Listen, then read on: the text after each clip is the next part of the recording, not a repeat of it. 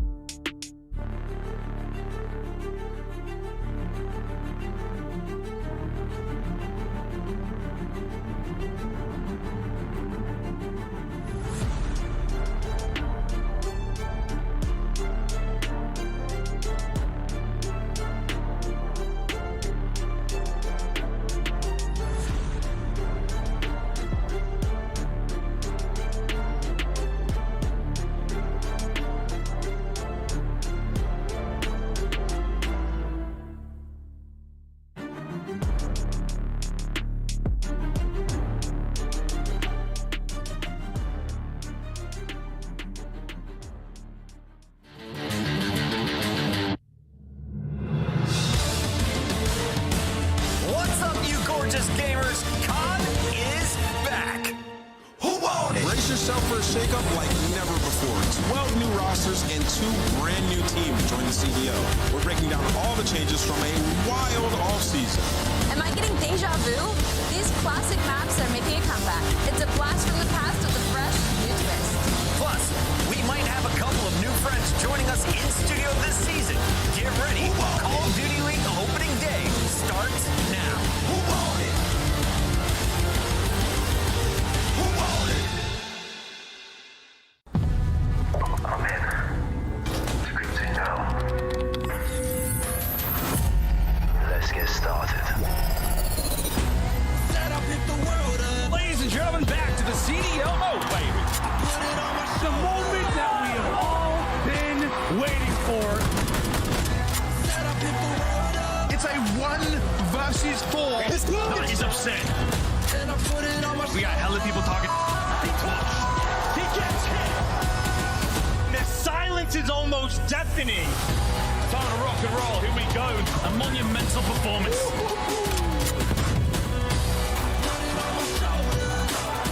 This is crazy. It's insane. This is amazing. I love this. Florida, take another commanding map.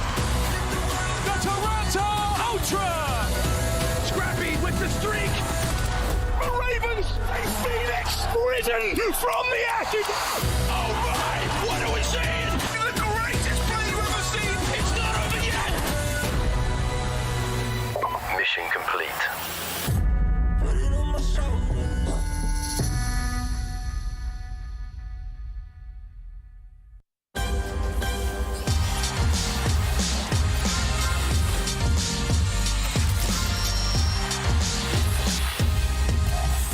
Welcome in, everybody. This is the Call of Duty League. You're watching Headquarters, and I'm your host, Chris Puckett, alongside Alley Cat and Nameless. We got to start here with Nameless. 17th year of Call of Duty starts today. It's been 173 days since you've been on set. How we feeling today? Man, I feel fantastic. We got a new game. It's been a while. We had a 6-month off season. I'm so excited to see these new rosters. But yeah, man, 17 years, sheesh. It's been a long time being in Call of Duty. Now, it's been 17 years for Nameless in Call of Duty. Alley, where are we at here, over here? 5, 6? 5? 5? Yeah, about 5. And we hung out just about 5 days ago in Las Vegas. A very busy weekend, and we have to acknowledge your achievement. Alley earned the first 30 under 30 Forbes Award for a female Call of Duty League talent. In fact, any Call of Duty League talent. And you did it for great reasons. The WXC, awesome thing you've been building there for the female competitors in the Call of Duty world. But also, I think everyone just really appreciates what you bring as an analyst here in the esports world. Well, thank you, guys. What's so funny is I found out in like the most esports way possible. I literally woke up to a Jacob Hale tweet, and I was like, oh no, what did I do? Like, what drama am I involved in? But no, it was just him letting the community know, so thank you so much. That was a really, really sweet treat to wake up to. But yeah, I'm just excited to keep moving forward. But you know what? That's not the only achievement that happened in the past week. Huckett got added to the Lifetime Achievement Congrats, Award. dude. I checked the big box. I think I'm able to quit now. Time to retire. It is. That was an awesome surprise like you. I woke up, it was on Twitter. I was like, oh, I guess I'll have to go back to Vegas for an award show, Esports Awards. Thank you for honoring everyone, including one of the big winners from the console side. Of course, it was a controller player there. Oh, look at this. Pete Melican, the man who introduced me. Thank you so much, Peter. Legend. And I got to give a shout out to my family, a lot of folks in attendance. And it was so cool to see, like, you and Miles were there. We had Zoe from the Overwatch League. Yeah. Everyone out in Vegas. I was on my feet. This was great. And honestly, I love that you were rounding it out as well. And you were like, you know what? We're all tired. This is great. Let's go drink. It's Vegas. Absolutely. All right, here's the young man I wanted to give a shout out to. He goes by the name of Hydra. He came over from France and he took over the world of Call of Duty. This year, Nameless, he picks up the honor he deserves. First off, I just want to say, shout out to all the Call of Duty people getting their flowers during this offseason. It's been great, and for Hydra, nobody deserved this more. I saw the list of the nominees. It was stacked, but I felt like this guy was a shoo-in. Multiple championships last year, MVP, and he was the best player in the world. Think about the struggles he had to deal with coming over, having to learn a new language, coming to unfamiliar territory. Well, he took over, so he's looking to repeat coming in this year. And Paco, don't think we didn't see you crush that speech. The man is comfortable with the microphone, and we like to take a little credit for that. Another man, though, who got all of the credit he deserves is Crim6. He wasn't there in person because he's getting ready for his next career as a race car driver, Alley. I mean, if you haven't seen this video, you need to go to his socials and watch it. I got to see it live during the Lifetime Achievement, and can I just say, it was the most Ian Porter video I have ever seen. It was basically a promo into what he's going to do next. So now, not only does he have over 30 rings, he now has a sweet car and career to go with it. So, Call of Duty earned him a Porsche, and now he's driving Porsches for career, which he'll make money to buy more Call of Duties. I mean, certified legend right there in Crim6. You've seen it. He's got all them championships, and I've been following him on Instagram. He's got a crazy workout routine now, trying to get in shape so he can be quicker on the road, because Big Porter, I mean, that'd be a little too slow. Yeah, no one is catching up to Porter right now, at least anytime soon, but we do have to revisit some of the big moments of last year, because we have some new faces now causing chaos on the podium. One of them went by the name of Scrap. He and Toronto Ultra catching everyone off guard at the start of the year. They were able to make a miraculous run at champs, but it ended right before gold. They walked away with silver. Yeah, unfortunately, ChatGPT was just a little too right last year, but also we have to talk about FaZe firing back. Unfortunately, they did fall to our world champions in the New York Subliners winning those final 2 events, but you know, it's life, death, taxes, and FaZe in top 4.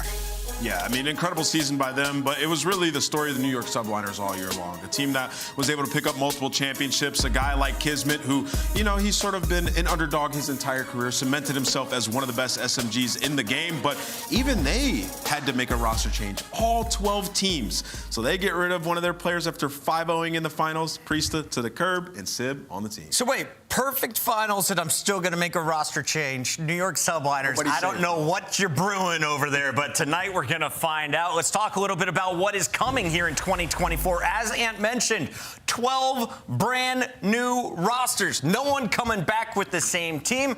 Allie, who stands out to you? What are you looking forward to here? Obviously, Miami Heretics. I don't think there's many other teams you could go with here. We are seeing players that we have not seen since the Black Ops 4 season, since before the CDL was a thing. I'm so happy to see the return. That's right. Mutineers are gone. Instead, we're all partying in Miami this year with the Spaniards. We've got some of the best from Europe, and of course, it's all going to be led by the sophomore, Vico, making moves last year. He is so excited to be surrounded by these guys. Absolutely, Chris. And listen, you know, for the new fans out there, or maybe you joined during the CDL, prior to the CDL, there was the CWO, and Heretics were in the league in Black Ops 4, and they were unbelievable. And this was before the rest of the regions got a little bit more developed. And what have we seen from some of these young rookies internationally, like Pred and Hydra?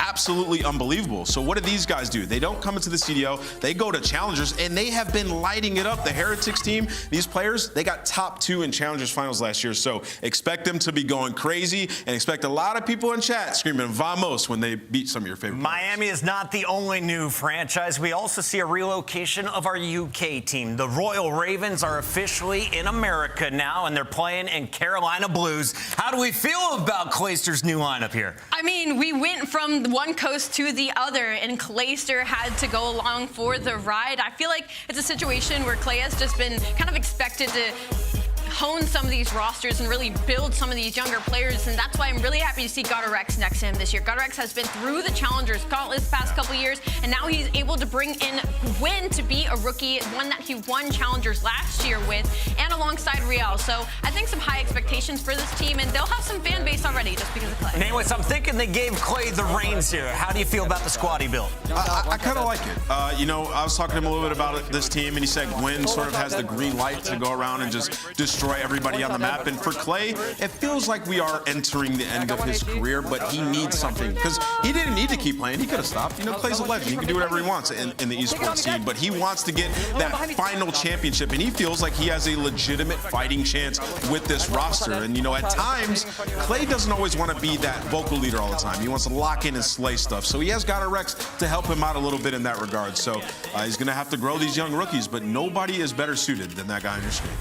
That battle is going down with the new franchises facing off Saturday, December 9th at 3 p.m. Eastern. That's noon for all of y'all on the West Coast. We've got some new franchise, and of course, everyone is playing the new old game. We got MW3, and it's a blend of everything we've loved from the past and the future. Let's start here with the new maps and modes. Of course, the maps, a lot of fan favorites. Allie, you might be new to these, but Nameless and I love seeing that crane back in action. Yeah, I was going to say, I was 9 when these maps were out. I can't say the same for either of you on my right or left. So for me, it's been really fun to kind of rediscover some of these maps, but the veterans are going to have a little bit of an edge this year, as they're going to know these better than anybody else. But, I mean, I love these maps out so far.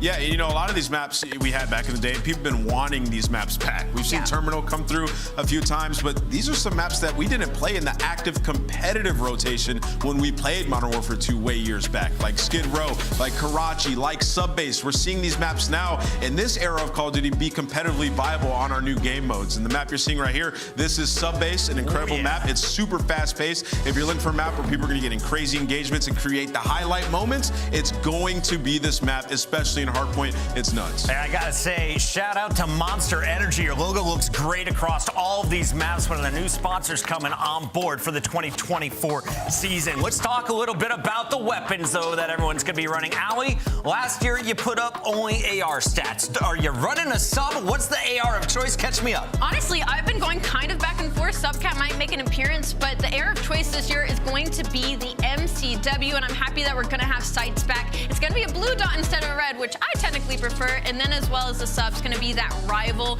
9. And you know what, Chris? We were kind of teased at the game opening weekend with the fact that we thought it was going to be an AR game this year. But once again, the subs have been given a laser gun. Nameless, every time I'm looking down, we have more and more viewers. If you are watching on YouTube for the first time, join the 1.7 million of the folks who have already smashed that subscribe button. Oh, yeah. For anyone who's watching Call of Duty League for the first time, though, what are they going to learn today? These are the best players in the world. All right, listen, when you watch these guys, they have been putting in so many hours in scrims, learning all the craziest spots on the map, the best ways to break hills and that nature. You're going to learn a ton. Enjoy, follow these guys' stories. It's going to develop through the season. It will be magnificent, I promise. And you get a first taste of the new rosters. Let's take a look at the 6 that are in action here on opening day. Boston Breach. You got Snoopy and friends taking on the big dogs with Atlanta FaZe at 3 o'clock. That's your opening battle. Seattle Surge faces off against their West Coast rival in the LA Thieves. And of course, the big match everyone's been waiting 173 days for. The New York Subliners, the world champs, putting their first battle on the line against one of the biggest teams in the game in OpTic Texas. Allie, it is pick'ems time. Get them in while you still can. All right, fans, time is running out to make your picks. Choose your winners now by scanning the QR code you see on the screen, and make sure you hurry because it closes at 3:15 Eastern. So 15 minutes after that first match should start. I still got to do it. It's the qualifiers for Major number 1. We're going to Boston in just a few weeks, but before that, games are kicking off. We'll break down the first match after this. Ready to kick it off in the city of Boston, where champions are born.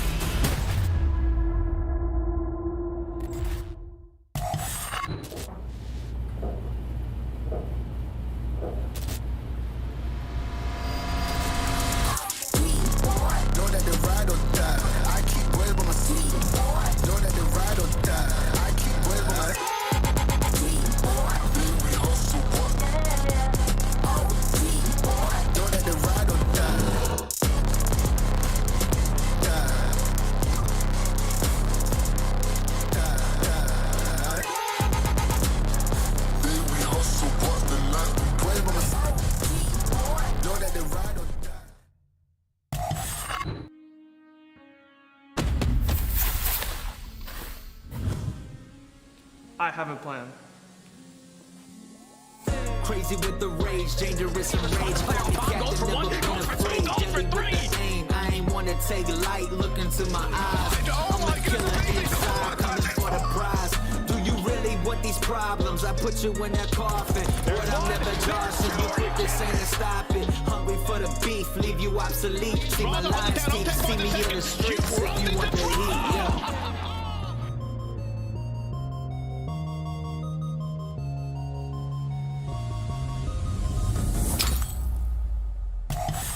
That is a look at the brand new rosters of Boston Breach and Atlanta FaZe, the first matchup we have here in the 2024 season. Let's get right into this. The maps and modes. It's a best of 5 as always. Allie, what are you seeing here? All I have to see is that Cellium has so many places to be on these maps. And what do you think? I mean, obviously we got to watch these teams play first, but when you talk about those hard points, I'm really excited to see how these teams approach it. Like Karachi, that map's extremely punishing. You spawn really far. So we'll see if the revenge game is truly emotion. All right, let's make these official. As we look at the rosters, we have to get our first prediction. I haven't seen either team play. I'm like you, audience, watching them for the first time. But Atlanta FaZe, you're always in the top 3, and now you brought in Drazah for some extra firepower. I think it's enough to beat the Boston Breach. Now I'm thinking about it, I'm going against the revenge game because we've got Priestahh and Slasher on the other side of this, but I think I'm still going to FaZe up. FaZe up. Listen, I'm going with the revenge game. I'm going with Boston. I mean, we saw Priestahh slam them last year every time we played him, and Slasher's got to get his revenge. Somebody didn't see the coach's poll, but 2 gentlemen who definitely did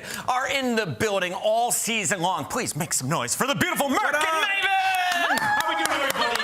Very excited to be here. Excited to get casted. Excited for another year. Joe, how you doing, sir? I'm doing well, man. You know, CDL's getting underway. We are here in studio. Going to be having some fun all year long. So just excited to be part of that action. And yeah, we're going to have some fun. That's what we do. No, it's been a good time. Obviously, we've got a long history with Esports Engine guys and our pals here on the desk. It's been fun just having a great time from rehearsal yesterday, now getting into the matches. And now let's get ready for our first match. It's a new year. You know, we had a little break. We were just casted part-time, you know, but now we've got a title. It's a whole hell of a lot of fun, Joe, and it's been really exciting watching these teams do battle. What are your thoughts going into this first one? I mean, obviously, Atlanta FaZe, when you talk about these, always the juggernaut, right? Going into the year, high expectations. Then they add Drazah. It was one of those off seasons where, I mean, there were so many high caliber free agents. It was just a question of, are they going to stick with Slasher or not? Drazah's on the board. They decided to go with him. Here is a look at that roster. You have the trio of aBeZy, Cellium, and Simp. You add in Drazah, one of the best flexes in the world. Could do it with an AR, could do it with an SMG. Sky is the limit as always. Yeah, there was kind of like that question mark a little bit with Cellium. You and I talked about it a lot these past couple of years. The pacing sometimes felt like he was more moving towards like a main AR, and you know, in the offseason you had a choice. Do you find a main AR that maybe could play with a bit more tempo? Do you find a flex that could come in and maybe move Cell to main AR? You know, when I heard Drazah, I said to Crowder, the coach, right away, I'm like, I feel like this is great in the sense you can put Cell to main AR, he fills some of your holes. And also, like, he just has like that killer instinct. Kind of, I don't know. They've kind of lost that, I feel like, in recent years. Just talk a little trash. It's kind of the belief system that they are the best. It seems like slipped away a bit. Yeah, I mean, I think it's sort of that fear factor, right? I feel like when you look in the passive Call of Duty, when teams would step on the stage to play the OpTic Dynasty, nobody was looking forward to that. Nobody was looking forward to that, you know, against Atlanta FaZe. But the last couple of years, I feel like that fear factor has kind of gone away. And maybe now with Drazah, getting these guys motivated, maybe this is what they will need. It feels like they lost a bit of that confidence towards the end of those tournament runs. Well, now we're going to talk a little bit about Boston, and there's some interesting stories here.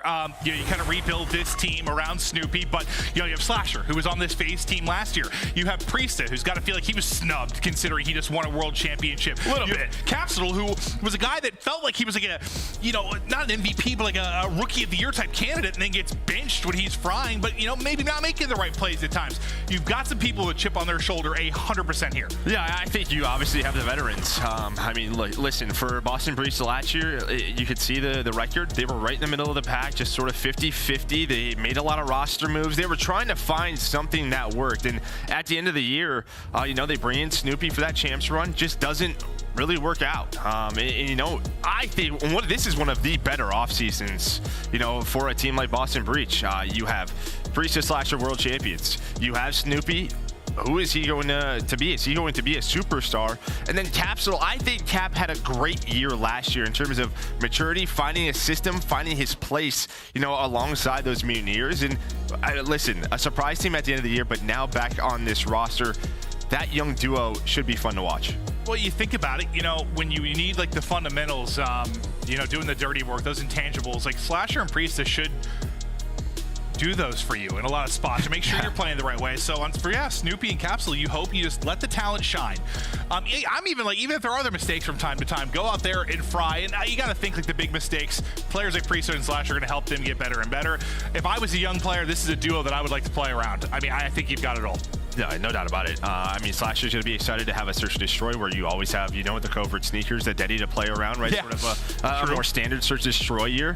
But yeah, this team is, you know, there's a lot of question marks here. But with that AR duo, with the world champions here, it's just a question of what do Cap and Snoopy turn into? Because I think that is the question we need to see answered. Well, we're going to take a look at maps and modes again as we're waiting just to hop into this first game. And, you know, listen, we've been watching online scrims, but there's not a ton of, like, stats we have to go off yet, right? Like, every roster changed. It's a new title. I'm almost viewing, like, these next couple of weeks as, like, a preseason before, like, the break with, like, Christmas and everything. Like, this is sort of test everything. You know, the rule set's been kind of all over the place. People trying to figure out what's going to be, you know, GA, what's going to be official? How are we going to play this game? Now let's test out for a few weeks in the official section here with CDL, and we have a little bit of a break, and we'll see where we go. Yeah, I mean, you know, we're starting off with this Karachi hardpoint. I will say one thing, you know, it's interesting to see is, you know, Invasion maybe hardpoint banned out for Atlanta FaZe. I feel like that Invasion hardpoint is just a more standardized sort of hardpoint where Terminal, when we get there or if we get there, that is a map where, what, 4 of your hills are on that left side of the map, right? You want the back security spawns. That could be an interesting one to watch if we get there. But, you know, Invasion Control, a lot of talk around sort of hardpoint search destroy, but, you know, Control coming back, and I think this is one of the better titles for it in recent years. Yeah, no, just in the brief scrims I watched, like, yes, like, Control seems like there's a lot of potential. There were some defensive favored maps, sure, but we usually see as the year goes on, like, offenses get better and better. They find new ways to plan their attack. It doesn't seem nearly as, I don't know, defensive heavy as you saw early in, like, a Vanguard title or something like that with Kabuto.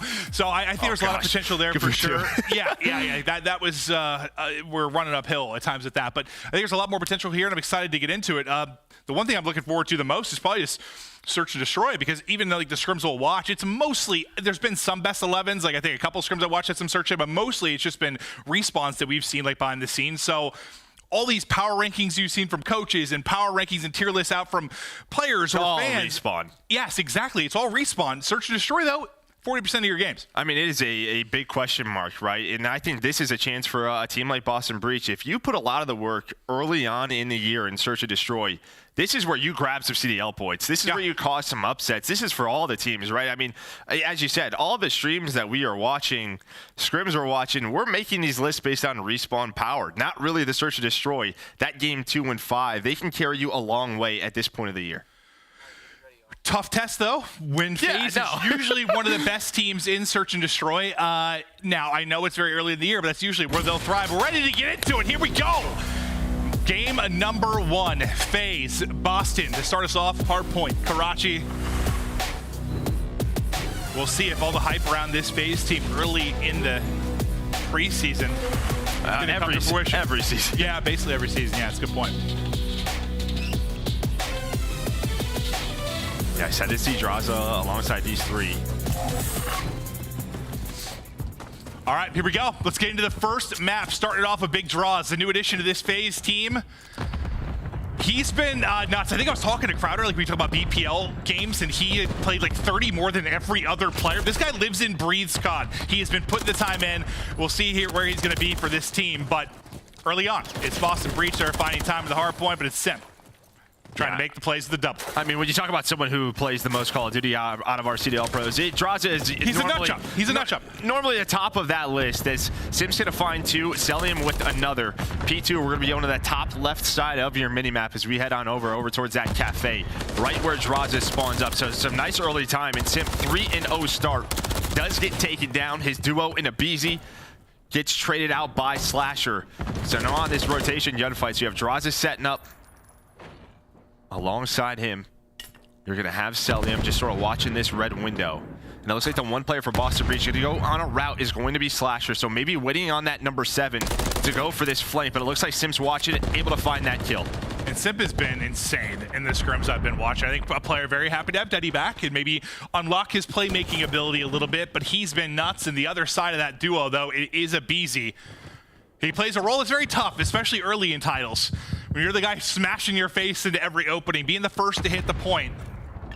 You got to work on your timings, but there's somebody that has been the best at it year in and year out. It is aBeZy. The guy's insane. Yeah, and what you just saw right there, that first push gets shut down. And Boston Breach, they spawn all the way out on that right side of your map. So some of the spawns in this game, you have sort of a classic spawn system where you spawn out far, and then every now and then there's some like just what was that one? in squad spawns. Like there's definitely some question marks just how many spawn points are available as we go over to P3.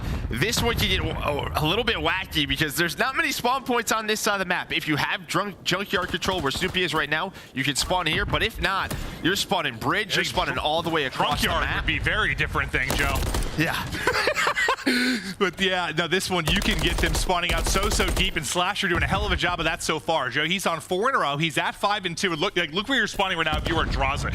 You are completely opposite side of the map, and you've got to hike it across with the lanes and avenues locked on down. Make it 5 in a row for Austin before he falls.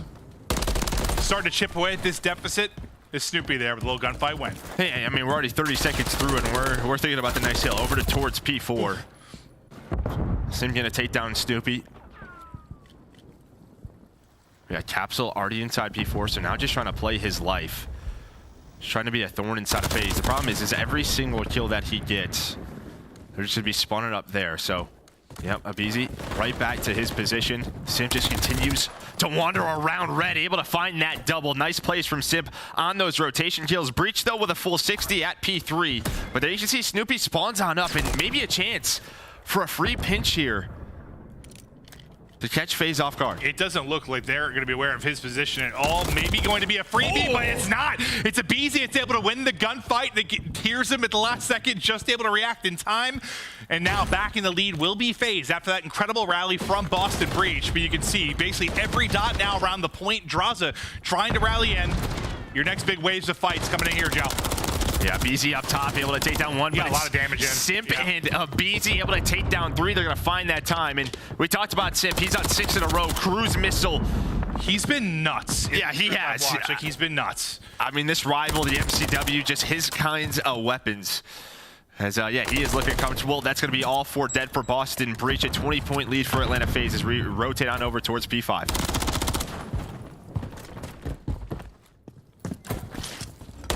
Drazah. 3 in a row for him currently. Make that 4. He tallies on another one. Next hard point going to pop. Waiting deep, I believe, for ages was aBeZy. Just waiting to kind of get that pinch with the squad.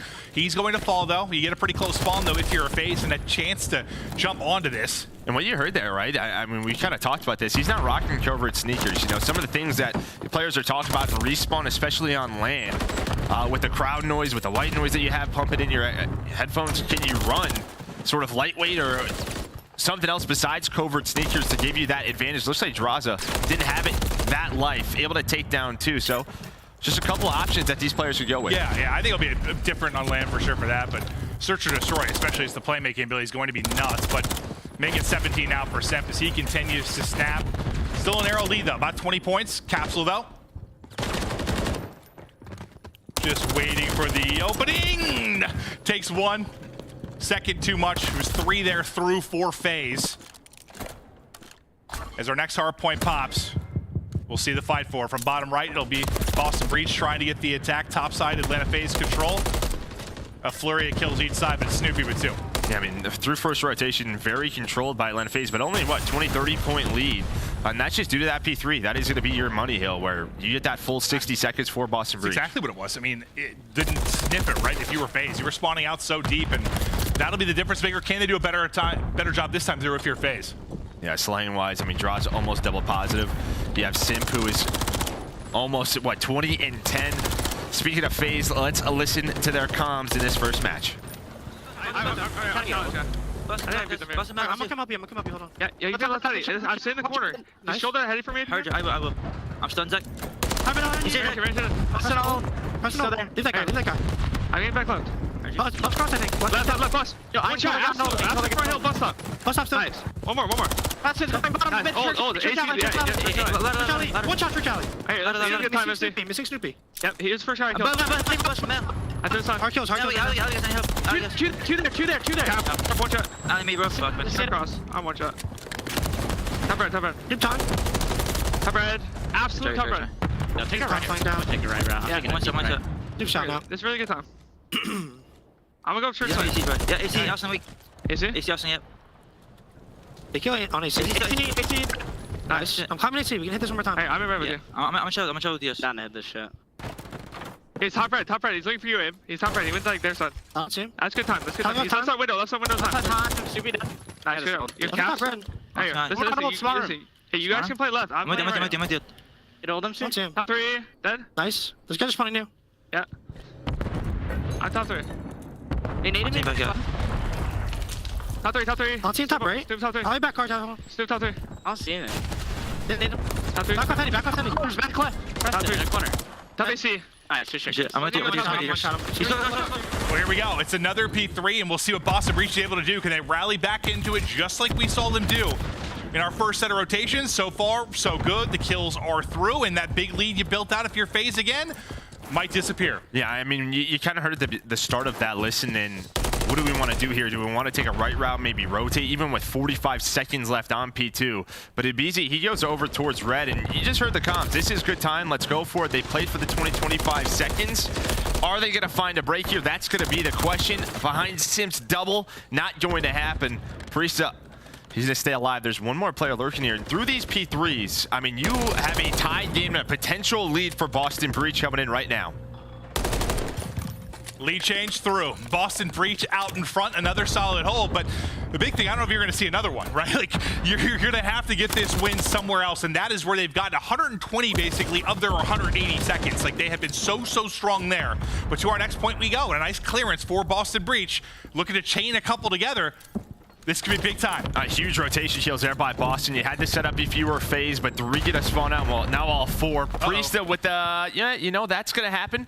The teammate comes in, but Cellium actually misses that top jump, so maybe that slows things down, but that's going to be 2 dead. 2 out of the position, and Simp with the rival 9. Able to take down Slasher's Capsidal, the last player here for Boston. The reinforcements coming on through. Yeah, let's get to a position where I don't have to shoot through the railings, because we know how fun that can be. But unfortunately, he gets dropped. Next up to bat, Slasher. Just, he's in the corner. He's in the corner. Oh, he's able to snap. Actually gets the kill, but just enough time there for another FaZe player to come on through. 10 points separating these teams. 10 points remaining on the hard point. Yeah, I mean, listen, I think you did a good enough job there if you are Boston Breach. You've won rotation now over towards P5, and you made it messy there. Yeah. So we have a tie game, now a 1-point lead for Atlanta FaZe. But Boston Breach very much in this, as here comes the break attempt. We know this FaZe team and past hard points, they love to go for these hard point breaks. Rotate a little bit late. Seems like they're going to try and do it again here. Cellium with 2. But now it's a 2 versus 2 around this hill. Slasher with the SMG in hand, but it's all down to him. Maybe buying enough time for his teammates to get there, at least for Atlanta FaZe, not to get on that hill. So a great job by Slasher playing his life. Yeah, no, it kept it messy. You're absolutely right. No one getting any kind of time, and now the teammates get there. They pick up the kills. You're spawning all over if you're Atlanta FaZe, and 3 people around the point now for Boston Breach is once again, they start to build up this lead. 15-point advantage. There's a time when the point starting to dwindle. FaZe will break through, but it's late in the point. It's only going to lead to, what, 13 seconds or so in scrap time. But you've got 1 and 4, and Drazah and Cellium on the other side of the map. They're going to have a pinch developing here. Yeah, I mean, look at this. Through all of this, well, you had a couple of players double positive. I mean, Simp's still 29 and 19, but the slaying has really started to even out on the Boston Breach side. They have picked it up. They started to win those rotations, and, well, it has been paying off on the scoreboard. Slasher now towards this top 3 side. Able to take down Cellium on the bridge, and that's going to open up the middle alley for Capsidal to take down that player on the hill. Snoopy, Priestahh connecting on 2. They can win here. 30 more seconds needed inside of the point. Can they lock it down here? Streak coming in. You see at number 3, Simp now moving. I was wondering, and that's going to be the streak. It will connect with 1. Simp and aBeZy clearing out the point for now. Is aBeZy able to get in? But there's still one more player there. It's Snoopy with 3 big ones in a massive moment. With just 15 left on this hard point. And now it's a foot race. Look, you already have Priestahh in position back Cafe. All of FaZe through this dumpster alley, trying to get inside Cafe. Drazah with that close spawn, gonna give them a 4 versus 4, and well, he's gonna take down Slasher. So FaZe, they use this streak, they get them off the hill, and now they win this rotation. So we set up towards Cafe. FaZe can win it here. aBeZy gonna spawn out behind 1, able to take down Capsidal, but tough. Breach, they have to go. Get that free pinch kind of as he spawns out, but yeah, this is it. Do or die time. The time for the break. 2:30, 2:38. Boston looking to collapse. Who will win these crucial gunfights? It's Snoopy with another big pick. It's aBeZy, though, with an answer. So far, back and forth we go. What a lovely double there.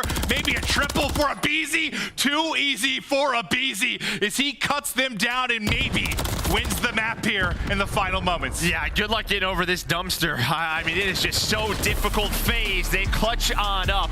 The first map of the CDL this year. It was a tight one. It was. Breach did a heck of a job fighting right back into it, but Simp Street to get them off of that P1 allows him to win that rotation over that second hill. Yeah, I mean, I think throughout the rest of it, it's sort of, you know, you heard the conversation, you talked a little bit about the listening with FaZe, like, do we take this time or do we try to set up early for 3? And I think they're thinking, you know what a good break team they've been, right? They break one of those, this game might break wide open. Hey, you're not wrong. It just didn't happen. It didn't. You're right. It didn't. But I think that's what they're thinking. We break one, we're good. But and that's always a conversation. That's why sometimes with them, you look at the scoreboards and, you know, they have all the, they're out slaying. But why is it a 12-point game? It's just sort of that risk versus reward. That reminded me, you know, I've watched a decent amount of the FaZe scrims, and like, there's been aBeZy. You know, when you're first learning the new game and that role early, he's been so flustered. He has been like the comedic value for me so far at the beginning of this year. He's a hilarious person when he's going through it. He'll be in the absolute blender, but then at the end of the game, he'll pop some crazy triple that'll win them the game. I've seen that before already this year, just making a nutty play individually at the end of it. Yeah, we're gonna take a look at some highlights from that map number 1, but yeah, Simp leading the way, finishes with 33. This was the biggest lead for Atlanta FaZe over towards this area, but on this second rotation, I think Breach the Slaying got going a little bit more. They made some of these hills a bit more messy for FaZe, and then, I mean, the key is they win this P3 rotation. I think it was Priestahh who was able to hold on to that hill time, put the pressure on Atlanta FaZe. Snoopy started popping off. We saw him with a couple of 3 pieces. And then winning this rotation here at P4. I thought his late triple was going to do it for him. Maybe. Yeah, there was a chance. So I think we, in some ways, know what to expect from FaZe this year, and just because, you know, they've been performing at a certain level for year after year, but more on the Boston Breach side. Just thoughts through the first map. I mean, listen, I think you competed with one of the, well, we saw that Coaches Bowl, right? An S-tier team. We know what this FaZe team is. Yeah, I would be happy with map number 1. Maybe if you got going a little bit better, slaying-wise on that first rotation, this looks a little bit different. Because I think, you know, as good as FaZe, their core has been in Search and Destroy. I think we're expecting some teams to look for wins, maybe getting upsets in Search and Destroy. I thought maybe they were going to handle the respawns a bit more, but that was down to the absolute wire. But a banger to start us off. You see the fist bumps out in celebration for the FaZe side. Little bit of frustration here, but, you know, just kind of hand in the hair, like, we let one slip away. All the roster changes, sort of these God squads, and at the end of the day, you have a very competitive game. That is what the CDL has been these last few years, no matter what. It just comes down to the wire. A couple of key moments that Atlanta FaZe were able to win. Again, I think just that streak getting them off P1 was massive. And even to coordinate to make sure there's no trophies, we know, even in this title. I was happy to see a streak kill someone, Yeah, even in this title, the Crews gets, I mean, I don't know, Pac-Man'd by a trophy system. So that happens, and, you know, they dealt with the nades, got the trophies off, allows it to connect. Trophies are all we need to defend our entire world, Joe. They're so strong. Like, if we're ever worried about attack from like an alien race or a meteor shower, like, just literally just toss trophies around, bro. Really gobble it all up. What do we have to worry about? We're good to go. Yeah. That's all we need. They're so strong. It's unbelievable. But now we get ready for... That's why you only have 2 of them, okay? That's why we only have 2 of them, okay? We get ready for Search and Destroy. Now, talk to me a little bit about Karachi.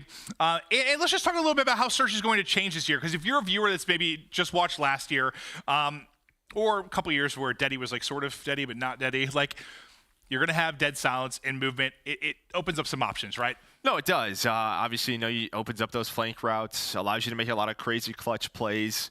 But for Search in this game, you know, players are allowing 1 smoke per team, and your push is really based off of that. You can either use it as a fake, right, as we've seen in the past, but from the Search that I have watched and played, that smoke can be everything on some of these maps, especially offensively. Now, Karachi, I think it's a little bit different. You can use both bomb sites, but it's all about that bridge bomb site to me. If that bomb gets planted, well, that's before we G8 snaking. But even with that, there are some incredible, powerful positions on that side of the map. Yeah, there's been some good moves with the change in some of the GAs and rule sets as we've moved along. And shout out to Sledge trying to figure it out. No, right? that's amazing. I mean, once I think Crowder told me that they were looking into it very early. I was like, awesome, because we don't usually hear that.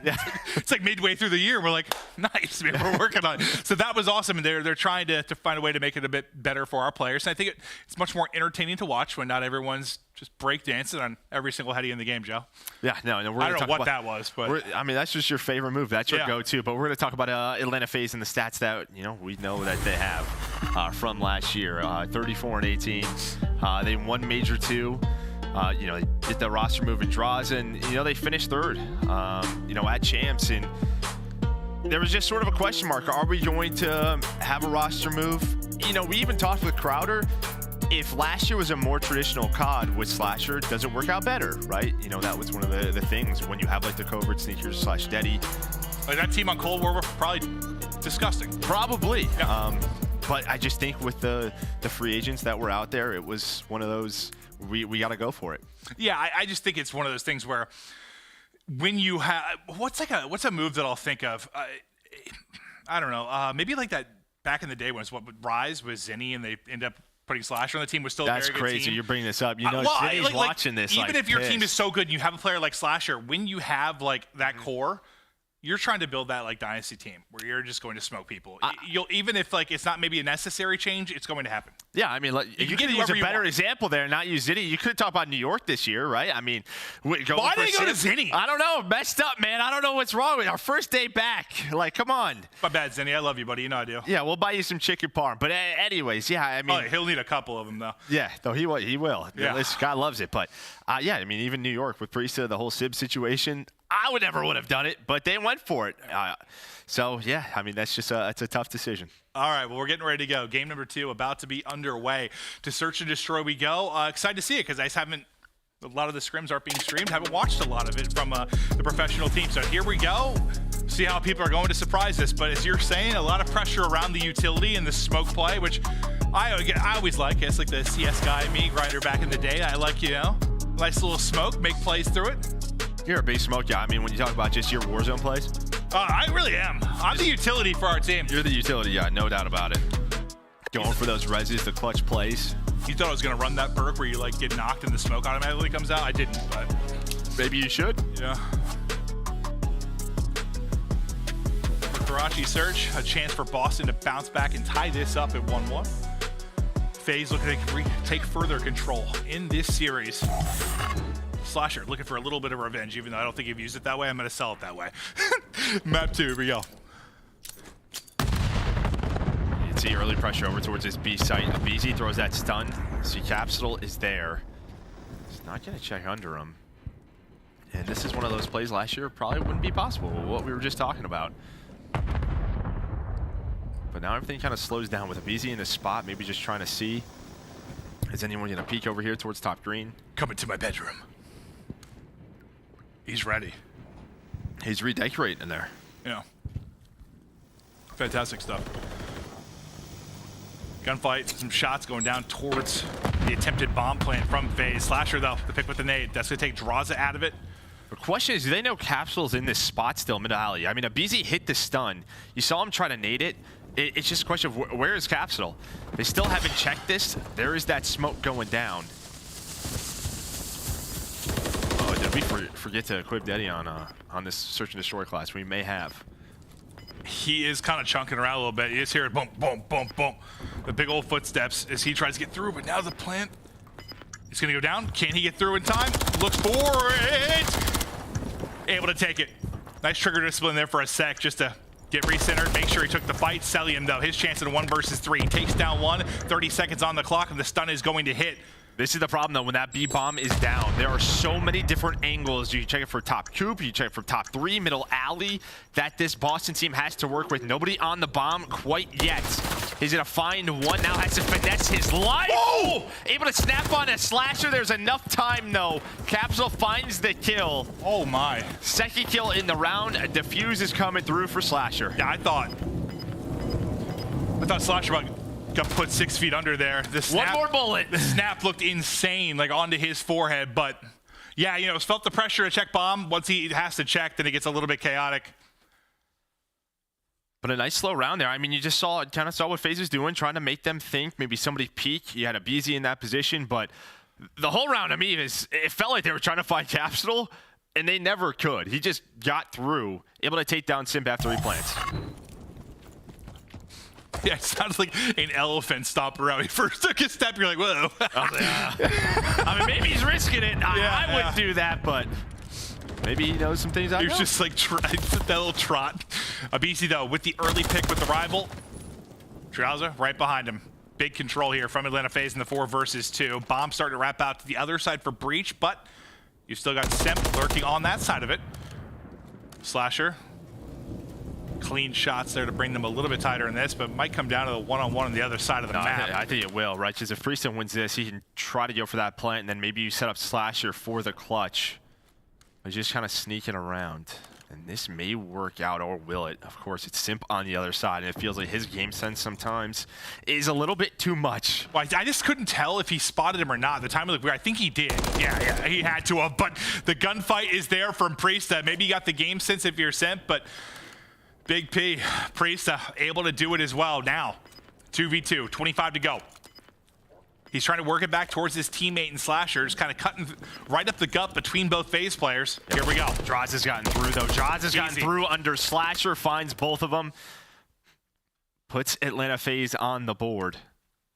And yeah, Slasher just waiting on that bridge, just trying to get them to think, maybe to, you know, over-rotate, forget about him, put all the pressure on FaZe to hunt down Priestahh in that bomb.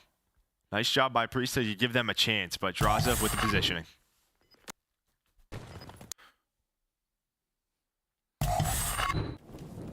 Tied up 1-1. Drazah's tossing one into the trophy early. Likely the tactical as well, so that trophy almost cleared out of it. aBeZy, the first blood lord, another one for him. That's back-to-back rounds to the first blood. Yeah, I mean, just the same stun. You know, Capsidal playing for that position. Last time through, didn't get challenged. This time, once that stun connects, they just go for it, able to take him down. You can already see bomb being planted. As soon as Capsidal gets taken down, you know you have numbers on this side of the map. Well, you said the first round, like, they couldn't find him. Like, that was the big problem. This time, you're able to deal with it. I mean, if you do not have numbers, and this bomb is planted at B, good look on an ace. Take almost finds number 4 in the ace. Almost, just not quite enough to get all 4. Priestahh trying to get his health back and maybe make a challenge, but there's so little time for him to work with. Shots coming in from every angle, and it's another round there for FaZe. But yeah, a little bit different than that first round. They get the info quick, they get the first blood, they get the bomb down within seconds. Yeah, and I didn't hit what they did in round number 1, right? They got aBeZy up top. They played it very slow, just forcing Boston maybe to try to peek something. It's just they didn't have to because Capsidal's positioned. So yeah, that time they pick up the pace, they challenge that middle alley player.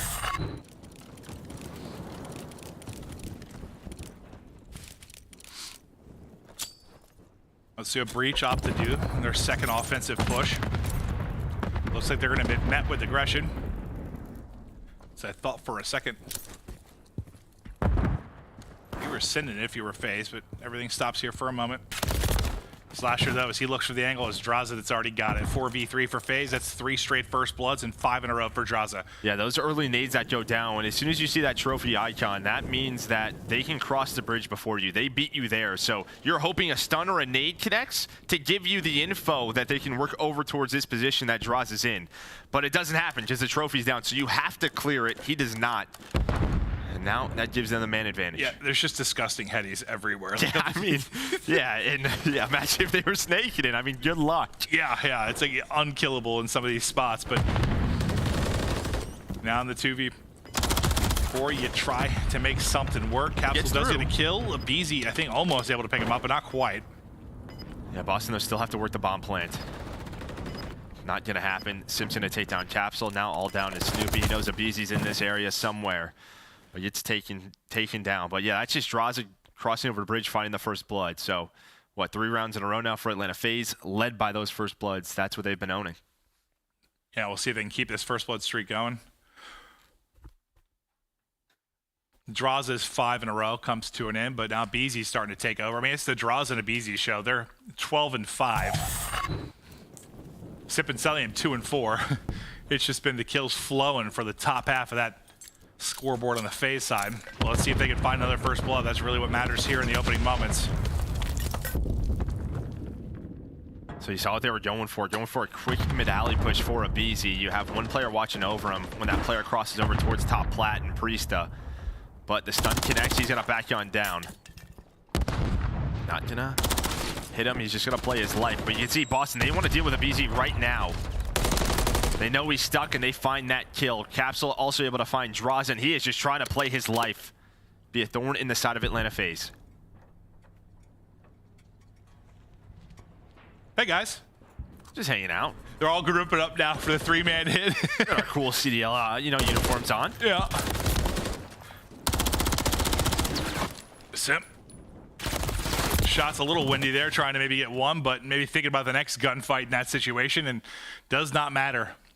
Breach get it done, and yeah, they're able to isolate aBeZy early in that round, and that's one of those spots, like, with snaking early in the game, like aBeZy can probably just be really annoying from that position. Oh, that P1 area? Yeah, but without being able to do that though, it's a little trickier. Yeah, it is. We saw on the hard point, like, that was like almost an unkillable spot. Get a trophy down, good luck. But yeah, he's just got a prone there and hanging out. Wait for his teammates to help him. The early nades going over towards that B zone. B site. Drazah gonna go for that cross, but then you can see the stun connects that time, and guess who is there? Capsidal with that first blood. Things are blowing up. Capsidal still up though. 6 and 3, but will get dropped. The headshots through for aBeZy, picks him off the bomb plant. And they'll have to recoup that to get things going yet again, but complete control. Now over to FaZe, still take numbers behind Simp's kill. So now Snoopy and Slasher will see what they can do, take their time, getting info here for a moment. This FaZe just kind of backed it up and regrouped. Yeah, I think right now FaZe is just thinking, let's let them plan B. If we have to retake, we will. Let's not get caught out. We have the numbers advantage. Just clearing out everything. Simp was able to spot one. That is the dead player, but Cell's just making sure bomb not being planted. Now he's just extra dead. Yep. Oh, as he mantle up, he gets smoked, but his nade's able to hit, so you get a kill through at the same time. Slasher now, 1 versus 2. The man's had some clutches in his career. Does he have another one in the bag now? But he doesn't have bomb, doesn't have much time. Good luck. Yeah, might be able to find this first kill. Just kidding. Cell checks it. Slasher on non-HP, gonna get out with his life, but he has no time to plant this bomb. Cellium says hello again, old friends, and he's gonna take him down. Yeah, that gunfight looked like it was aim assist going all over the place as he was like fading away off the back block. I mean, I think for both players there, Cell, I mean, he was just sort of bunny hopping up top. Half his bullets go into that brick wall. Both players shot an entire clip. Basically, nobody drops it. They're professionals, I swear. Well, it's one of those, Cell's just thinking, don't die, right? Yeah. Just. I was gonna say, just good job backing down for that, making sure he didn't. Yeah. Because it looked like he had a freebie at first, then it got a little interesting and just dipped out. All you gotta do is waste time in that spot. What is spot from Capsidal? Just kind of prone behind what is that? That burnt car over there, but it's not gonna be a B hit. He's gonna reposition. Pressure now over towards A. That's gonna be Snoopy and Priestahh. Really, Snoopy, first line of defense, just watching that cross towards that middle alley. Hello. Yeah, you heard that. It's like a horror movie. Yeah, right? Those creaky doors. Okay, even like the footsteps there on the wood. I felt like we were actually in like a... Somebody needs to check the foundation of this place. It is not safe. 3v2 though, numbers for Boston Breach. Cellium, Simp. Pressure on them to make the play. You still have bomb in the hands of Simp. Under 30 to go. Got to start to make some decisions here. Simon's going to take the fight. The wall bang is through. So shocking that he's able to do that one. Why, he didn't think he had that kill. He did not think he had that, but the last bullet was able to connect, and Simp, he has crossed. Well, he's trying to all the way towards B. Does he think he has time? Doesn't look like it, and well, he's going to go for the challenge. But Boston... It would have been close. What was like 10 left on the clock, something like that? Yeah, it was like, maybe he would have had it, but probably would have been spotted. Or he was thinking maybe he catches them trying to scramble across type thing. Yeah.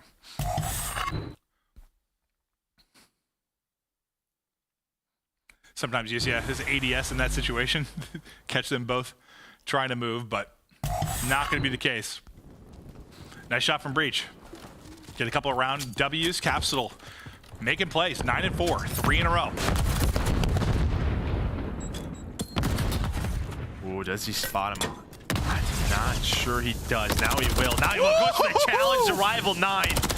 Takes him down. Oh, it's aBeZy's turn, but Cap is going off. 11-4, 5 in a row for Big Cap. Yeah, he had a little bit of help there as one teammate gets dropped, but that first gunfight, I mean, that was just a thing of beauty. Smoke off the one side and hit it, kid.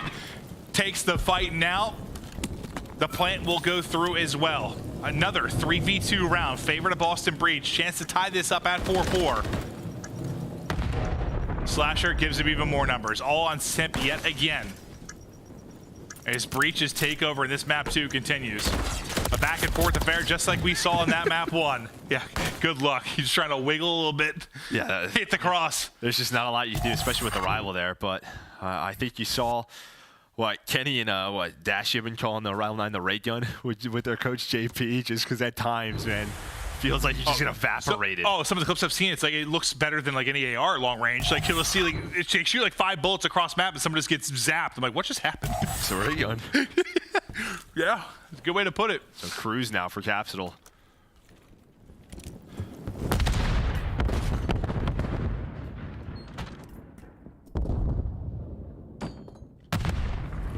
Maybe they want to use it here, kind of give up the beat cross. Maybe use your nades. He's going to use it right away. They find aBeZy. He was the one player. Maybe could have made this a messy round. There is all the info. Not going to connect, but with that first blood, you take it all day long. Capsidal in his bag.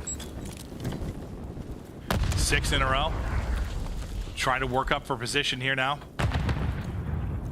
To maybe find another pick.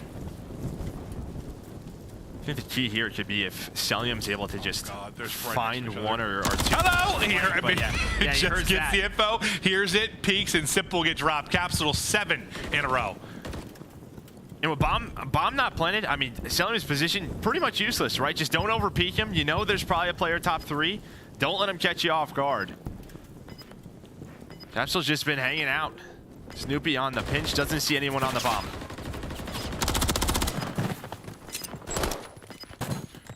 Just sell, just nice no catch. time, and yeah, nice little nade through the window. Cellium's legs gone. So what, it was 4, that's 4 rounds in a row for 4 Boston straight. Breach. Again, the first bloods, I think, were the biggest difference. Yeah, it was 3 in a row, I think, for FaZe, and then, well, 3 first bloods in a row, and then it's just been shifted completely. So nice adjustments out of Boston Breach. But Capsidal leading the way, 13 for the young man. I think all teams still is learning search to some degree, trying different hits, trying different setups, and you know, it's always a little meta game within each search and destroy. aBeZy, well, finally slows down Capsidal. A little bit of a slide and a snapback, hits the shots on the fadeaway, but the info is gained, the rotation is in, and the kill is through for Boston Breach. So even though you get the first blood, you get 2 right back if you're Breach, and you've got numbers. There's been so many of these 3v2 scenarios, and this is where Breach have done a good job, for the most part, of not ever allowing this to somehow flip the script and it's in a 2v1. Allow them to get 2 freebies. They've kept control and they've had numbers. No, and I think what you're seeing from Capsidal, right, you saw him pop the Deddy. You know, he's running those lightweight boots so he can be a little bit quicker on breakoffs and maybe, you know, get those quicker timings that we have seen in the past. So that's what you're seeing, just sort of that meta game. So you get to the spot, you don't really have to move past that to at least get that first one sometimes. Exactly. Right? So bomb down now. Have to try and get it back. And Drazah's gonna make this a 2v2. I was worried that what I just said they haven't let happen is about to. Almost does, but we're into a 1 versus 1 now. Simp, Snoopy. Simp's able to get it done and get the big kill. And he has not had a great map. He's been, I think he lasts alive a bunch of times with like not really a chance to clutch. This time in a 1 versus 1, he's able to get the win, put them to a big round 11. Well, especially defensively, if you're the one player over, you know, over towards A, over towards Cafe, like, and you're left out to dry with a rival 9, good luck getting to top 3. You're just sort of stuck out there. A lot of times when we hopped to his POV, it was like the situation was like, yeah, you're screwed, okay? He's been last alive a lot. That time, though, gets it done. Now, big round 11. Boston to try and tie up this series. Oh, the stun hit. The stun hit. Does he see him? His foot there. Yeah, he does. That's a what, size 12, size 13? And Simp gets the shots in as well. Bomb already being planted behind the surprise! first blood. aBeZy with number 12. And aBeZy slowed down big time, kind of in the mid game, but taken over here in the final round. Each team just been throwing the haymakers, and who's going to answer back? Simp and aBeZy, all the kills in this round 11. Snoopy, the last one up. Nice shots from the rival at range, but now a 1v4. People on every side, flicks it back, but another player there. FaZe get the round 11 win. It was a heroic rally, 4 straight from Boston Breach to get us to that point, but a Simp 1v1 clutch, and aBeZy taking over early in round 11 as a FaZe win. Yeah, I look at that round 10. You have the 3v2. If you are Boston Breach, you have the numbers. You just can't put it away. I kind of cursed them there, didn't I? Because I said they'd done a good job not letting that happen in the 3v2s, and then they did. Yeah, that's my bad. Yeah, you gotta remember you're a caster now. You can curse things. Yeah. That's how this works. But here's a look at They really had done a good job till that point, man. You're not wrong, but here you can see what aBeZy 12, Cellium 2,200 damage, but only 6 kills. On the other side, it was all about Big Cap Slasher with the damage in the map as well. So yeah, a great back and forth, but you kind of saw just a different pace, the different looks. I think it's hard to see sometimes, like when we're watching one of the subs POVs and they're like hitting something, and like I know you just the time to kill is fast in Call of Duty, but a lot of times like those ARs are getting shots in, like on the crossbar. It's not like really seeing it, but you just see the damage numbers there. Like they were backing people up or maybe doing damage to give them that one-on-one. Maybe not getting all the kills, but yeah, there was definitely important damage through for the ARs. Yeah, and but I think you saw right at the end of that round 11, just the first blood. Capsidal, I think, got stunned. They had a trophy down, but if it blows up midair. The big shoes, dude. Yeah, and the size, I don't know, 12, 13s? We're 13s. They look like 13s, Joe. That's going to do it for the Search and Destroy. FaZe up 2-0. We are headed to a quick break. When we get back, Control continues on, but hope we're having fun for day one of the CDL for 2024. It has been a blast thus far. Joe and I excited to be back. The action is going to continue. We've got matches all night long.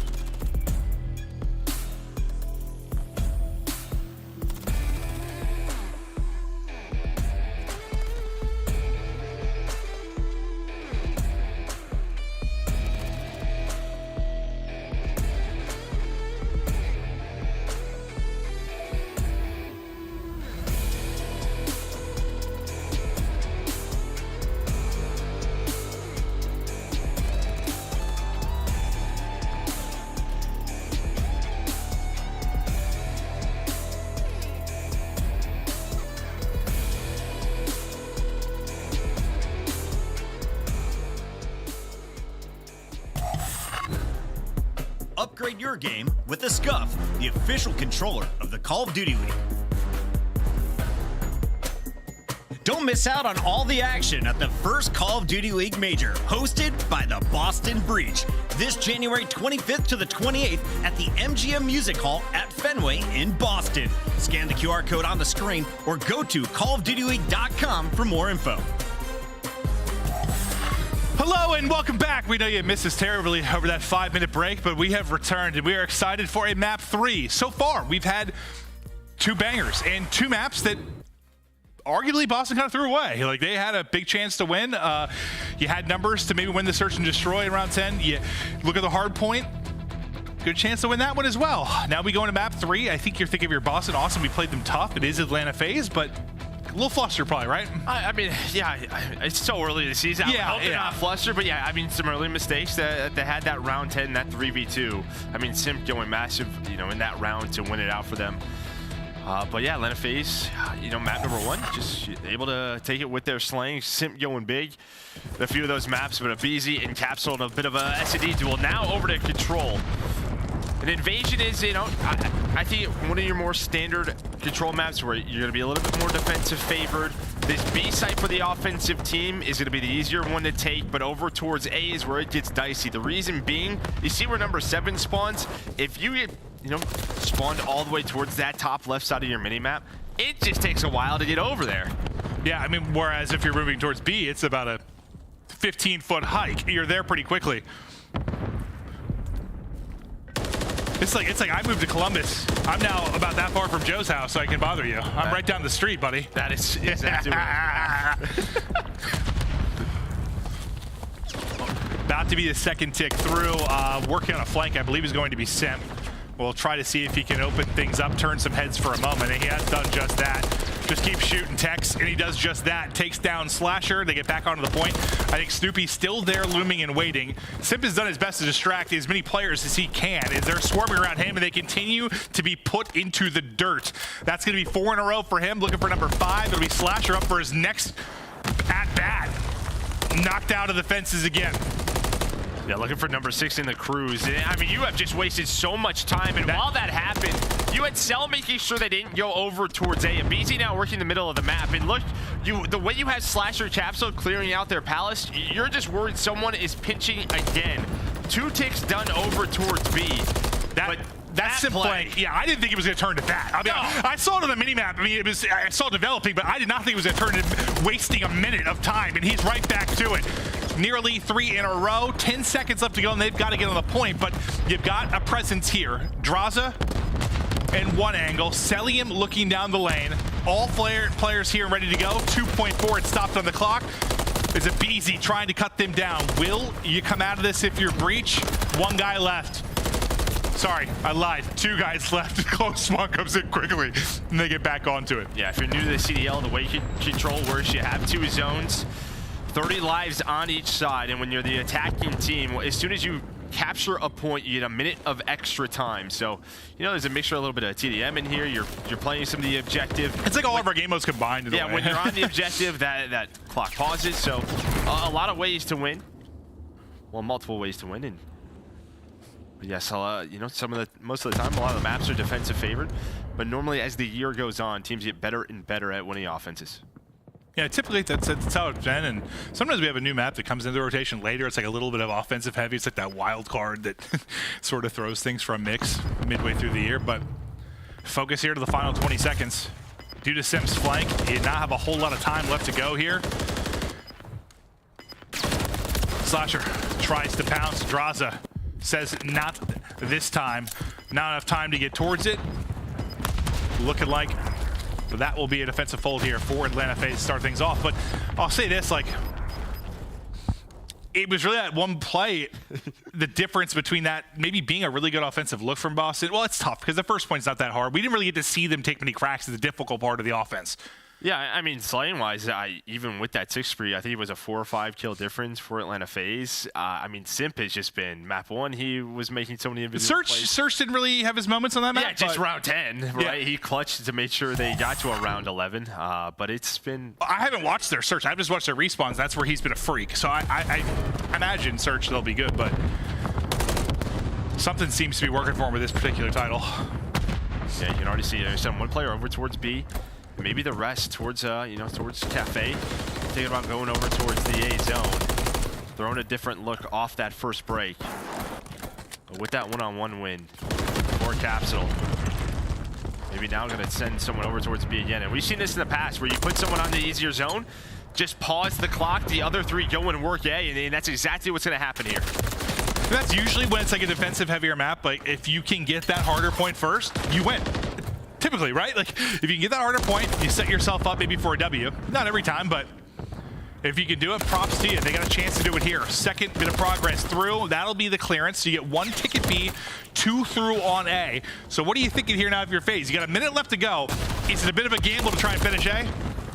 I mean, finish it first, I mean. Yeah, I mean, maybe a bit now, just due to the time. You already have 3 ticks. That's how much Boston got in round number 1. So maybe you just get done with B, use that extra time to work the final tick. But now they're kind of put into a deep trap. You see Slasher's position all the way back bridge. He's just watching these crosses through this middle courtyard over towards A street. You already have Snoopy inside ice cream. At least that's what I called it. How many years ago was it now? 13 or something? You were back in college just being a demon, dude. I was in high school. Yeah, no, I'm a 30-year-old dad now, but back then I was shooting straight, let me tell you. 15 to go now. On to the point. Behind a flurry of kills there for Atlanta FaZe. They're able to get out of the trap and keep everybody up. Assuming they can get B here, they're gonna have what? I mean, similar time to what Breach had. You're gonna have about a minute to go, but you only need 1 tick. So like 1 break, you're probably good. Can you get that 1 break? Because I think already having a 2-round advantage, or sorry, a 2 tick advantage is great, but if you can get the round, I mean, you likely guarantee the map if they can get this done. You know, I'll say what's a little bit different about the A zone is there is some room to finesse, right? A lot of the tough points in control. Oh, like once you get in there? Yeah, right. You can't, it's tough to get naded. You play your life a little bit. Well, it's just, can you get in there? Yeah, it's just, that's the question. Yeah. Can you cross to it? As we just saw Cellium tries, he does get taken down. aBeZy now on the pinch, but it looks like they are going to pick it up. They sure do. He's like, okay, I'll try again later. Yeah, just gonna wait for his teammate. 30 seconds left. Dodging nades, dodging doors. Dodgeball. Hey, the reposition works out. Snoopy opts to get aggressive. They'll make him pay. Now you've got numbers towards the point. They're all going to be spawning out. Who's going to pick that up? It's going to be Simp to pick it up. He's going to be in a big position. Can Simp slow them down as they try to get through? The answer is going to be no. You get here to stop the clock for a moment, but not for long. aBeZy finally gets shut down. Cellium still here finessing, and this is what you were talking about. There are spots to finesse around this point. He's just getting tagged up, tries to chow out. Looks like they are going to hold. And that is all Slasher to me. There was a 3-on-2. You got a 2-player hit at the front of that point, and Slasher takes them both down. Cellium goes for that trade. You know, you saw sort of aBeZy watching that cross, trying to help out Cell. They deal with him, but Slasher goes massive, and then there right at the end with Cell finessing, he was able to pick up that cross. So huge end of the round plays by the vet. Yeah, it's just tough. Like, I mean, you got 3 down, but you just don't spawn out very far either if you're the defense. Like, and Simp had a chance, I think, on the cross to maybe cut them off. If he gets 1 or 2, it goes differently, but he's on 20 as well, though, so he's been doing his thing. Well, we heard the listen in early on with FaZe in the hard point. It's Breach that are up against it. They're currently 0-2 in the series, trying to battle back here in the control. To listen in we go with Boston Breach. He's low before. One to cap. Hey, before you he killed me, bro. He shot it. He's on the right. I got him. Push top. Watch out, absolutely. Watch your. And one's like far one shot. I need to shoot. Yo, Coast DVD on the pillars. Back DVD. I'm looking at Hydra dark right now, guys. Back DVD, back left. I have a trophy on you. Oh, he's dark now. Back alley inside blue. Back inside blue. I can see push. Back DVD, sit down. Top P4 and back DVD, guys. Pitchy dark, I think. Dark. On B, don't take. How much have I need help? Top P4. Dark. I stunned dark. I didn't hit him. Don't be, don't tank. Yo, top P4. Any close on the left. Yes. I got that. Top P4. Watch out, P4. Jaws. I think it was CVD's aBeZy, one shot dead. Nice. I'll give him Jaws. Before weak, bro. He's on me. Yeah. I'll see him left on you. It's top P4 still. Top P4. Two. I got one. No, there's you. No. I have back eye. Try to save the rugs right now. They can flank dark. Fire truck. Nice. One on the flank right. I'm hiding in rugs, guys. I'm hiding in rugs. You won't peep for me. I'm behind him. Peep for me. I'm on top. Watch out. Alright, I'm hiding in rugs. He's one shot Eric on you. I don't see him. Going back out or something, I don't know. I don't see anything rugs, bro. Jazzy gas. He was back on me. He was back. Fire truck. One team there's spawn, bro. One team there's spawn. Yeah, he was before. Fire truck, aBeZy. Shout out, Calfly. Alright, there's two other I'll see the players. gap before. I'm pulling aBeZy. I'm pulling Drazah. I'll see the gap before, bro. Fire truck Yeah, again. Sim's deep right on spawn. Fire truck, aBeZy, one shot. Really big fire truck. I'm blocking Gatron. Okay, just stay up. Play kills. Yeah. Push out the right here. Simp is right. Cell's out. Inner spawn, one shot. Where's he at? Top American. Might have jumped down, I'm not sure. I spawned deep by some bridge. Okay. He might not know. I did not. Where's he? He was American. I think he's like on sandbags or something. He was like trying to find me. He's on me close. Fuck, he's close on the wall. He's front wall. Front wall and dumpster corner. I'm there, spawn still. Oh, he's on fire truck. I'm trying to There's a trophy on self dumpster. I killed one fire truck. Well, it looked like they were in a pretty good spot, and then they started dealing with Simp kind of spawn killing them a bit towards their base, and that kind of, I don't know, broke the flow for a bit, but now we're on to the point. Let's see what they can do with it. I mean, Capsidal gets a bridge spawn and then finds two. You do not see that spawn very often, if at all, but, you know, maybe with Simp finessing his life, you had, I think it was someone was with him over towards that P2 area, just gives them a chance, and now you have, I mean, full control if you are Boston. Cellium, the last player alive. Capsidal not able to take him down, but Snoopy is there for the trade. And now Snoopy just has to play his life. His teammates are watching the cross. So, you know, you hear a lot on Twitter about the crosses, and this is an example of that. aBeZy trying to get there, but the name connects. The team shot is in, and now maybe an offensive round win for Boston. You got one across. You got two across, both get shut down. Cellium drops, Drazah drops a big, massive round victory there for Boston, but I know you were a little frustrated with some of the spawns. Well, I mean, you know, with that spawn, you could just see Simp had no idea when he was playing his life. Because really what they wanted. You have Simp sort of, you know, they call it top American, top palace. That top castle balcony, when you spawn all the way sort of top left of that mini-map, you have a decision. Do you just leave him, go up the B street, but you're taking so much time? Or do you back up, try to play for it and clear him, which is not easy to do. So that just puts the offensive team in a tough spot. But yeah, Capsidal spawning out, just gives him the angle, gives them that A street. I was wondering if it's like the direction Simp was looking or like what? Yeah, I mean, you saw him sort of finessing his Yeah, just like he kind of had a line of sight on that spawn. Like, sometimes it happens. Yeah. Priestahh, little win there. Behind the Renetti.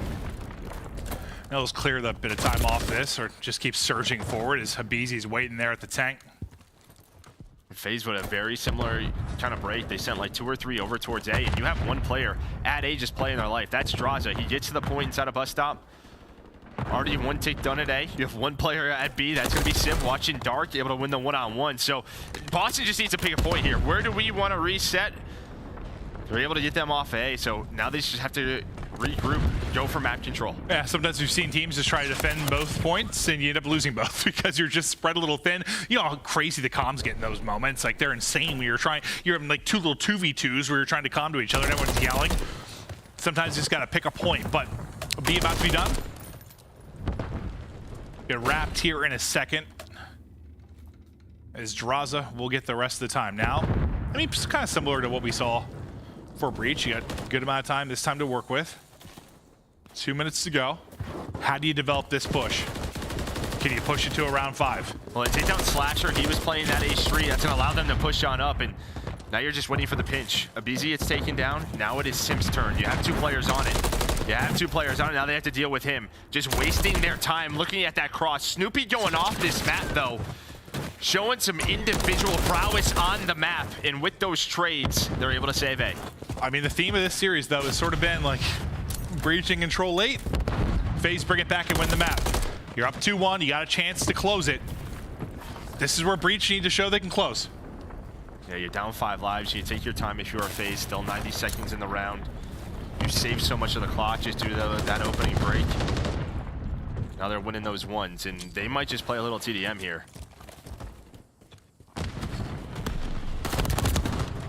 Well, now they're going to have to figure out something else, because that's going to be all 4 dead for Atlanta FaZe. Well, you think usually when you play a little TDM, it makes the kills easier, right? Because you're not worried about the objective. Instead, they all just lost their gunfights and get shut down. So Need to come alive if you're a Boston Breach, show you can close. That's a good sequence. You bring it back, you bring the lives back in a massive fashion. Now just trailing by 2. You reset the entire push now for Atlanta FaZe, and Snoopy continues to be hot. 28 and 15, 5 in a row for him. The young gun has been something special. You reset the push again. You can see the way that Boston plays this, right? A little bit differently, and maybe they play this bridge area so those spawns don't happen that we saw in the previous round with Capsidal. You block the spawn, you still then force him to hunt you down, just waste so much time. 90 seconds was on the clock, and now we're down to 25. This 9 versus 8, make it 7v8, and FaZe, they gotta go. The first person up is gonna be Simp.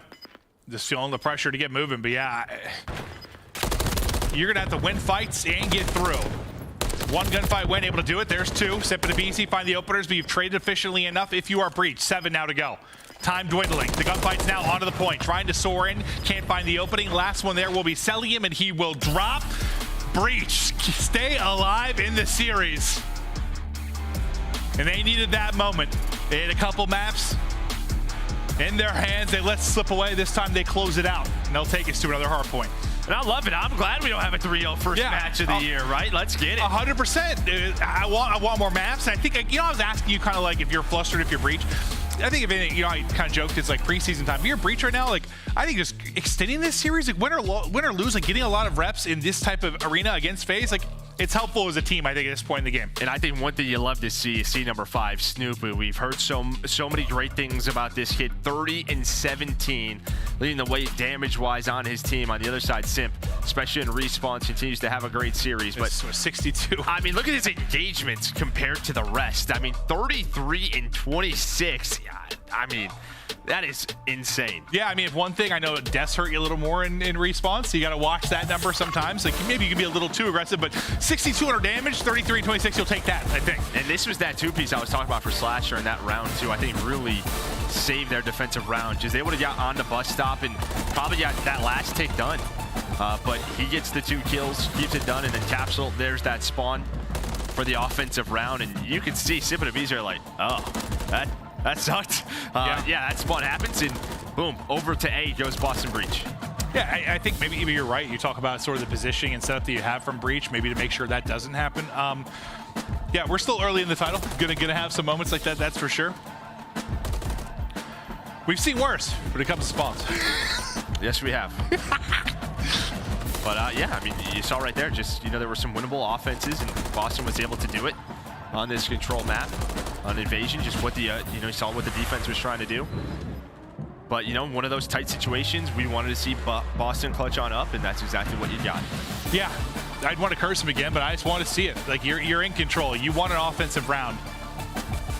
You need to shut this one down, because you got to be, after you're down 0-2 hole, they had to have been chatting like, guys, we should have won both those maps. We should be 2-0 up. What's Snoopy doing there? I don't know. I don't know. It's fired up. Yeah, he's playing. I wasn't sure. But now this will be an interesting one. Terminal hardpoint. I wasn't sure how much of a terminal we were going to see today. Like that and sub base were kind of the question marks for me. Sub base, sort of your, I think you heard name. Let's talk about it on the desk, the pre-show. Ton of engagements, almost like a bocage. If you watch CDL in Vanguard gear, it is just mixy with the close spawns. Yeah, it's just hard to, one of those hard points where you don't get a lot of time at a hard point. Yeah, there's not really a money hill per like your typical one. Yeah, it's just fun to play. It's just gunfights. Terminal, it's interesting. Like, when you see the size of the map sometimes, like you probably like, I don't know, you're thinking like maybe more of a sub-heavy map, or like when you just look at like the mini-map breakdown, you don't realize how open like the left side lane is, and it just becomes all these ARs fighting for security control. We'll see how it plays out here, but it didn't really play out in my head because, listen, we had these maps back in the day, right? Like, we've had them before. We didn't have hardpoint back then. So when we first heard the maps announced, I tried to kind of visualize in my head like how I thought they'd play. Right. And Terminal, I just didn't really think would play. Like, it ended up playing, and I'm like, all right, well, that's what it is. Yeah, I mean, you're going to see maybe 4 ARs on each team, maybe a sub, but this is all about crosses on this map. And what I mean by that is, like, we're going to go to Burger Town, and it is just if you can stay alive in the objective, it's just your teammates looking over you, right, watching that cross to you, putting damage in, and you just kind of hanging out, hoping there's a trophy down and the nades don't hit you. But yeah, I mean, 4 of your hills are going to be on one side of the map, so it's an interesting one. Yeah, no, it really is. And it's just it's not that typical, like sometimes where you need to like make a lot of movement to help your teammates in spots. It's just L-triggering, like all over the place. You just get these lanes, you get these cutoffs, so you're able to do something naughty for the squad. But now into our next map we go. Boston Breach do enough to get us to this map 4. We'll see if they can tie it up and get us to a final search and destroy. But first they have to win Terminal, and it's going to be tough to do it. Just when you think about the talent of FaZe, if they get you set up in one of those traps, how good they can be at punishing. But you have fought them tooth and nail on every map thus far if you are Breach. I've been so impressed with what I've seen from Breach, especially from the young guns. Capsidal, his moments in Search and Destroy. Snoopy, his moments you saw there in the Control. We wondered if they were going to step it up, how they were going to play along the two, you know, long-time gods and players like Priestahh and Slasher, and so far I've been impressed, Joe. Yeah, no doubt about it. I think if you're trying to see someone step up, we saw, I mean, they won the map, but Priestahh is known for always playing FaZe very, very well. It didn't have the best stat line last game. Maybe you want to see something a little bit more from him in this game number 4. Priestahh's one of those guys that I think I've stopped worrying about stat lines. Yeah, no, I just stopped worrying about it. Win. I know that guy's doing something right. Yeah. At this point, I just know he's doing something right. Everyone loves playing with him for a reason. But the early engagements, we'll see which way they go. As Snoopy's trying to shoot off some toes, get the wall bangs in, but behind the counter is Drazah, working the angle. Drazah continues to work it. You see the way FaZe is playing this, right? You see the way they're playing this. They're backing up left. They are just making sure no spawns happen. aBeZy, just make sure there's no pinches through the plane, because P2, we're going to go towards pretty much right where aBeZy is, and you can earn a ton of time. So they are just hanging out. They are happy to give this up. Maybe you get them off, but right now they are just trying to control this security area for 80% of the map. Yeah. I mean, literally, their setup will be good more often than not. But now next hardpoint pops, and we'll see what they can turn this into. Because you just have to, like, if you're trying to break here, it's just going to go through layer after layer. It feels like just. I've watched scrims where they have sent one push, and then they're just like, let's just set up outside inside a plane. Yeah. That's it. Just sort of, it's impossible. It can be very difficult to break this hill. I think the most I've seen is like a mid-haul push, but you can already see they deal with the back security push, and now it is going to be all through this sort of jet bridge area. Now, good luck. Now we take 3 steps and we change where we're L-triggering. You take tiny little shift and you've got the next angle unlock, and this one probably even easier to hold. Yeah, you're funneling through that one lane. But a perfect hold so far. 20 seconds left to go, and I think you've got a good example, exactly what we've been talking about on this particular map. They did not get another shot at it. Oh, now you have to respond here if you are Boston Breach. Just, you know, you spawn on that bottom side of the map, due to the side, due to the way the vetoes play out, so FaZe happy to play it. Now a chance for Breach. You have Snoopy down low the plane. You have Priestahh watching top Eskies. And I think the key here is if Priestahh, I'd say if he's able to win a gunfight, maybe puts pressure over towards the burger side of the map, over towards P4. But yeah, good luck with this. Capsidal Slasher with the team shots. And now look at this. Priestahh, he's all the way back security over towards burger, but he's gonna have a lot of FaZe to deal with. Can he stay alive and get some help? He gets 2 out of 3, but they'll spawn up right there. So yeah, I mean, it worked out nice with the timing of the 3 down that he's able to get that position. Maybe a chance to make kind of a heroic play, but you'll have another crack at it to fight for position for FaZe. But it's Capsidal racking up the time. Capsidal Airlines, he'll get all the objective time. And now our next hard point ready to pop. FaZe in position. It's been a game of hold so far. Now it's Yoda P4 inside of burger. This is a game of get rid of their trophies. We have to get them out of the time. The FaZe get security control. aBeZy, there's just so much room back here to finesse. It's just way more room and space than you would think.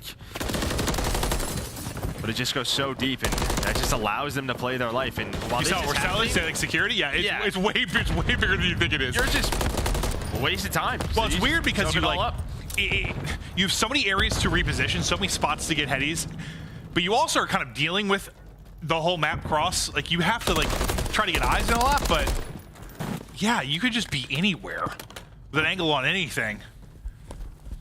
And Cell probably really likes that spot. That seems a very Cell area of the map, huh, Joe? I mean, Drazah's just been hanging out. Just making some burgers in the back. You stop it right now. I'm now want a burger. So a 30-point lead here for Atlanta FaZe. Just a back and forth battle. Now we're gonna head over to the bookstore. Slasher's been here for about 30 seconds, just chilling in that corner, waiting for that rotation to pop. Drazah and aBeZy gonna find some kills. The last player alive is going to be Snoopy. And with that win, can he find the second? No, so you still have some time for FaZe, but look at this, the spawns come in for Breach. Yeah, they have the closer response for sure, but like you just get to that far left side lane to at least pick up one, start to thin the numbers, and now you sort of get a natural pinch that develops based on the spawns for FaZe. But this is massive time needed for Breach. So far, so good. And this is one that maybe at times could be a little bit scrappier, but they do a good job answering back after the initial FaZe break. No doubt about it. I think you're happy about this because you may have the lead, and then you're going to control the security area for now. Yeah. For P1 and P2. So FaZe, the way they're thinking is, all right, we don't have these spawns. We have to get as much time as possible here at P1. Nice little nade to back him up if you're a cell. And then the peek on the opposite side to fry him.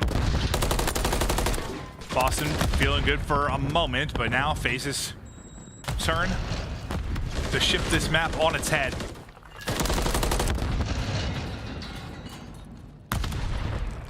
Just everything blowing up around Priestahh, finally able to get the trophy out, maybe for a bit of cover, but...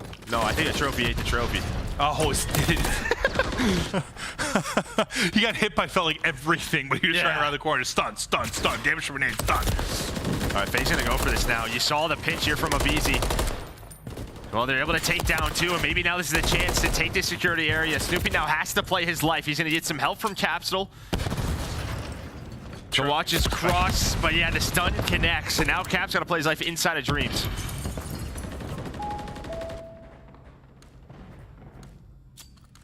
Next hard point, pop it on Capsidal, play his life, win in fights. Nade may be good. Well, if it wasn't the shots where the wall thing threw onto Cells, he tries to finesse back from the nade. Capsidal doing everything he can at the next point. Looking to maybe get another lead change. We hop to the plane for a moment. This fight's going down there. Maybe Simp trying to push through on the flank as he won't find the opening. Boston just trying to tie this game up again. Is Drazah tickling his opponents, a flurry of headshots, but everyone gets fried. Then right after that, Priestahh with two through on the feed. A rotation upcoming now as we head out and see the beautiful sun in the sky. Yeah, no, we're towards this P3. This is where Boston was perfect. They are just frying right now. Yeah, look at the team. FaZe isn't getting kills. Yeah, you have 10 in a row for this Boston Breach team. They hold P2 from the front side. They deal with the pressure towards security, and then they spawn them out near this plane, find all of the kills, and they are inside of the hill. So nice work from Boston Breach. Can they hang on, though? There was still time left at P2. And off a spawn, here comes Atlanta FaZe. Yeah, that was nearly perfect there from Boston Breach. Nearly just a thing of perfection to chain together those 2 points. But I think you kind of nailed it. There was still a little bit of time. What, like 5 to 10 seconds? That's ends up being the difference. We're having rotation fights at 30 to 40 seconds. We're not used to this. Yeah, right? It's wild how much hardpoint has varied over the years. how our spawn systems have worked, how our maps have been. But yeah, definitely some heavy fights in the early rotation. We already see an example of it. 30 seconds left, and well, yeah, big cap all the way in the back. Look at the burgers, the patties are cooking there. They look delicious, Joe. I pull them straight out of the game, right into my mouth. They're actually gonna get some of the scrap time. Snoopy, he's on 3 in a row, finding the scrap time. So now this is down to a 3-on-4. FaZe, they're trying to deal with the trophies, throw all your grenades. Maybe just find the player on the hill. Here come the trades. In the bathroom, it's Capsidal looking to peek. What does he find? He finds 2.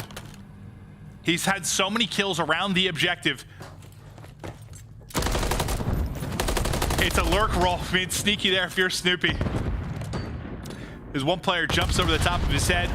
Now the next hit coming in, you can see just all the white arrows, similar to the setup we saw from FaZe earlier in the game, just watching that cross. Lead change has gone over to Boston. Streak coming in. That's unfortunately Cellium. That's going to explode. And this is why I wasn't sure how much terminal you're going to see here. Just a very unique style of hardpoint on this map. In Breach, they can win it here. They can set us to a map number 5. FaZe, they have to go again. They have to try and cross. Throwing all of their nades. Have to deal with the players in position. Snoopy, he orders a three-piece combo deals with Atlanta FaZe and Boston Breach. That should do it. I don't think anybody's close. To game 5. Nobody's close. Map 5, here we go. Snoopy with the monster play at the end. All smiles for Boston Breach.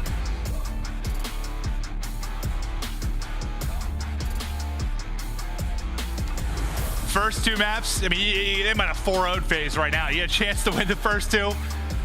But that's back-to-back maps they put on the board. And yeah, I think you saw it. Like, that's going to be, I don't know. That map's going to be interesting when it comes to the veto process. That's the cheese right there. Yeah. That is the stinky cheese. I'm thinking, can we move one of those to, like, bottom Eskies, please? Yeah, right. So we're not entirely, like, on the left side of the map? Yes, that's what I vote for. Probably would make a little bit more sense. But that's okay. That's all right. I mean, they picked to play it. That's just the way the veto system goes. You see, I mean, nothing crazy stat line-wise. Just probably 150 trophies thrown on both sides. Yeah, no, there are more trophies thrown than kills in the map. That's what maybe you know it's a weird one. Trophies just tossed everywhere, explosions, cheeseburgers, and monster plays there from Snoopy, but that'll do it for the map 4. We're going to a quick break, and then we've got our 5th and final map coming up. It's the first match here. It's a game 5, baby. Season, game 5. We love to see it. Boston, FaZe, battling. I don't know what Snoopy was doing on screen there. He was showing off some sort of new Boston dance to break. Then we're back, baby.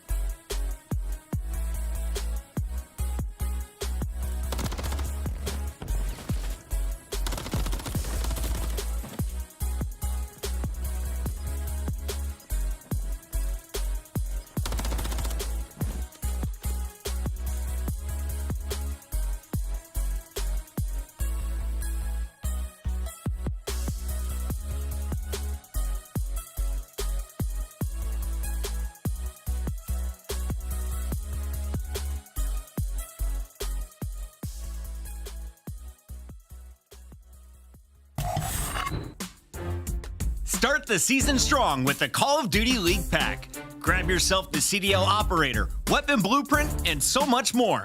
Check out the Call of Duty store in-game now.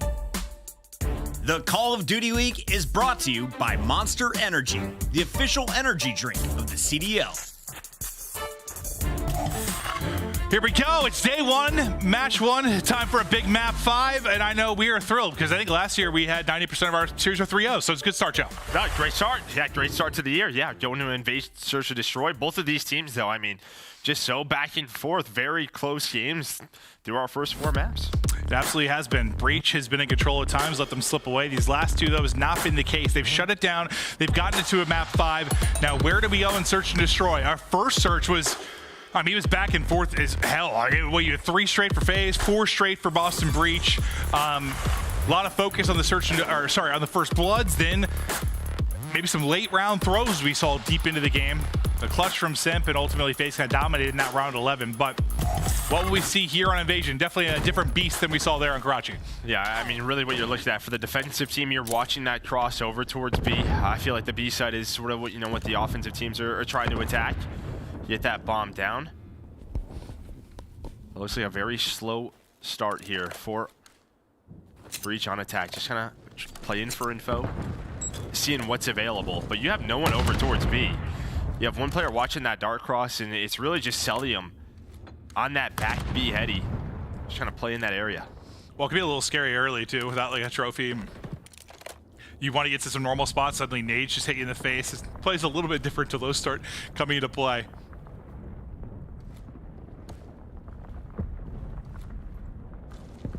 And FaZe, they might just be happy retaking B, right? Just sort of waiting for those crosses, using those nades to give themselves numbers. But Simp, who's been a monster in respawns, maybe trying to find the first blood. There goes that cross to B, smoke going down. That's gonna let Cellium know. All right, it's a B hit. Plank going down now. Still a 4 versus 4. No one threw the first blood. Behind the smoke, just tries to fly right on through. He does it, slides through 1. Looking for 3 now is Simp. Got a chance to make the play. Chance potentially for the ace. There's 3. Bye-bye! Simp with the ace and the 1v2 clutch to shut it down in round 1. Ugh. My man did it all. He threw a smoke down out and ran through that. He's just running and gunning. Simp with the unreal ace here in map 5, round 1. I thought he was gonna finesse that last fight. He just mantled up the tank. Well, you saw Priestahh thinking the same thing. Yeah. Priestah's like, there's no way this guy rechallenges this. He's gonna finesse. That's why Priestahh starts running. He's like, all right, I'm going to slide behind the tank. Let's do a dance-off, a little battle. But Simp just pops up. I think he took like a bullet. He was still like 117, so it's like he's probably thinking the same thing. I'm just going to catch him. Woo! Okay, hell of a round 1. And it was Simp with what? That 1v1 clutch in the round 10. This time the clutches start early. Arrivals banging. Well, I said maybe they're going to give the retake B. No, he's just going to throw a smoke down and run through it.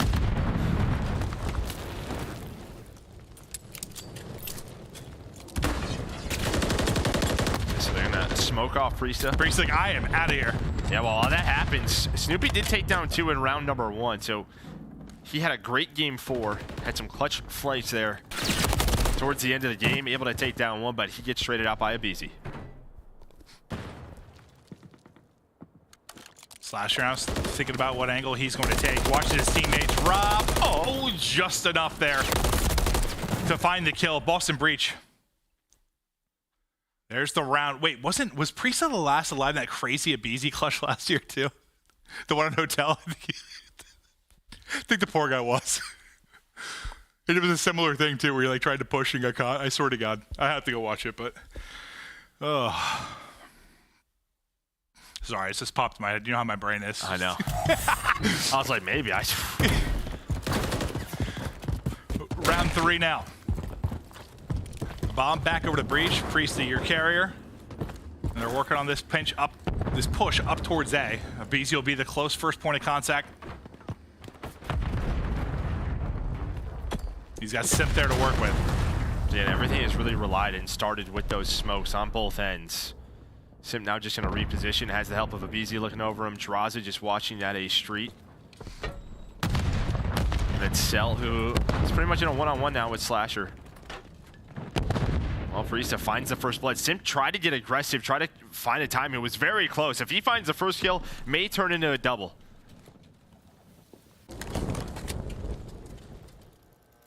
You're just playing behind your numbers right now if you're Breach.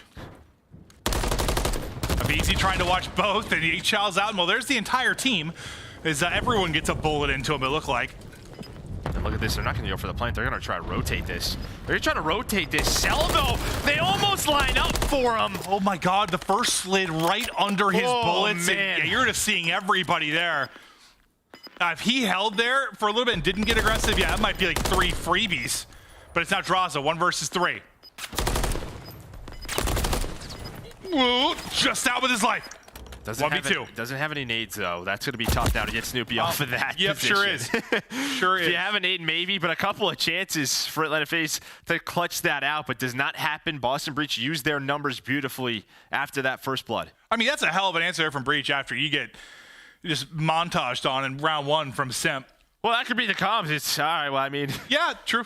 I mean, listen, if he doesn't make that play, we're good to go. I think that's a fear sometimes with younger players, and you have a couple, but I think that's where the Slasher and Priestahh effect maybe comes in, sort of like, whatever, dude. I've been dunked on many times in my career. We're good.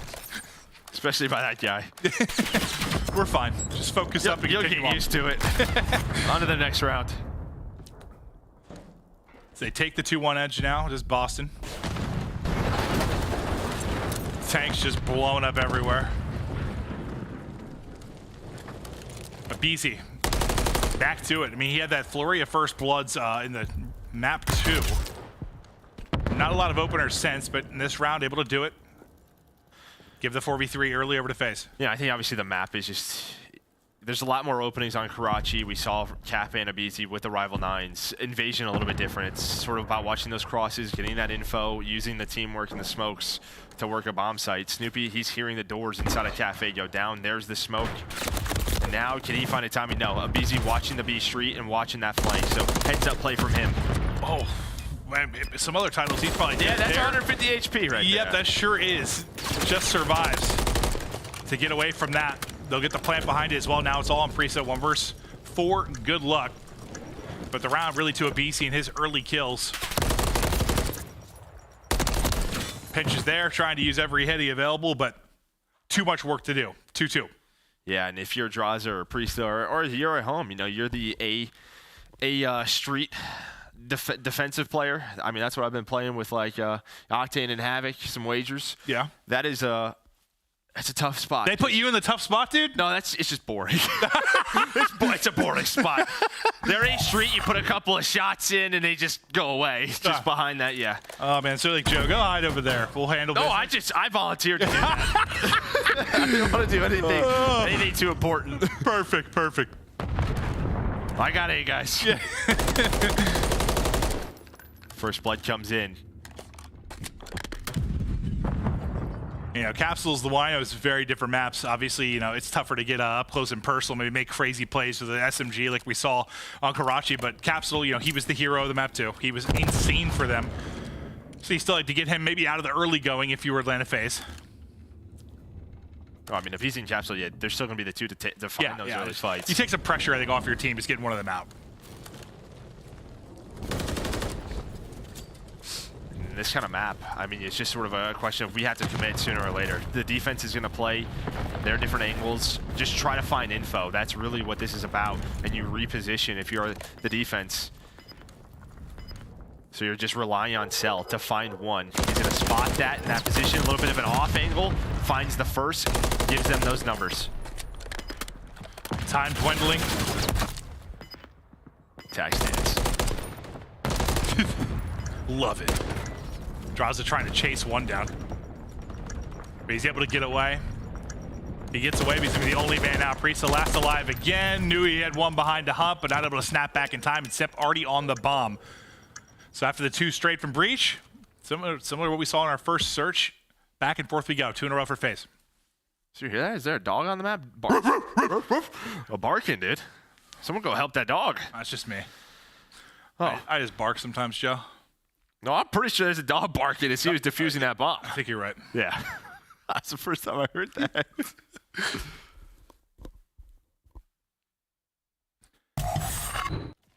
3 in a row now for Drazah. As they'll send it quickly. The one player here on that B Street for now will be Priestahh, and he's going to have a lot of company here soon. Can he get one? Sorry, Slasher. Can he get one? Can he get out with his life? You can see the early info, right? They were watching that cross, and you already have Snoopy to position through this red door. It is quick. I like that, though. Just to, like, back up play his life for a sec. Maybe, you know, not get a little over greedy and get burned. Yeah. Bad thing for them, though, is Slasher gets taken down. You're hoping he takes down one, but that smoke push comes on through, and then Simp with another. Okay, well, now it doesn't look as good, maybe. Yeah, Priestahh was going for that angle on that jump up, but now it's a 2 versus 2. Bomb not planted yet. It is still down. They're trying to hunt down Snoopy, and they do. So 1 versus 2 for Capsidal. Slasher was alive. I thought it looked like a great play, but things ended up falling apart behind Simp's 2 kills. Capsidal now. That heady is absurd. It's been absurd for a long time. Yep. Good luck. He's got a stun. He's just worried about that second player. I mean, he still just has to take his time. They have to plan if you are FaZe. Where's the flame coming through? Is it happening? Well, now you got to cross the bomb, and you got Cellium at the tank, so things haven't gotten any easier. Nice, that's some nice shots, but still so hard to win that fight. Yeah, you saw those. He gets 2 or 3 headshots in, though. Yeah, it's just a question of, are those wall bangs, right? Yeah, you know? true. But yeah, nice little snap there from Cap. But you had the first blood if you were Boston. But I think it was Simp. Gets those 2 kills on the bomb site. That second onto Priestahh. He was ready for the peak. Takes him down. Now a 2-round advantage for Atlanta FaZe.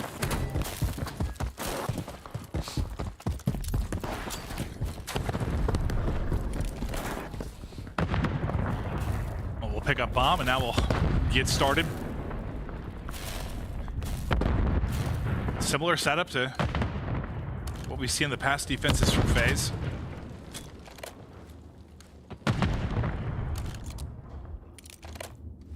It's just some of these slow starts here from Breach, just playing for info, maybe a little over-aggression you'll see out of FaZe, but they're usually taking, well, sometimes 30, 40 seconds off the clock, really before the push starts to develop. Yeah, I mean, sometimes the defensive teams, if they see 2 to 3 players cross towards B, what we saw last round Snoopy do, a defensive player may try to get aggressive, work DVD, work through Cafe, and maybe that's just it. Let's show 2 or 3 cross, someone just play the different lanes, try to find the first blood, but FaZe is giving them nothing early.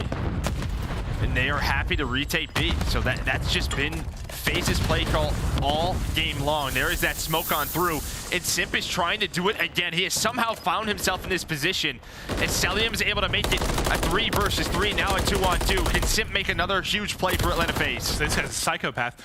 Tries to, not able to do it. Now trying to get down to a 1 versus 1 is Cell. Just can't. Oh, he gets it. That's it. That's the round. Snoopy not going to get there in time. Oh my goodness. Almost guns and catches Cellium. But Capsidal gets caught sliding to the bomb. Cell almost just got fried. He did. He almost just got fried. Imagine you get that clutch kill for the round and he just gets incinerated. Let's see this again. You see that cross, and then on that way he back. slid like too far. And what's he get hit down to? 47, another bullet or 2, but still, he got zapped. You just saw he instantly, I'm out. All right. 1 more round now needed for FaZe. Just those messy rounds they continue to come out on top of.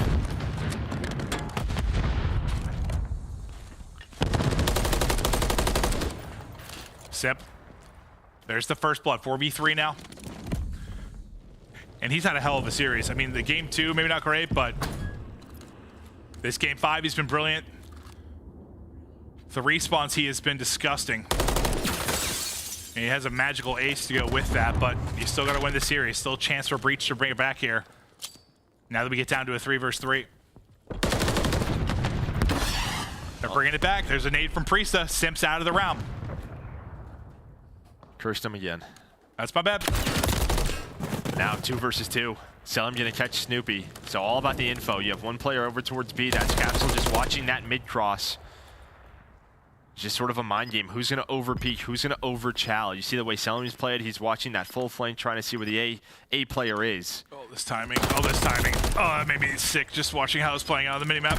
Capsidal, the kill. Cell, bomb in hand, still a chance. Well, he's worried about Capsidal on the flank. That's going to allow Priestahh an opportunity to work up the street, check the bomb. Boston Breach still alive.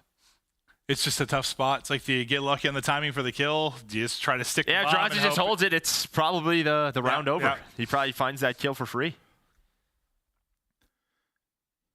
Yeah, I mean, they're just on the other side of that alleyway throughout all of that. And, whew, yeah, I think another half second he holds it. He's probably good.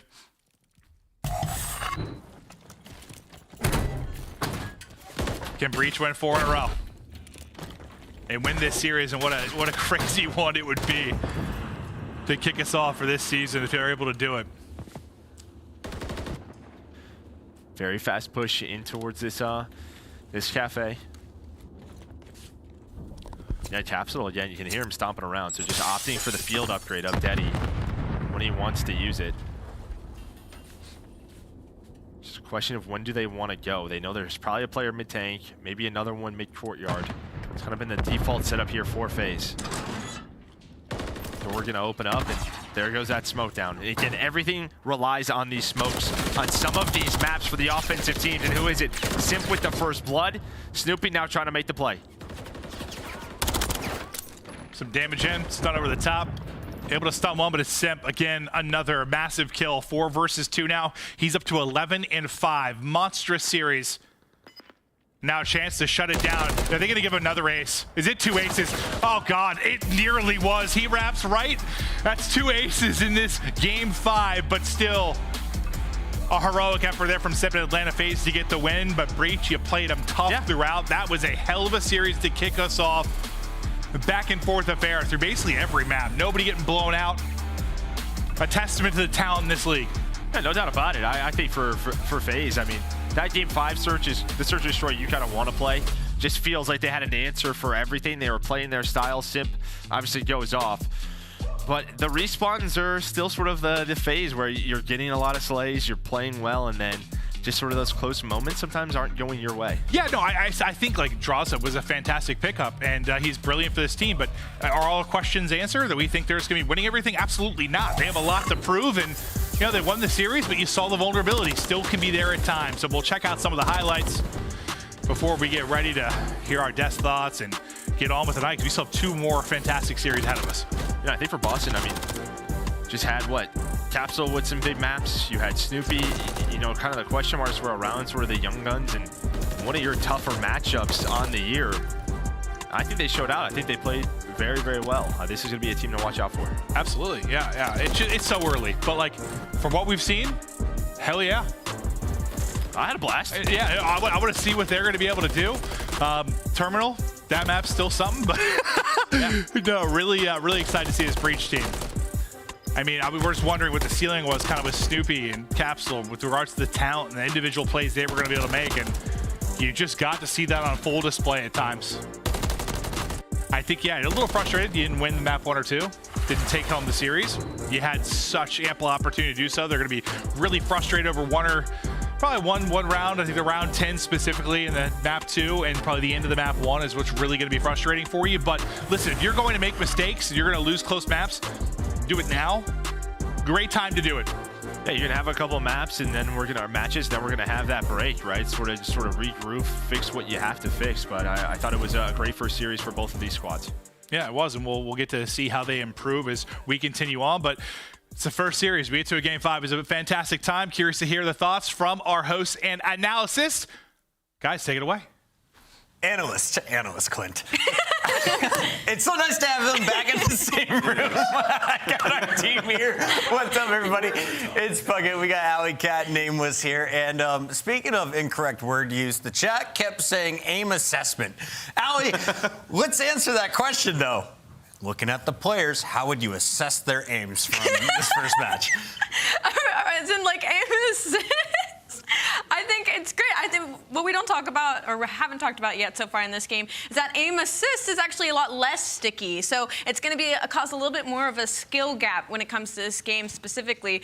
But wow, we got a game 5 our first match. We did. And I started on a negative road. I want to reroute us into the positive world. Who had the best shot in this lobby, Nameless? Because Cellium has not lost a step. That's true. Wait, that beam on the bomb at the very end there in that 1v2 was absolutely nuts. If we're going to highlight one player, though, I'm going to highlight Simp. The guy was making plays the entire time, had a couple big aces and big clutch kills in that map 1 when he turns around and finds Capsidal for that rotation. Won them the hard point. So if I had to highlight one guy, it'd be the GOAT. Well, you like Simp, and I went ahead and talked to production and asked, can you get me his play one more time? Here it is, Nameless, the ace from round 1 as Simp sets the tone here in a crucial game 5. I mean, this was just straight up gunny. First of all, he did this same play throughout this map, which we'll break down here in a little bit, I'm sure, with that smoke. He gets inside, finds a kill at Coop, another one at Bomb, and then he knows the last 2 players are going to be tank, right? So he finds one here, slides, gets that challenge to the advantage, jumps up on the tank, and before Priestahh can even react, he is dead with the double headshots by Simp. But man, Chris, just the play to pop that smoke through the cut, make it a little bit mixy because it's a really hard retake is impressive, right? And Boston was not ready for that. They did that a couple times at B. Ali, you said something that I never expected to hear last year. You said, I might just be a FaZe fan. What happened? How'd they win you over?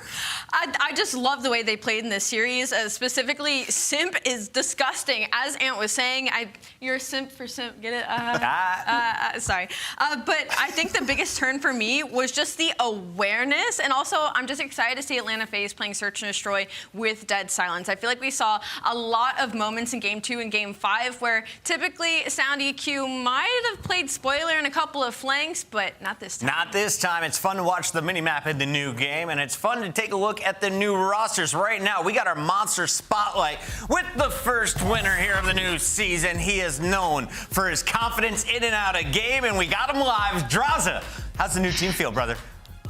It feels great. Obviously, the first match is always gonna be a tough one, but we, iced up, and Chris is a beast, and he 4-piece first round. Everything was going our way. Drazah, congrats on the first win of the season. I kind of want to open up with how does it feel to be on some of these old school maps? What does it mean to you? Yeah, I mean, I barely played these. I was playing pubs way back in the day, so I mean, the maps are good, and I'm excited to play them. Jaws, I want to ask you, the Search and Destroy, it looked fantastic. You guys obviously come correct in that game mode. In this one, it's a little bit different because you got to have more awareness, right? Like, I feel like a lot of bad habits might have been picked up last year with the sound EQ and all that. So talk to me about how you guys have adjusted playing off these crosses on these old school maps and with the sound adjustment as well. Yeah, I mean, I feel like S&D in this game is actually better than last year. I think calling crosses and getting info is really good, and it helps me as I love S&D. So I like the idea of being able to see crosses and get information really quick. And I think for the better S&D players, it will help them a lot more. So I think we're just playing really good right now, and our S&D is going to be good. I got 2 questions for you here, Papa. First one is, out of the 4 players on the team, how would you rank them by aggressiveness? I'd say aBeZy, Chris, me, and then Cell. All right, final question here. I know you did a lot of work in the off season. You are now a father, a homeowner. For anyone who is watching you for the first time, tell us the story. How did you get from Alaska to where you're at now?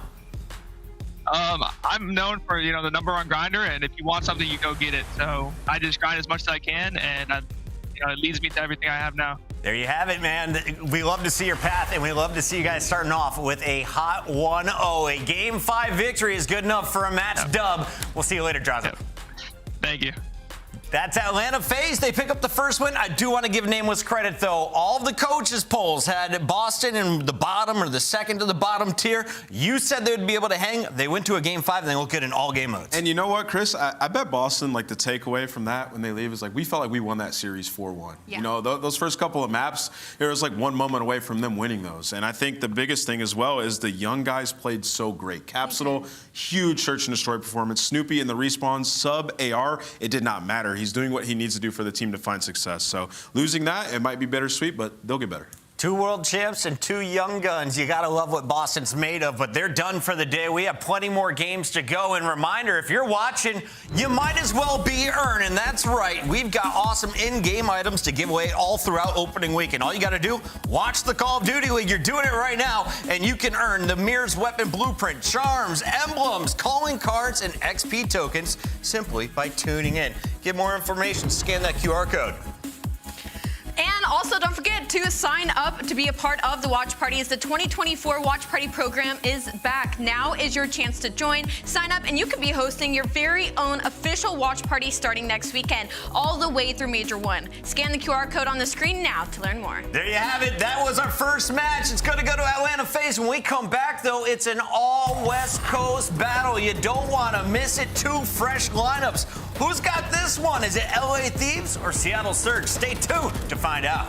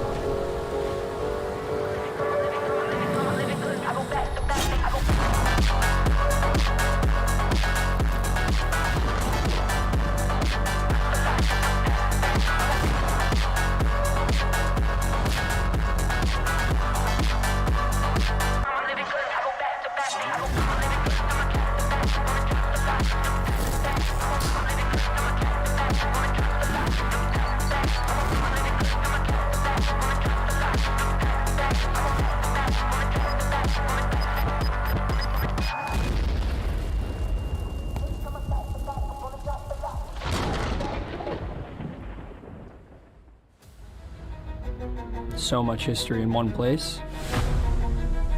It's time to make our mark.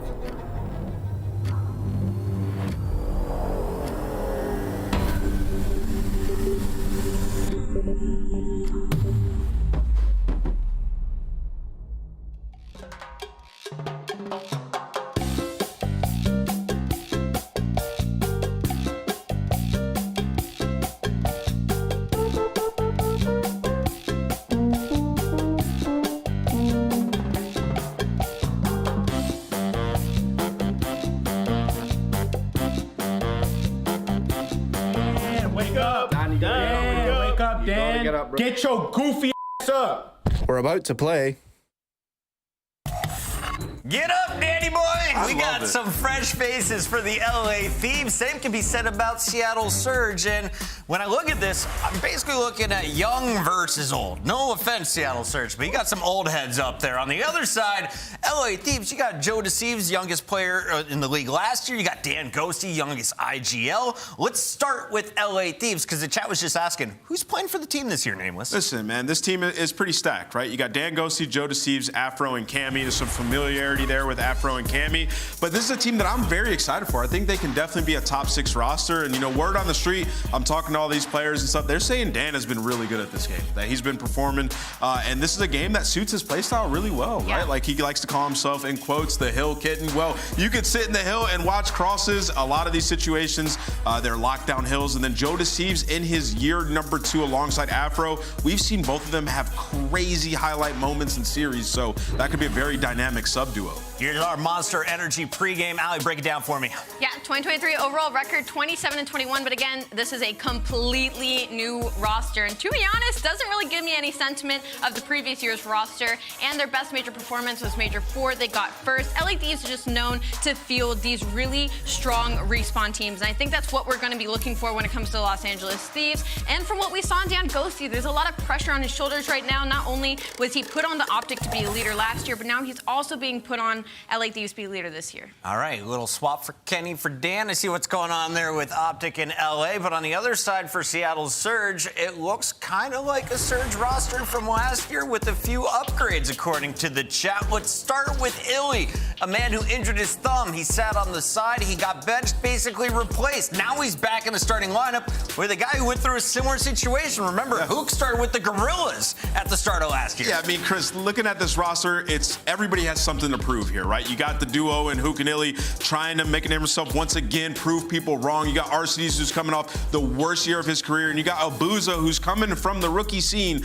trying to make a name for himself in the pro league. So this team, a ton of potential with Rambo as their coach. I'm excited for this roster as well, man. Sort of in the same realm of LA Thieves. Like, one of them's going to be top 6, top 4. Which one is it going to be? We'll find out. Huke, Illey, Rambo back together all in Seattle. I love it. Game is ready, so we'll hold our predictions. Get yours in the chat right now as we hand it over to 2 Esports Awards nominated casters. We got Miles, the Ross Boss, and the beautiful Chance. What up? What up, friends? Oh my god, the 2024 season already an absolute delight. Game 5 to start things off, and now we get to watch 2 absolutely oven-fresh teams go at it. Chance, we got stories for days in this one, mate. It's so good, and I'm like nervous with excitement too. It's so nice to be back, and I'm so excited to watch Illey as well. Like Puckett mentioned it on the desk, he's had his thumb injury. Like the past 2 years for him have just been like choppy. Sometimes he's in the mix, sometimes he's having to sit on the bench. Now he's back from the start of the year, a world champion, and this is gonna be a fun team to watch, let me tell you. Well, both these teams again, squad wipes either side. Let's see how they fare here on MW3. Already seen a Karachi to start today off in our first series of the day, and now already into a good one. Abuzah, the first man there in our game to get a kill for the Seattle Surge squad. Let's see how long they can hold on that hard point. I mean, it's going to be great, right? You got the number 6 Abuzah spawn out over towards Diner as well, so you have the map cut off from every single direction. They haven't read these spawns actually in the slightest yet for Seattle, but at the same time, LA Thieves are taking their time, so this is great time to collect on P1. Great time indeed. That's Huke standing up and crouching in the hard point. No more of that snaking nonsense. Word to Zuma already. A nice bit of a break there. LA Thieves, 13 plus seconds to be had. They're going to grab that and see what they can do over by restaurant or diner. Interchangeable terms here on Karachi. Yeah, I know, sort of like a peculiar situation, right? They didn't read the spawns on P1, so LA Thieves get the break, but at least you get the setup over towards New. So to Seattle, the opportunity, try to get the full 60, make something happen, but maybe Afro and Ghosty want to break it down. No, the order is up. No one on the point just yet. Here comes the close range battle. The back alleyway about to bust wide open. Huke cracks the door. Doesn't catch a single player. Great work by the LA Thieves. 3 down now for Seattle. In the point you go. And we're looking at a lead change. Hey, look, that's a fantastic break as well. We're going to see a lot of like shutouts on hills this year of like teams being unable to break. So LA Thieves, a cakewalk like that is going to go such a long way. A free 30 seconds on rotation to like find these errant kills. Cammy already putting in the work. This is a beautiful moment for LA to really try to run it up. Any more for Cammy here? Is MCW getting put to work? Stun ends the run there. Trades are there. As Joedecieves, one of the players with a tremendously high ceiling, a lot of potential. Will this squad, oh boy, be the one to see him shine? Nice couple of kills, out like a light, new hard points up. He's by himself, though. He is getting surrounded, stunned out, tagged. You have to clean this kill up, and Arcitys does exactly that. But keep in mind for Illey, number 7 spawns all the way out, and number 6 and number 2, so many players on the left side of the map. So a 2v2 fight around the hard point for the moment. LA Thieves, again, if they get the break, they're in a sweet spot, but Big Daddy Al, it looks like he's holding it down. Holding it down. Here comes Afro through the back door. He's checked the storerooms, nothing to be had. There's the contest. Coverage once again. Good work, Seattle. They hold on to that one. Over to Ghosty now. Love for him from the desk. Let's see if he can find it here in the game as well. Illey once again in the feed, and that's a lead change. Seattle surge. Yeah, and that is some clean work by like the world champs on the side of Seattle as well, right? Illey and Arcitys in a very sort of like precarious situation. They read the pressure perfectly and deliver. Well, maybe not all the time. They end up getting broken towards the end, but at the very least, they get a full setup towards New. Is Illey currently on a 4 spree? We go from the big old diner to that little cafe, now over towards Waterfall. A little fountain thing. I don't know. We're going to get these names right towards the end of the season. Don't you worry, friends. Over to Illey, looking to make that 5 spree happen. Streaks are on the menu. Nice moves. Gets it. Great work. Finds the kill. Hard points up. Open for business now. Got to deal with Afro, but Surge have the numbers here, Chance. Yeah, you can see how hard he's playing for the streaks, too. So you got the numbers, you got the time, and you really want Illey to get this next kill. Trying to lock in a cruise missile, and he's gonna deliver. The bait is on point, but maybe you trade a little bit of time to try to make that happen. Still scrappiness inside of the fountain. Not sure what's going on with the CDL Ref 7 on the right-hand side of the scoreboard. We'll find out what's going on there, but in the meantime, Thieves with a slight lead. They're going to prolong it. Abuzah can't get any more out of that life. Slides into the hard point. No problem, though, for Ghosty. A nice 2-piece from him. Surge with a late break. 20 seconds to be had. Yeah, the ref did not spawn in, so you don't have to worry about his gunny. That's just going to be Huke. He's actually replacing for the kills column, but make no mistake, if Huke is on the map, he will be getting the kill, so make no mistake, they're there. Dude, I was going to go back and just give gas to the Seattle Surge team for putting together that incredibly hard intro. And then on the other side of the board, the Thieves one. Unbelievable. What an intro we've had to this series. Can we find an intro, though, to this hard point? The bottom side of hotel, very, very small indeed. It's going to get mixy. Shoulder to shoulder. Illey gets taken care of. Yeah, I mean, he was trying to creep around the back, but just all bases covered right there for LA Thieves, and obviously a nice little 3 spree for Afro as well. So Ghosty gets to go to his home. He'll kitten indeed. He's collecting the time, and you know the motor mouth in the comms is going to be on point as well. Oh, trying to make something happen there. Abuzah on the check in there, finds all 3. Sorry, boys, the room's not ready yet, and we'll take the next 30 seconds. Unless I think it's Ghosty at that top right-hand side, unless he can get involved, which he actually has. He's looking to make the break alone. He might just do it. He's found himself 3 in a row, looking to get himself back into the point. Yeah, this is sort of one of those situations where you have the spawns, you can throw an extra couple bodies at the hill. Like, you got the top third control, try to chip away at a little bit of time. So LA Thieves maybe overextend a tiny bit, but they can make it work. They got the setup towards New. We've seen what SMGs can do in this spot that Afro is in. 0 spree for the moment. We'll see how many he can collect. Afro gets himself 2. Can he find a 3rd here on the point? As he's now finding himself soaking the time. Joedecieves lightning fast there on the defense, keeping the hill in the hands of the Thieves. So far, so good. Here comes the streaks from Illey. Wise investment. He's going to get 2. Great work out of him. Yeah, nice cruise again. There was a lot of effort and emphasis put in to get that streak, and that is a big usage for it as well. In sort of a similar spot to what we had last go around, Seattle getting more of the scrap time on P1, but this time they have an even more secure setup to P2. LA Thieves, they completely broke it down last time. Seattle can't make the same mistake twice. Well, can they break it down again? We're going to find out how the Thieves get it done in a very quick listen-in. Yeah. I'm clear red. Okay, one's back down already. One top red, boys. One ticket, in time, melee. That's one side, Shotzzy. No, back here. Don't go back down. One slow light. On the dumpster. Low lights. Alright, yep. He's chowing out of time, bro. Chowing out of time, Ender. Yo, he's running me. Nice, good one. One more top red again, Yeah, I hear you. Okay, I'll single, okay? Yeah, well, one see me cross top plat. We play Nord? Yeah, I don't see color red. Take the roll, boys. Illey challenge off. He's kind of weak. Back alley weak. I just punched. Go on shack. I'm gonna finish this guy shack. Back alley. I can try and back alley. Abuzah weak. There's two old. Illey and Abuzah. Yeah. He can hold. He's left side time, I think. On the table. Weak. Let's scrap. We break this now. He wants market. He shoots off one. Oh, he's in new Kyler. Go good. We break these. I was gonna be top three, what do you guys want to do? You play to your left. I'm gonna go right. I'm gonna go right. Kill one. Slow player kills here. Slow player kills. Chill. Okay. One could be up bridge. Yeah. I think with market or something. It's probably ridge. Probably market then. Yep. Yeah, top broken. Røkkr? Yeah, no. Yo, he's red. I've been ready. I'm fucking sad. What you do? I'm staying out. I have that side. They can go all of it. I can get there. On the right already. Kyler on the right, guys. They spawn diner. My top third. One spawn diner at least. Crossing Kyler to the square. I spawned diner. Trying to get one shot in there. Red me, Abuzah. Cross to that. And my God, it's getting very spicy in these comms indeed. Joedecieves finds one. No more to be had. Breaks there from Seattle. Abuzah versus Cammy. Wow, that was a long fight. Shout out 150 health here in MW3.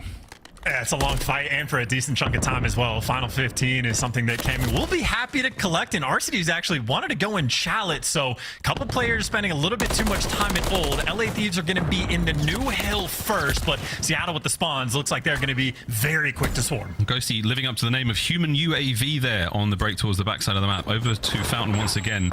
Talking about this second story, incredibly important place to be. Arcitys with a trophy down, that's going to pay off. Afro though, the assassin from upstairs. A little bit of an Altair impression for now. Will he pounce? Can he get another? Yes, he can. Hardpoint though, start the save yet. Here's the third. Afro with the clean breaks. Any more though from the front door. Reload. Grit your teeth, son. Here they come. Abuzah though gets the clean break. We're in now once again. Cammy choosing the other foot, and the Thieves are still kicking. Oh, this Seattle pressure is absurd. That just felt like Afro versus the world, and Seattle comes out on top. Huke, I mean, look, maybe he learned from Ghosty just a little bit. The team Nate's always going to be a presence. Huke from upstairs now. Can't get the second. Joedecieves lives to fight another day. Man, what a hard point that was. Only a 10-point game for now, Chance. We didn't get to touch on it after the listening, but LA Thieves not able to really break into that P2, that restaurant side of the map. It was very, very difficult for them, but what a bounce back on the little diner, on the cafe. We'll get it right, guys, we promise. New hard points up in the hands of Surge. Oh, good work from Illey. Great tags as well, at least trying to back these players down. So Seattle with the early advantage on this hotel hard point. And right now, LA Thieves, not a ton of pressure. A couple players up top, but it is not easy to finesse your way through unless you gun like that. Afro trying to kick things off. It's not easy whatsoever. Huke now, the lone man inside the point. His teammate Abuzah on the outside, trying to soften up the attackers. Great work from Huke, the immediate snap back, expecting more. Vic as Thieves on the approach to this point. Final 30 to go here, Chance. And what a start to the series already. Oh, Demon Time as well, just smashing through the front. So it is a head smash from both these teams. Arcitys for 2, Abuzah for the cleanup, and Seattle continue to hold this time, continue to run the score up, and now have a massive advantage in this game. Ghosty couldn't get the cheeks out of the way in time. Abuzah eats him alive. Now at 2:35 and climbing. Seattle Surge are within spitting distance of a map 1 win. Can they close it out on P1? Final 10 to go. They have the hard point as well. They got Illey in time as well. They got the coverage. Mid-map pushed out some power positions. This is their bread and butter. You just need 6 points. LA Thieves, this is desperation time. It's one wave of kills right now for Seattle Surge. Joedecieves and Afro, though, making it very, very difficult indeed for them to find that time. Here we go. Illey with the slow play now, trying to catch these players out. You have a wonderful bed to work with in the scoreboard. 200 points now cracked for the Thieves. How long can they get it done? Abuzah's in. Cammy with the immediate rebuttal, and the game is still on. And keep in mind, the rotation's going to the top left side of the map. So Seattle right now, they don't even have the good spawns for new. You only need 6 points. You can make the break at P1, but it looks like they're pushing to try to fight for this time. Illey, heads up plays. He's going to go for this 6. There's one. No more. Thieves, good comms. Here comes the counterattack. Arcitys finds one. Trades again. Joedecieves still soaking. 10 to go. Here on the point. The foot race over to the restaurant and Abuzah. He's the man in first. It's the rookie. Rookie's got to make the play. He's got the dumpster hop up under cover, but he gets stunned, and he doesn't get gunned. He wins the gunfight, stuck in the process, but it's not enough, and LA Thieves get to time first. Thieves are in once again. Cammy now trying to take care of Huke. Finds himself a kill. Thieves are in again. 50 seconds to go on the point, and it's going to be a battle on the back line. Illey breaks through into the time. 5 seconds for the win. I don't think the Thieves can do it. Surge. Man. My God, did it take a pound of flesh? But what a map one that was. Bro, and welcome back, Illey. Good Lord, it is nice to see this kid play. Completely took over at the end. The two-piece gets one guy at a time. Think it might have been a wall bang. Wins the gunfight in the back alley and seals the deal. The cruise missile that Illey was able to earn, getting the two-piece on P1 to open up the map on top of 27 kills, leading the lobby. Illey, how do you do? That was such a nice return to form. Wow. 27-16. Here's a look at the highlights there from map 1. Damn, what? This is the first day of the season. We're already off to a good start. So good. This is so good. I mean, there's so many things. All right, we'll get into that later. But for now, great work out of Seattle Surge. And yeah, absolutely. I was going to say, by the way, like, it's not just that. Abuzah in the moment you saw was like 4 in 10, right? Yeah. Like, he did not have the best start. And there is a massive question mark for Abuzah because in challenges last year, he fried the entire year, make no mistake. But as a main AR, he is currently on Seattle, picked up as a sub. So there is a lot of confusion from the community about how well he is going to perform, as well as Illey did the entire time. Abuzah made a nice strong comeback. I think was leading the lobby in damage, and again went from 3 in 10 to dead even. So I mean, Abuzah for his first game also played out of his mind. You got to trust Coach Rambo Ray, of course, being reunited with Illey and Huke. They won a world championship in 2020 on the Dallas Empire roster, and you've got to put a lot of faith in the man for now. Great stuff there. Abuzah may be out of position on paper, but they're in game, sitting pretty. Great stuff out of the young Belgian. That really is just so fantastic. And I'd say for a series start like that, it is always hype for the team that wins a close neck battle like that. And it can be devastating for the team that takes the L. So LA Thieves are going to have to try to bounce back because they nearly orchestrated a pretty massive comeback on Karachi. But now going into Terminal, I'm looking at Seattle, and I'm just looking at the S&D prowess that these guys potentially are going to have. Illey, this is what he does. If he's frying and respawn, like we've seen him in S&D tournaments his entire career. That's how he got his start. But even at the start of this year, he has been a monster. Yeah, really good stuff so far. Terminal Invasion to close out the series. If we have to go to Game 5, decent chance we do because, hey, man, it's early days, and it happens. It happens here in the CDL. It really does. 2024 season off to a bang already. Going to Terminal, though, Chance. You look great.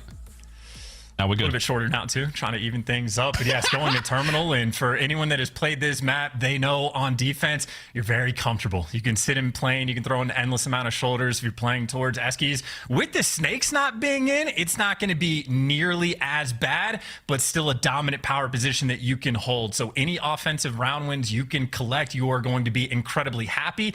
And for like round 1 especially, before the trophies come through, it's an opportunity for the team on offense to make an early play.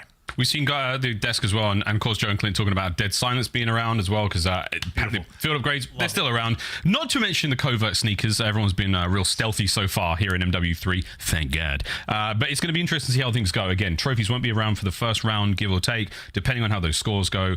That changes everything indeed. Something we saw all throughout last year and throughout Vanguard. We'll see how it plays out here in Terminal, because again, nades in this game, there's something about those frags, man. They just seem to be absolutely ridiculous. Now that EOD's fixed, maybe not as much, but hey, we'll find out. Hey, there's a lot of explosions in this game that seem like nukes from time to time. At some point on High Rise, we are going to see some crazy things with those propane tanks, but I'm hoping we get to see some crazy plays on this map again for S&D this year. Like on Terminal specifically, you might see some weird stuff for the round 1 breaks, but we're going to have smokes on the map, and it is very much a game where teams have to be incredibly well coordinated every single round to keep track of the information you're going to get from the other teams. You have to be on point through and through, and again, Seattle, they have a nice strong win for map number 1. They have fantastic players for Search and Destroy for map number 2 as well. I'm excited to see what they have cooked up. Well, before we get to that, let's see what Abuzah had cooked up all throughout the Challengers season last year. Oh, yeah. Look at them stats. Salivating at the prospect of getting into the league and getting to put his skills to the test at the very best of the best. But that average placement of 3.88 is Champs KD. Unbelievable. S&D though, Chance, that's where we're going next. That 1.42 against the Challengers stock. Let's see how it fares here against the LA Thieves. And make no mistake, I'm personally not expecting to be able to throw up numbers like that in the Pro League, but for stats that good in Challengers, this skill is going to translate in some capacity. So make no mistake, the man is going to be a force on the map to be reckoned with, and especially for that S&D being just a little bit higher, builds that excitement just a little bit more. And for the fact that, like, I know he's a rookie player, Abuzah is 23 years old, so like he has been around for a decent amount of time, so I don't think there's going to be any maturity issues. That's a kid that looks incredibly professional, nice and locked in. Indeed, and I would imagine possibly speaks up to 4 languages. I will have to confirm that with the man himself, but we'll see how it goes. Illey, Arcitys, and Huke backing him up there on the Surge side of things. Over towards the red corner of the stage, Ghosty, Joedecieves, Cammy, and Afro of the LA Thieves. I think this team, Chances, has been lauded as a very cerebral one. Very, very heads-up gameplay. Ghosty at the helm there in terms of the in-game comms. You got players like Afro and Joedecieves, hyper-aggressive, very, very dangerous subby players. And of course, Cammy. We haven't seen him really reach the heights of Cold War since Cold War. But is this the season, Chance? Could this be the one to pull him back? I mean, the first thing I'd have done if I was LA Thieves is just put that man in sensitivity training and just make sure he's got the sense on lock, because he'd go back for the frying. But I do think a big part of like where Cammy has the most success is when he's on a team that orchestrates like the map well and has fantastic communication. So I really like the pairing he has with Ghosty, because I mean, Ghosty, early prediction for me, I think has a very good chance of being like a top 5 AR in this game, like almost right from the jump. His comms are fantastic, very consistently, and the man can slay. So I'm very excited to see that sort of AR duo pairing for LA Thieves as well. Sensitivity training, is that because of the new sensitivity settings in the game? Let's find out. Round 1, we've got the boys of Seattle Surge attacking first time round. A couple of members of the LA Thieves spotted out, opening salvo of fire. Won't find a whole lot as Cammy will escape. And look at this bomb, by the way. The bomb has just made its way like through the terminal and in between a few players on LA Thieves. So there's some sneaky spots on the map for the moment. And it looks like the play call is going to be Force A, and they're going to force it very soon. Yeah, who gets a bomb into an airport? That's dreadful security. Over towards the A bomb site, Huke now teeters. Watching out for this salvo gunfire, and it's hard to tell what's going on from the minimap there. There are 2 levels to this map, and Illey gets away with his life there. 27 HP, but the clock is ticking. No one to drop yet. Yeah, Joedecieves is underneath. That's what Illey's going for the check. So the heads-up gameplay is there, but he doesn't get an intel with the hit marker. So right now, Seattle, pressure's on. You are running out of time on offense. And it looks like they're making a rotation, but not with the bomb. So this is sort of a fake, and Arcitys gets picked. You're making plays over towards B. LA Thieves have not fallen for it yet. Yeah, the mind games indeed. If you can make some noise over here by the B side, can Abuzah be the man to get it started? Cammy with 1 to his name already. Gets the second. 20 seconds to go here. Afro does lose the fight over by the bomb site. Joedecieves gets it with a pistol. That's the bomb out of play now. All down to Illey as the rounds exploded in the final seconds, and it's going towards the LA Thieves unless he doesn't have the time.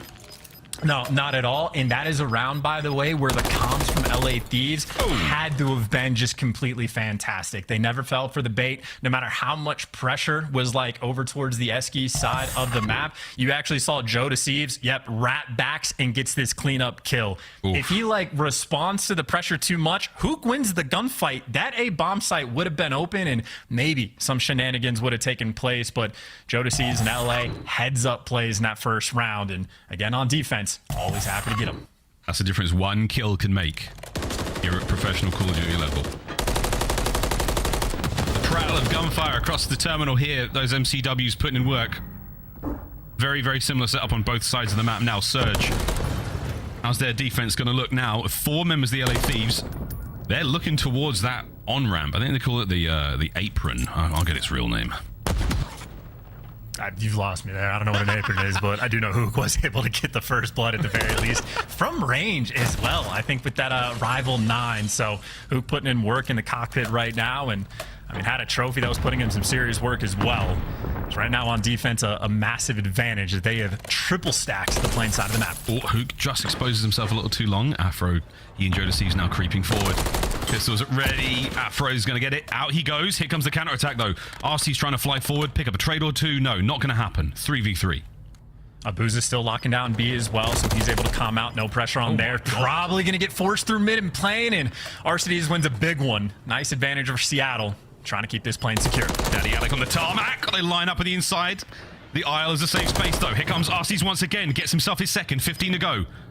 Joedecieves holding it. Going for the plant, and that is an outstanding bounce back from Seattle Surge. Yeah, and I think much more of sort of a standard terminal round we're going to see as well on defense. You get a guy in the airplane with a trophy, throw a bunch of shoulders, get all the intel, and again, Huke wins a big gunfight, I think, from cockpit over towards books as well. So Huke puts in the work. You get the first blood on defense. You just make sure you get the trades after the fact, and Arcitys does his job to a T. Here we go once again. Those defensive rounds. Difficult as ever. Smokes out on the cross. Who's going to get in there? And okay, Subby's at the go. Great work there from Cammy. Perfect coverage. Afro could have been in trouble there, but Ghosty finds himself another one. So the LA Thieves, again, defensive rounds go hard. There you go. Illey, though, for a 1v4. I mean, he played out of his mind on map number 1, and this is definitely one of those players you watch in a situation that is hopeless. Illey absolutely can get to work. Well, that's bad, Simon. Joedecieves spotted out. Here comes the adjustment. Ghosty on that long line of sight. Illey heavily tagged, expecting the push. There's not a lot of hope here for him, but this is what Illey was known for the longest of times. Search and destroy superstar. And not today. LA Thieves, very strong defensive round. Yeah, and again, like always pay attention to Illey because he can make plays. That is truly a hopeless situation to be Backburger and end up in a 1 versus 4. But that honestly just comes down to the smoke play. Huke wants to smoke out the middle of the map, try to pierce it with the rival 9 and look for like an easy kill when his teammates are challenging through. Burger, a stun just lands on his face, kills the entire thing. So LA Thieves, again, very heads up as another defensive round goes through. Still plenty of time to go, though, here on our terminal search and destroy. First to 6 for you newcomers. And Afro, it's boarding time, and he wants to get himself seated quickly. Huke's backed up towards the plane. Arcitys there in the deep recesses of the aircraft, way towards the backline. Going to be a help him out here, but we might be pumping the brakes once again, Chance. Just over a minute to play. Yeah, and I think right now Afro and Joedecieves are hoping for just a slight shoulder that's overpeaked a bit too much, get Huke tagged up, and then send Afro in for the kill. But that's on one side of the map. On the other, you have Ghosty making noise towards Skyz, but it is just a 2-2 defensive split. Right now, Seattle just playing like stones. Exactly. And I don't think the LA Thieves have too many lethals or tacticals left to play with in this round as well. I think they may have emptied their pockets early on, and now they are broke. Can they get it done with their MCWs and their rivals? Afro's going to try to find out. That trophy is annoying. Checks the cockpit. All clear, though. There's 2 of them here on the embark. Illey takes care of 1. Huke's still on the inside. Arcitys might get caught out here. Oh, you didn't see him. See him. Oh, nearly didn't matter. Final 20, 2v2. Running out of time, though, for 15 seconds. Huke again, though, wins a big one. And with 12 seconds running out, Afro just going to have to fly to try to make some sort of absurd play, but you just check the bomb and clear it out. Seattle locking things down once again. Huke right now seems to be running that airplane. Certainly. The captain himself. The classic smoke at the feet and run for it. It leaves Joedecieves guessing. Is he inside the smoke? Where's he gone? He may have left the catwalk. He could be inside the terminal now. He could be the back of the plane. And there he was. Huke with the pistol from the back. Perfect timing. There's no way Afro managed to teleport himself to the other bomb site. That would have been very impressive indeed. 2-2. Yeah, another round on defense, by the way. You saw sort of like the moment Afro had where Arcitys actually doesn't spot him bottom plane is one attempt you can have, another attempt, smoke out the front and hit it. Huke is here. He is ready to go. First blood collected.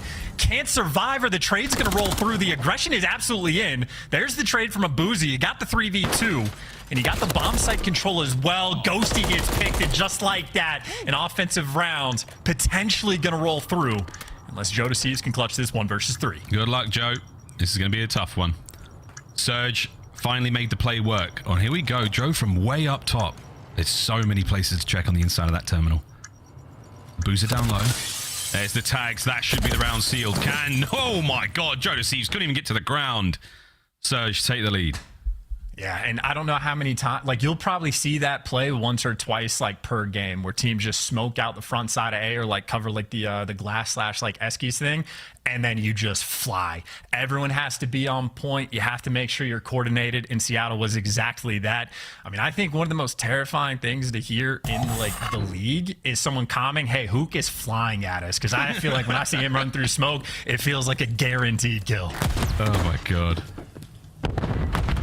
Back Burger Town, Cammy. He's not flipping patties. He's trying to hold down that long line of sight. Over to Illey now. Backs up wisely. Not a lot of gunfire there, and Abuzah with 2. I don't know. He's pulled that one off. What an opener. I mean, again, that was the exact same play, but just a little bit better job of sort of backing down and letting the kills come to you. And every single kill does. Seattle read it perfectly. Like, hey, we just smoked out, banged it out. We'll see what happens. Well, they did the exact same thing. And Seattle, again, ahead of the game right now in S&D, at least here on Terminal. Back-to-back rounds and a very noticeable advantage in the game. I mean, as you said, there's not a huge amount of options you have in an attacking round, and Surge have managed to just make 2 of them work out in a very lovely way. Good stuff there from Seattle. Oh, sorry, the last one was defense. You know what I'm talking about. I've had about 3 hours of sleep. Newborns are a nightmare, but he's wonderful. Don't let me hear that. Nobody clip it and send it to him in 10 years. Good shots, though, from Abuzah. 3 spree from him. Streaks not massively, well, actually all streaks are pretty good, but not tremendously impactful here on Terminal. A lot of inside cover, a couple of rooftops to work with. Nice. Great nade from Abuzah, 4 in a row. They're going to force the airplane 2, and Joedecieves doesn't even give him 1. They still have that man advantage. Smokes out for the cross. A lot of tags coming through, but this is going to be bomb down, man advantage. Seattle might do it again on offense. Wow, there we go. All down to Ghosty, 1v2. Technically a 1v3. Can Ghosty stay alive with the bomb planted? Illey trying to make his way towards that terminal. Over by the catwalk, looking for anything he can possibly find in this position. What an angle that is.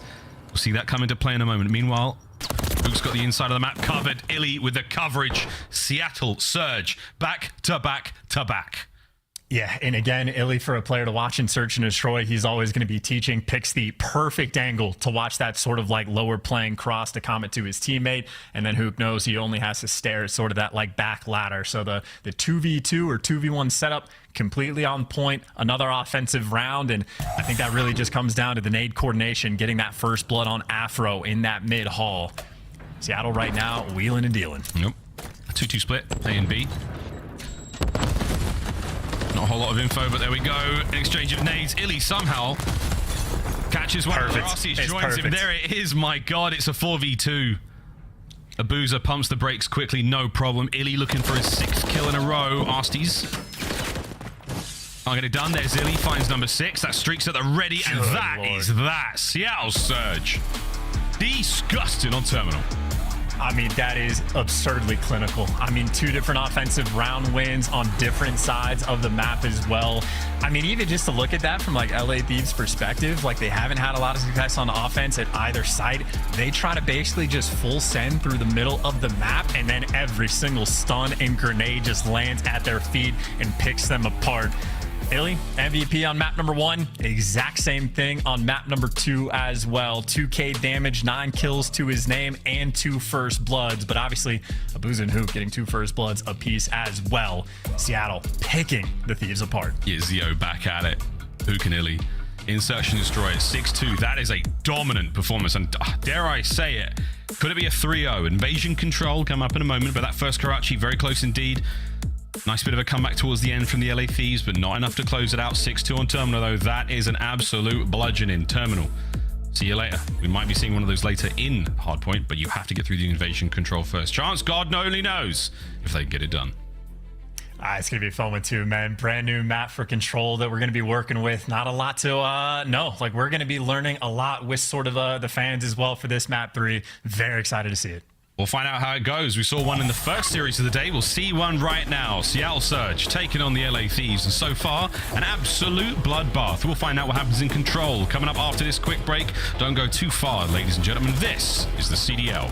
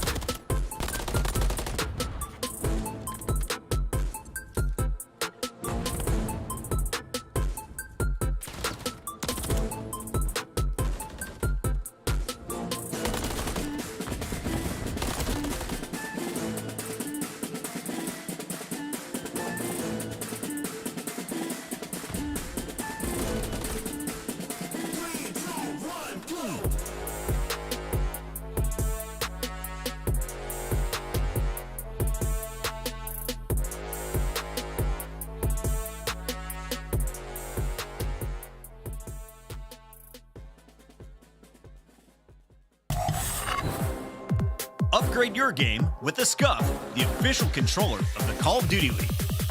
Start the season strong with the Call of Duty League pack. Grab yourself the CDL Operator, Weapon Blueprint, and so much more. Check out the Call of Duty store in-game now. Control on Invasion. Coming up next, here is Map 3 of Seattle Surge versus the LA Thieves. Absolute smoke show so far from Seattle. They are running the show. The LA Thieves may have left them a very creepy prank phone call, but at the end of the day, it's Seattle Surge taking care of business. I was about to try to get in their heads, but I was so close to doing the whole thing. I got the beat ready and everything. Oh my God. Well, I'm glad you did it, because that would have knocked me off my game. Unlike Seattle, who haven't been phased by that. I got lotion all over my MCW. Okay. Well, that's great. We're going to Invasion, by the way, so you're going to need the lotion because we are in a desert, so it is going to be very dry on this map, but the action will not be. We obviously saw an Invasion control earlier. Back and forth banger. Offense wins, like fairly balanced on the map. Aggression towards both the zones as well. So maybe we'll see a different look from these two teams from what we saw earlier today. But I'm excited just to watch it and see it in its true form. 2 zones, 30 lives, and maybe loads of fun. Let's find out for who, though. Because at the end of this series, it could be a 3-0 and Seattle Surge absolutely giggling their way into tomorrow's play. So far, over towards the A side of the map, or B side of the map, we go here on offense for Seattle Surge. Abuzah dips a toe in, stops the clock, starts the cap. And you had Arcitys covering like a ton of the map as well. So, you know, players are made. You've cleared out B Street. You've responded to the pressure. You don't really have to worry about the flanks. Maybe the middle of the map just a bit, but this B zone almost assuredly going to fall. You already have LA Thieves chalking it up, trying to set up sort of their play over towards defending the A zone. And you see the idea. Joedecieves posted on the bridge. Everybody else just spreading the map. Yeah, nice spread. 2:10 to play with now. That's a lifetime here on Invasion. Over towards the A side, we're going to fly the little showers. Very, very small space. However, a dangerous run across open field to get there. We'll see if the players can get it done. Lots of covering fire here. Watch for those long lines of sight and those angles. And Cammy, the man in the feed, slowing things right down. Joedecieves over by bridge. That map goes deep over there, by the way, boys and girls. So Joe's been spotted. And Illey springs to life. A nice 2-piece, 2 down. Oh. And this could hurt. Oh, he's going to get the cross too. Yep, made it to showers, and he's the trophy player, so he gets out already. So much pressure, but he backs up for a trade. And Afro not only guns him, but guns Abuzah to bed as well. So an opportunity. Afro absolutely kills it. Oh, that slipped through the fingers of Seattle Surge there. They could have caused some real damage to that A zone. Great work there from the LA Thieves. They keep the play alive for now. Ghosty taking care of a top tank. And Cammy keep that side of the map all theirs. 1:15 though. The Thieves have done a great job here on defense, burning the clock down. It's 2 dead now for the LA Thieves. Surge flying forward. And well, they're forcing like a deep back spawn as well, but LA can at least spawn up and just watch the crosses. So all of these gunfights are going to be the ones that potentially decide the round. And Cammy kicking things off with that first blood is going to slow Seattle down massively. Joedecieves, mid-map will save. This is awkward. Illey though. He and Abuzah find their kills. 2 lives separating these teams at the moment. Can Afro stay alive? No. Open got here side again. of the map. A's now in the hands of Seattle. The capture is on. 2 players trying to get in there. The coverage is there. And Joedecieves getting involved. Finds a big kill on the reinforcements. The capture still taking place though. Illey sitting pretty right now. 1 segment done. And it's like chaos in the spawn as well. So players on both teams are trying to check every single corner, but Illey eventually, just not enough help. Players able to get too close, and LA Thieves still stable on defense, running out of time. 35 seconds left on the clock. Seattle get 1 good push to try to make this happen. Yeah, 4 segments captured so far. We'll see if that comes into play for the deciding round. Joedecieves in the feed on a 4 spree. And Illey once again, the initiator here for Seattle Surge. He's been the playmaker in a big way. The spree of Joedecieves ended. Final 20 seconds. 1 more set of kills, and you can still get in there, Surge. Well, he's able to win the next one. That's going to be 3 down. Who's it on defense? It's Cammy by himself. Cammy delivers for 1. He's going to have to clutch up massively for the team. Can't get it done. Seattle, 6.9 on the clock. The nice amount of time to work with. Nice amount of time, nice amount of teamwork here. All the lives have gone for the LA Thieves. It's falling to pieces. Afro finds 1. The second! Oh, can't get any more, but the numbers are there. Ghosty firing his way through. Can they get on the point? The final 3 members of the Thieves here in the first round. Arcitys tagged up. Damage dealt. The pitch is on. The clock is open. The round is not over yet. Can the Thieves do it? They may have just stolen this one. What an opening round. Good Lord, and straight gunny at the end there too. Seattle had the setup, they had the crosses covered. I mean, I think it was what, Ghosty that just peels someone off of that heady. And speaking of just big gunfights getting won, here's the other massive play that Afro was able to make. Nice clean 3 in the feed and just a small overcommitment by Illey. So opportunities on offense created. Thieves as icy as you like them, able to shut him down, and now actually sprinting straight over towards A. Oh, we're going to try to get the A zone done first. We'll soon come to know this one as the harder zone to capture. Every map has one. Oh dear, Arcitys and Joedecieves firing each other through the walls. 3 dead for Surge. Big advantage here for the LA Thieves. Massive opportunity for them to capture this A zone. And again, for the expectation is this is going to be the more difficult zone to capture. If they can get it straight off the jump, we're getting a very early opportunity to learn and see how easy it is to defend B the entire time. Where LA Thieves had success on defense, Seattle Surge might just end up struggling. A zone gone. So much time now for the Thieves to work with. You've done the hard part of this map. Now will you be able to capitalize on it? Ghosty and Afro fighting their way through the open side of the map. Cammy cutting through his way through the mid. Just over 2 minutes to play. A nice corner there from Illey. He's over by that P2 position, but the Thieves have bulldozed their way in a broken. Yeah, Cammy is ripping heads right now as well. They know someone's back construction, and that player is at least going to get traded out. So you've at least dealt with the back pressure. Now all gunfights forward. LA Thieves now on the point. Only 1 man on it. Afro looking for the kills. Huke falls out of seeming nowhere to take care of business. Abuzah joins him in the feed. You're starting to run out of numbers here on this side of the map for the LA Thieves. Ghosty, who's got to win a couple of very tough gunfights. Here comes number 1. Gets it. The second, no, not able to get away. But Joedecieves has got himself a little closer. The play is still on. It's Joedecieves. My dear God, he's staying alive. Huke, though, is in just like prime position to be annoying, but he at least gets taken care of. So now Joedecieves, well, there's 2 in the feed. The opportunity to fly forward. Trades coming through on Arcitys. The last man on defense is going to be Abuzah. Rookie needs to go big. 3 players near this zone. Massive communication effort there from the LA Thieves. They managed to deal with everyone. Now the next wave of attackers on their way. Only 2 members of Thieves alive. Looking for the kills. Not going to happen. Huke and Illey. Zio getting it done in the feed. A 1 life separator right now, and the LA Thieves are not giving up the push. And Huke behind enemy lines again, so all these trades rolling through. Seattle had been on point on defense. It has been difficult for them to make it happen, but they have been delivering.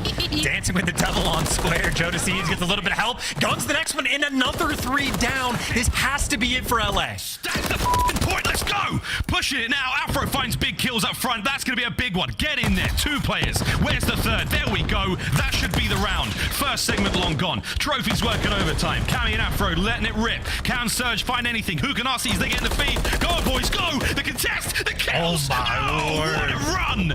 1 life still separating them, but Surge stay alive. Every single stun and every single nade landing on that zone eventually just bites its way through the trophy. Staying alive on defense, still clutch, but still more time to work with. Trades back and forth. Seattle stagnant on the point. It's a bunch of great head glitches and power positions, and Illey delivers for 2, desperately holding on. LA Thieves, though, just need 1 final tick. This is the push to make it happen. Take a deep breath. Wait for it. Here come the lethals and tacticals. They have to know Abuzah's up there. 15 seconds. He could go huge. 2. Turns around. That's a problem. Joedecieves starts the party. Illey up close. Dealt with Cammy. They've somehow infiltrated the whole setup. Cammy can't get any more. Still on the point. There's the contest. And it's done. What a round. Finally. And the Thieves are pumped after that one. Yeah, I mean, that was a jolt and a burst of excitement out of Joedecieves at the end of that round because they had to fight for every single inch on that map. Seattle made him work for it, but hey, that is a 2-0 lead right now on control, and I think it was Killer Cammy that ended up making the play. I think he wins a gunfight by DVDs, working on the flank, turns that into 2, and tags up a player 1 shot for the 3rd, and took a lot of effort. They now have a nice lead in the control. Surge has such a good-looking setup there. The Thieves somehow managed to silently infiltrate and assassinate all of those players. Abuzah and Illey, though, nothing quiet about it. They have headbutted their way in towards A, and they've gone for the old A attack, and it's working out so far. Can they capture it, though? That's the question. Joedecieves, Afro answer right back. Illey gets ripped, and that's the play done. All down to Arcitys now. Take as many with you as you can, mate. It's the Thieves' town. Yeah, and I mean, 1 tick goes through on A, so Seattle at least get a little something off of that as they're now rotating back towards the B zone. So maybe a small amount of success, but still a long way to go in this round. There's Ghosty on your screen, 8 and 15 for the moment. Looks like they're not going to be fighting tooth and nail to defend this B zone, but they want to make sure they post up and get these kills. Yeah, good work again just to get that first segment. Cammy in the flank once again, nice and slow. Back and forth trades, looking like a White Stripes album cover there in the kill feed. Now, Cammy's made it all go red. Bit more Rammstein right now. And Cammy, here we go. Trying to slow him down. Opening now made for Seattle Surge as they punch their way out. Abuzah now finds an angle. You've got space to work with Seattle Surge in just about 50 seconds. And, you know, they played it a little bit slow defending the B zone, but they still got it before the final tick came through. So you still put a decent amount of pressure on Seattle and force them to make the play. Carr's going to help out Cammy and Joedecieves in the moment, but I don't think they needed the help. The defense has still been on point in Seattle. You only got 30 seconds left. The B zone's still not easy to capture. You need to start to move. So they get themselves on that. That's an additional minute of play. Cammy finds 1, 3 dead for Surge. This isn't looking good. This could be the map. We could be going on map 4. We're going back to Terminal, but no. For a brief moment, Joedecieves ends the play. Oh! Big wins. On Illey. And that could be it. You've got players on the point for now, but there's a present from Joe over the top. Trophy saves the day. Are we able to stack this one? Seattle Surge. And it's not over yet. Got it. That's an extra minute to go.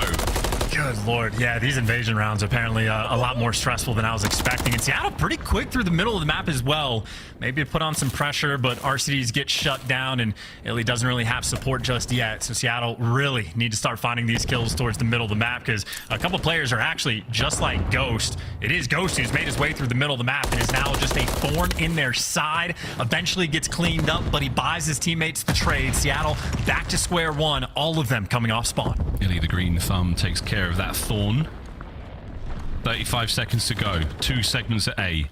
1 clean set of kills, it might work out. Huke's gone in all the way through the back. Did he hear that player above him at blue? I don't think so. Ghosty's going to be a problem. Huke, if his play works out, he could get his boys into the zone, but they've got to win their individual gunfights, and it ain't happening. LA Thieves know too. They're going to turn around for it. I was going to say, Ghosty started to tweak like over towards blue. They were keeping track of players. They knew Huke they got through. So again, the communication from LA Thieves absolutely on point. Got to fly through the A street. You cannot make it happen. And really sealing the deal on that final defensive round. LA Thieves completely turning up on invasion control. Yeah, completely different team there after the first 2 maps. Seattle Surge, a couple of nice looks, but not quite enough to get it done. LA Thieves, that A capture in their second round win, very, very important. They've bought themselves an essential lifeline here in the series. We're going to see another terminal hard point at the very least, and then we go back to invasion for the search and destroy should we see the game 5. But as far as we're concerned, I thought control was going to be a bit whack in this game, I can't lie, but invasion, that was sick. Come on, baby, more of those. That was a 3-0, that felt great. Can't wait to see what a really close one looks like. That was brilliant. Look at the highlights. Here we go. I mean, the highlights, I think it's going to be a decent bit of Illey and then a decent bit of Cammy. I was going to say, Illey's been popping off the entire series. Cammy rose to the occasion. And even for like, you know, this is the first round where Seattle are really creating opportunities on offense. There's Afro just slamming him to shut down one of those pushes. And I think Cammy had another beautiful moment a little later on to do the exact same thing. So just for the fact that in the stats core, you saw Killer Cam kicking things up quite a bit. Massive factor in their success. It's just so hard. I mean, it's a big old map, man. I mean, you're going to see the assault rifle players having as much fun as they possibly can, especially over towards the A side of the map. It's just, I don't know, it's a very, very difficult map to find that success on. Clean 4 kills like this, a moment like this where you get to stack the point, a luxury, but it didn't work out in the slightest. I mean, look at that easy retake there from Seattle Surge. They got 2 segments out of it fast, tooth and nail to fight for the final segment here. But man, the LA Thieves, not an easy victory for them whatsoever. That was a tight 3-0. We'll see how they go in the hard point on Terminal. And it is an interesting thing as well, because like it seemed like LA Thieves on the round where they had to fight for the B zone had like a lot of opportunities to like stack it and get the progress, and it seemed like maybe that was a missed opportunity until we watched them actually stack it, and then every single stun and nade just blows through the trophy and just does so much damage that it wreaks havoc on everybody. So not easy to get either of these zones when teams are on point, and for LA Thieves they certainly were there. So series not over. I mean, as far as vibes go, again, losing that map number 1 in the fashion that LA Thieves did could be a little bit devastating. Well, they've officially bounced back. They forced the map 4. Maybe have a little bit more momentum on their side. Just to go back to that trophy as well, man. I mean, the timing you have to get that trophy ready for that moment, and the comms to be like, I got the trophy for the point, let's get those kills, stack it, get that trophy down. It still got eviscerated pretty quickly. All those players spawning on that close side of the map, nades over the top. Madness, absolute madness. Very, very exciting map, though. That comes to a close 2-1 so far in the series. But mate, we go back to another terminal hard point. It's so one-sided. John Clint said the same thing. It is. It's one-sided. Once you have to go out on the tarmac, you get a bit of fresh air, right back on the inside. How is this one going to go down? Both teams are pretty solid in the first hard point, very, very close in the rotation game. Karachi, a similar sort of map in terms of get ahead of the hard points as much as possible. Is this going to be a similar case? I think so. A little bit of like a very close game, but I think I like the sort of framing that, this is a weird sentence, that Turtle had on Twitter. Very wonderful stats guy, tweets out great information all the time, but instead of like referring to like the hills on Terminal as like full 60s, just like shutouts. Like, how often does the team that win the rotation just completely shut out the opponent? When we saw Terminal early on, it was 6 out of the 9 hills that we saw. So very constantly, outside of a P1 and maybe the plain hill, when you win the rotation, you can lock so many of these hills down. So there's going to be a lot of key gunfights like around security, especially that side of the map, that are really going to be the deciding factor on this map, potentially all year long. We'll see how it goes. The boys get to rehydrate. I know a couple will be hitting the Monster Energy drink, the official energy drink of the Call of Duty League. But this terminal, we'll see how it goes.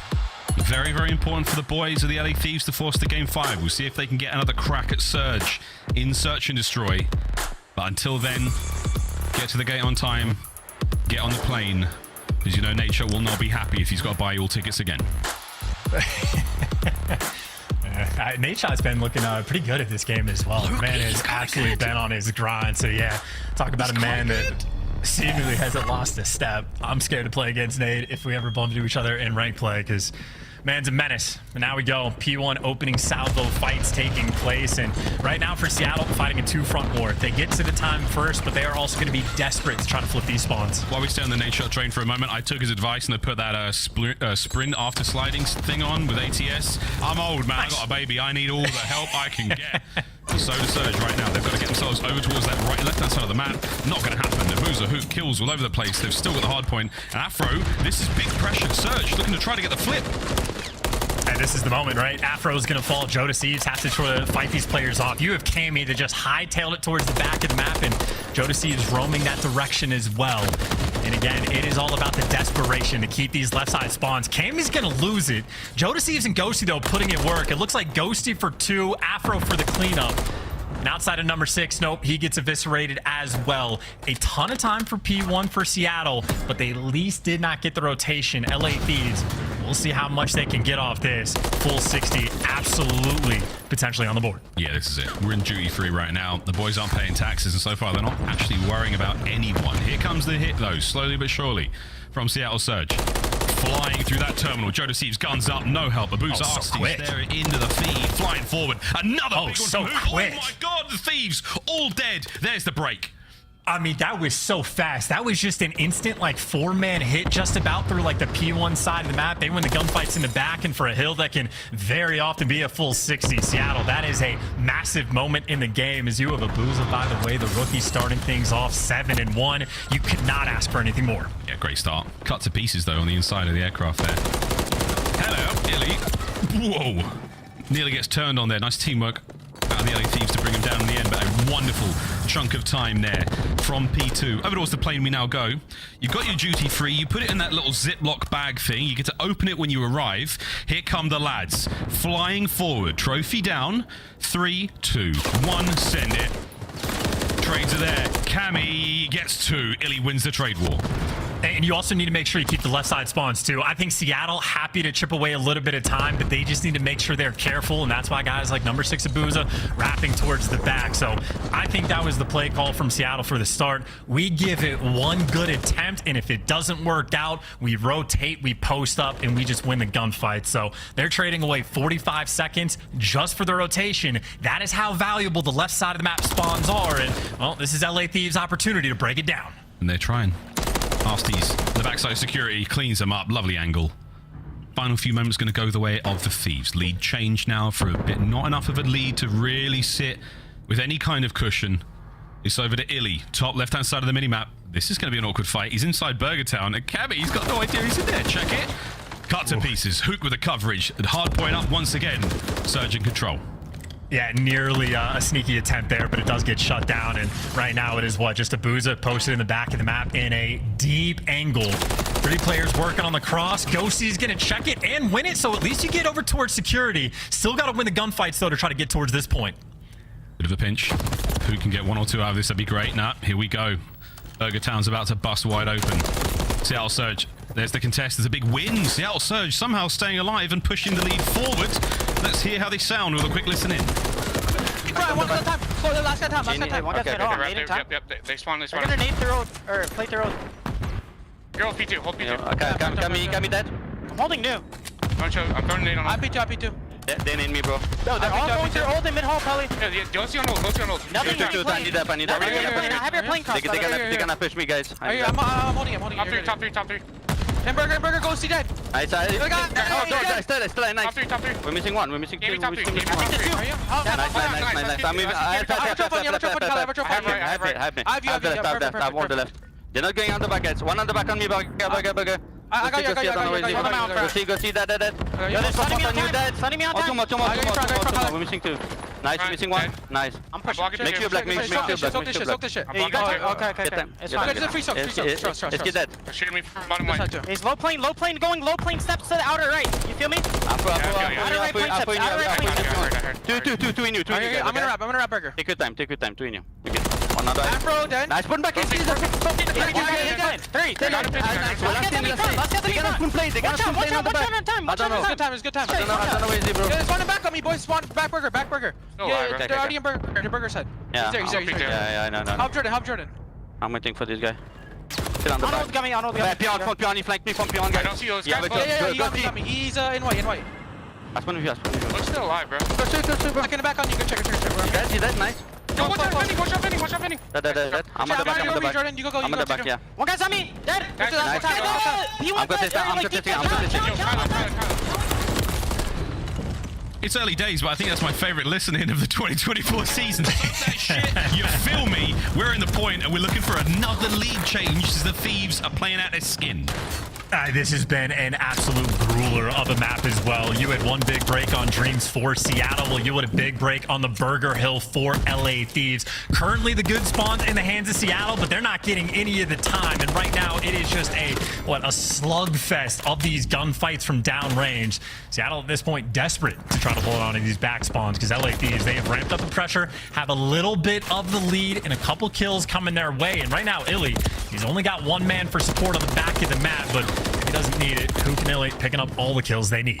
Cammy, just no cover, no problem. The challenge fights like that against Arcitys. Time's up. Over towards our new hard point. We sit, soak in as much of this time as we possibly can. Afro battling through security, manages to get it done. Doesn't get his bad check, but he has got to worry about Huke in a moment. Not enough in the time. That's going to be 1 angle covered. Over towards the other side of the map from the aircraft now. Cammy in, finds 1. Over to Ghosty. Oh, is it enough? Yes, it is. Ghosty finds the kills. It's a late break. Oh, and it might be an ugly one. Can he stay alive?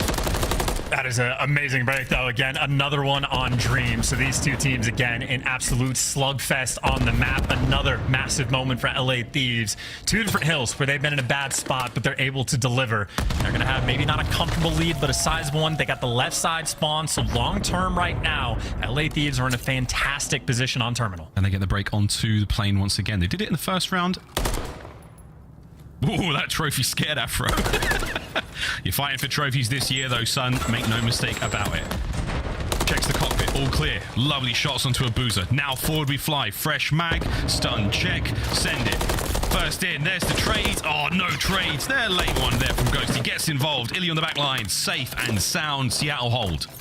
And again, this might be a situation where LA Thieves just chalk it up and play for the rotation. Maybe see if you like someone can make a hero play. It looks like Cammy's trying to be sneaky to chip away at time, but everyone else on the map is just going to be dialed in towards this burger point. But here's the play from Cammy. His teammates win the guns for the rotation. Can't quite make any craziness happen, but at least draws a little bit of pressure. So Seattle, no one's able to do anything sneaky. Everyone's going to have to just work through the front. That's a nice lead change again, just for a moment. And here comes it through the front. Illey can't get any more. 3 dead there for Surge. Great work, LA Thieves. Final 10 seconds here on the plane come to a close. Burger Town it is. Another close. Keep in mind, Miles, by the way, that they're past the 193 mark, so a full 60 wins you this game. So there is so much pressure on Seattle right now. That is a great call. Joedecieves. He's having to get involved quite far forward. Cammy with the cross. Here comes Surge. There's the first. The second for Cammy. Can't get any more out of it, but his boys are there. Joedecieves finds one, stays alive. Surge trying to hold it down. Ghosty gets involved. This could be it. Is this game 5? It is not over yet. One more hit from Surge. You have to contest. They just need to contest for at least like 3 or 4 seconds or somehow get Joedecieves out of the hill. And there it is. The nade finally comes through. They pierce through the trophies and at least get him out of time. So Seattle just bought themselves a lifeline in this game. Oh, the rotation will be absolutely crucial. They nearly line up for Afro. Nice nade, nice trophy. Nades everywhere. Oh dear, a little bit of a late game blunder. Far from over. Over to the bookshop we go. Thieves are in first. The pressure is now mounting. Could be an attack from 2 angles for Surge. Anyone to get the break? Huke through the front door, skins him alive. Joedecieves got to go big. Working through the back too. So there's the first one. Maybe Afro working through the dreams to focus on the back side of the map, but right now the focus on the point, sliding in and gunning him down. Joedecieves reading it, but still Illey alive inside the point and dancing with the devil. Illey for 2 again. The hero on map number 1 towards the end might be the hero again. Ciao, Illey. Arcitys now got up against his old teammate from LAG, holding him at bay. He will not let them leave the plane. Joedecieves coming at it for one more crack. Nearly gets the kill. The clock's still ticking. 10 now for the win. Abuzah trying to keep him out of the long line of sight. Ghosty finds one. Can he get a contest? Over to Illey now to save the day. You've got to go. Thieves in. Illey wins it. That is the map. That is the series. Seattle Surge. What a start to the season. Oh my God. And what an absolute battle to make it happen on Terminal as well. You go to a Burger Hill, it's the full 60 just like Onslaught. It is so tough to get through. LA Thieves had everything perfect, got the 4-man wipe, but Seattle Surge, their resolve completely on point. Eventually able to weed out Joedecieves from the hill, get the break and seal the deal. And we've given Illey a ton of gas, deservedly so. 2 minutes inside the hill, big gunfights towards the end, but Arcitys as well, laying down the law in that final map. A great series between these 2 teams, but Seattle going to be very happy to walk away with this one with the dub. I felt like that was the Arcitys of old, you know, like holding down a strong lane, essential moment in the game, doesn't waver, takes on 2 players, great damage there. Now, look, either way, LA Thieves, incredible play there on invasion control, super strong from them. I think both hard points chance, realistically, pretty good out of them. Seattle Surge, just a couple of moments here or there. Well, they managed to steal it away. And if we did have to go to the invasion, search and destroy, God only knows what would have happened there. But Surge, great start to the season. Search and destroy looking fantastic, as expected. Hard point, not bad at all. Mate, that was a lot of fun. High five. I'm joking, don't Yeah, absolutely. So much fun to see some of these guys back as well with the brand new roster. So a great start for them as well. And I'd say like especially so for the S&D. 2 offensive wins on Terminal. Seattle looking flawless. Looking absolutely flawless. Speaking of flawless, let's go to the desk. Good God, you're all attractive and very, very intelligent. Merc, Maven, Oh, Miles, wow. and Chance. It feels like a major here on opening day. I'm loving it. Welcome back, everybody. Pucking alongside Alley Cat and Nameless. And we didn't expect blue to be the color after this series. All 3 of us on the desk felt LA Thieves, but instead, it's the old guard still getting it done, Alley. I mean, Illey's back. I feel like that's all the takeaway I got from this series.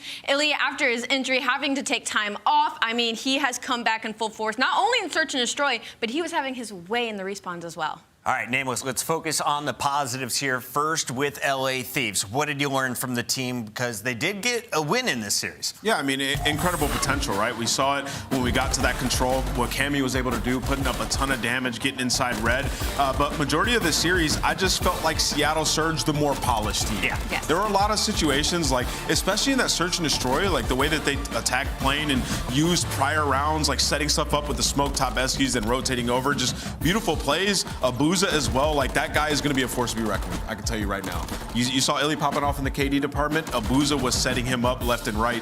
But yeah, both these teams, I said it before the series, one of these teams is going to be a top 6, top 4 team. They have the elements that you need to form a good roster. Right now, though, Surge, they definitely did a little bit more in the practice and preparation leading up to this match. It was a close fight, as you can see in the final score. Surge, though, gets to 251st and finished the series 3-1. Let's do the Abuzah conversation, because we got to touch on it. You got a guy from France, comes in, causes chaos and challengers. Now he's here in the big leagues, his first series, playing alongside some legends, some world champs like Arcitys. Yeah, there was a lot of talk around Abuzah, especially last year, because his average placement was top 4. He was the challenger player on everybody's minds, and I think he had a really, really solid game 1, which is something we didn't see a whole lot with rookies last year. Nameless, a lot of people thought that Alec was just getting the bag with LAG. He had some handcuffs on. That contract was over. He goes to the Surge. How do you think Alec is feeling after this series? He's probably feeling amazing, man. He's got some world champions around him himself as well, and this team looked great to kick things off. Obviously, under Rambo Ray, that guy has them ready to go, and you know his role on the map. This is the perfect game for a guy like Alec. Post up, get some kills, communicate effectively. The game can be pretty slow at times, so he can IGL. It's working out great. Arcitys drops 4,800 damage to secure the win in Game 4, but right now we got to talk with the man who is back in the building after a way too long of a time period. Young Illey, welcome back here to headquarters. Talk to me about your first match win wearing Seattle Surge blue. What's up? What's up? Honestly, it's a pleasure. Just being on Seattle. Like with just the players around me, my teammates are all disgusting. I couldn't have hoped for better teammates, to say the least. Yeah, and it feels good. Obviously, a win always feels good.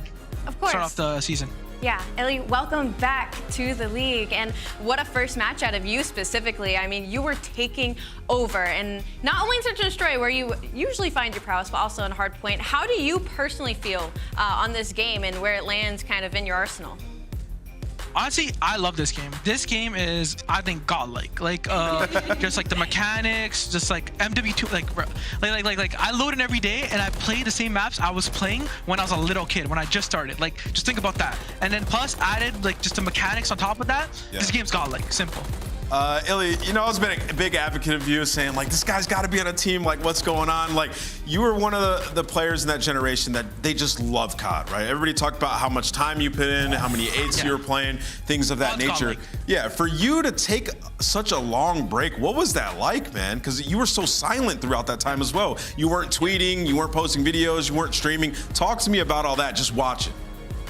Honestly, I was just chilling, to be honest. Like, I decided like whatever, like I'm like gonna take like the season off and just chill, and yeah, I was just chilling. I was just focusing on myself, you know, just getting ready for next year. Like yeah, that's simple, just simple as that. Love it. Well, you're back and you're walking away with a W in your first match win. Before you go, give me a little call out, one for each of your teammates, and a quick correction to the chat. Apparently, Abuzah, not French. He's from Belgium, guys. All right, everyone should know that. He's from Belgium, yeah, but he speaks French.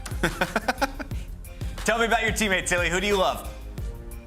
All of them, like everybody. To be honest, is equally like everyone. Just like I said, man. Like I couldn't have hoped for better teammates, but yeah, I'd say.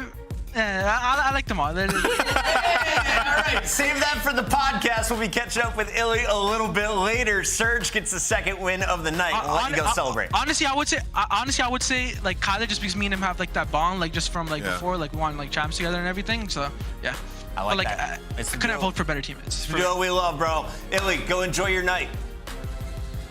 Thank you. Have a good one, boys. Good to see him back here in the COD League, and Illey and the Surge are getting the win over LA Thieves. But that was just match 2 of 3. Allie, what comes up after this? It's drumroll. OpTic Texas and New York Subliners are coming up after this. They're already talking about it in the chat. Remember, if you're watching, you might as well be earning. Link your accounts right now, your YouTube account and your Activision account combined to earn you the Mirrors Blueprint. You can get the TV, Charm, a Clutch, or Kick Emblem. A whole lot of fun. All you got to do, link your accounts right now. And of course, speaking of technology, we've got some of the finest here. Allie, read number 5. Never miss a match of your favorite teams with the Call of Duty League calendar sync. And here is the fun part. When you add a calendar, you'll also receive a squad up calling card you can use in game. Hey, that's fire, actually. Sync it up. It's going to help you know when your team's playing and you get some gear in the game. You gotta love it. All right, chat, let us know. What do you think about the first day here back on YouTube? What do you think of the first day of matches? We had a game 5, a game 4, and when we come back, I gotta get a prediction here, Nameless. Is this gonna be short and sweet or hot and heavy? Another game 5 going the distance? Hell no, this is a game 5. This is about to be an absolute banger. Stay in your seats. OpTic versus Subliners, the world champs, when we come back.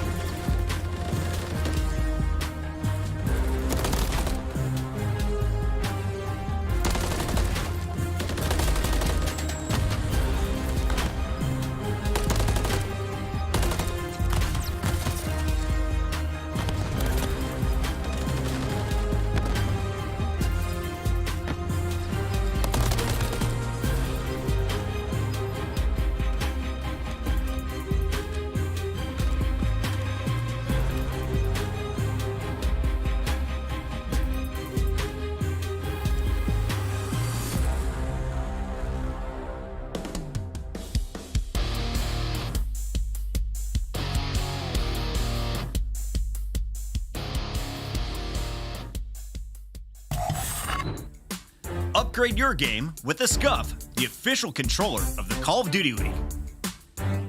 The Call of Duty League is brought to you by Monster Energy, the official energy drink of the CDL. Ready to kick it off in the city of Boston, where champions are born.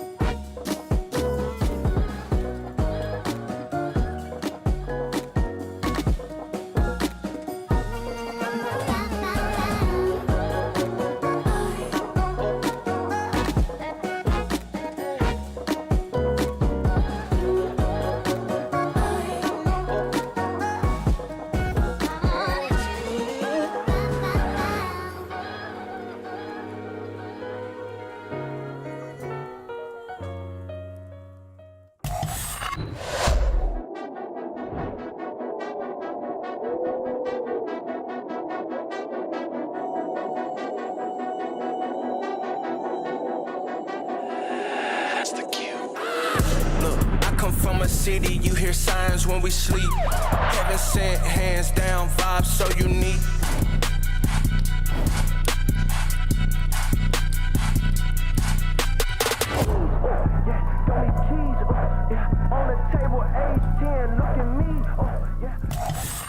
All right, I'm told the players are almost ready, so we're going to make this one sweet and swift. We've got OpTic taking on the New York Subliners. Alley Cap, for anyone who missed last year, why is this a big deal? This is a big deal because they lost their king and scum who retired, and now this year they have brought Kenny and Pred onto the main starting lineup. We got a fresh look of OpTic. Big Bruce back in the building. He, of course, one of two players returning on the lineup. Shotzzy, the other one, nameless. What were they looking to build on? Listen, they're trying to find more consistency and bring in players who've been winning world championships, right? Like Kenny has been dominating. Pred is on the up and up. He can fill any role, basically. He's going to be running AR or sub for this team. It doesn't matter depending on the situation. This is a star-studded team. And what better match for them going up against the world champs? That's the ultimate achievement. And they're trying to see if this is the roster that can really take them down.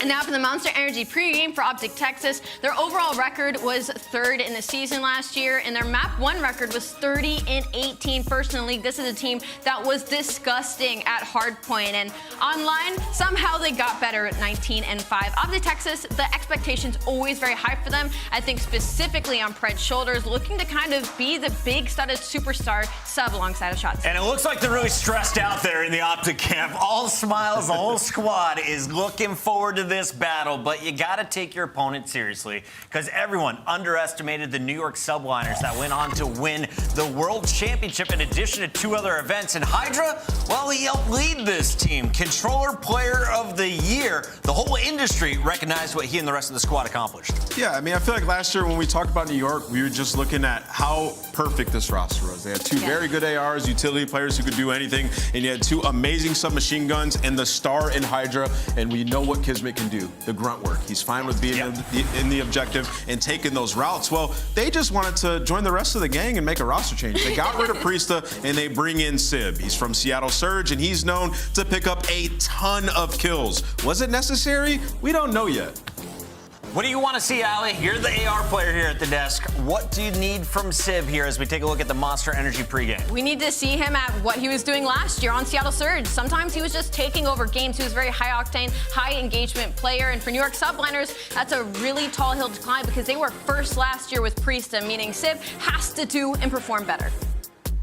New York came in with one of the lower seeds in their online play, still able to steal that first major. They also won the 5th major, and Kismet, both of those events, was my MVP. He is going to be leading this squad, and I want to hear the comms throughout this series eventually when we can. Let's take a look at the maps and modes, Ali. Where do you think the Subliners are going to need their communication to be on point the most? Obviously, it's going to be Karachi. I mean, you see that in your map 1 and number 3. We saw earlier today, there is just so many places that you have to check. For New York, those comms are going to have to be on point, and I'm looking at Kismet, the Bulldog specifically, also put up for Controller Player of the Year. He did lose it to his sub-duo in Hydra, but I don't think he's too upset as that, knowing that his teammate was the winner. OpTic versus New York. It's time to make it official here on the desk. The players are ready, so let's go quite swiftly. Are you ready, Nameless? I'm going to go first. I'm going with New York as a New Yorker from Manhattan. Got to pick the Subliners. They won the World Championship. Ooh, this is tough. I don't remember what I picked this morning. I think New York. I think I'm going with Staying with New York? Yeah. Okay, New York for Ali as well. Nameless? Hey, man, I'm just like, with the bleeding move green from over here? Priestahh to Sib, it's confusing. I'm worried about their search and destroy, especially now, so I'm going Texas. I think they take it. You really just like Pred, don't you?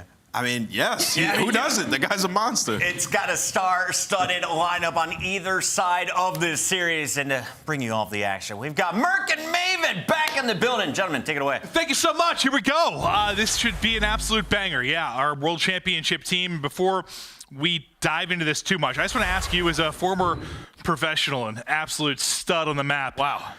A change after World Championship pained you a bit. I remember you were just like, how?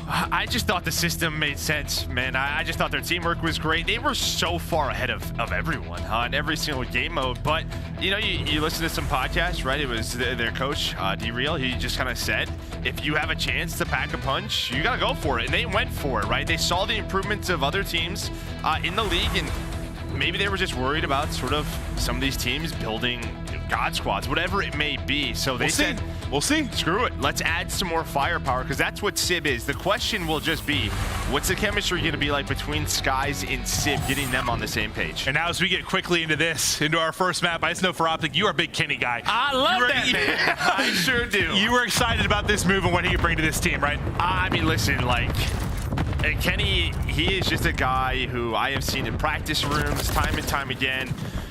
He cares about sort of the team, the systems that they are building, making sure everyone is on the same page. He has a style of Call of Duty. It is a successful one. He's trying now to bring it to OpTic. And I'm curious to see if he'll be able to do that. It's kind of our two big takeaways to discuss before we get into this map 1, and now we get rolling. And in the hardpoint thus far, it is OpTic Texas, locked and loaded, racking up time.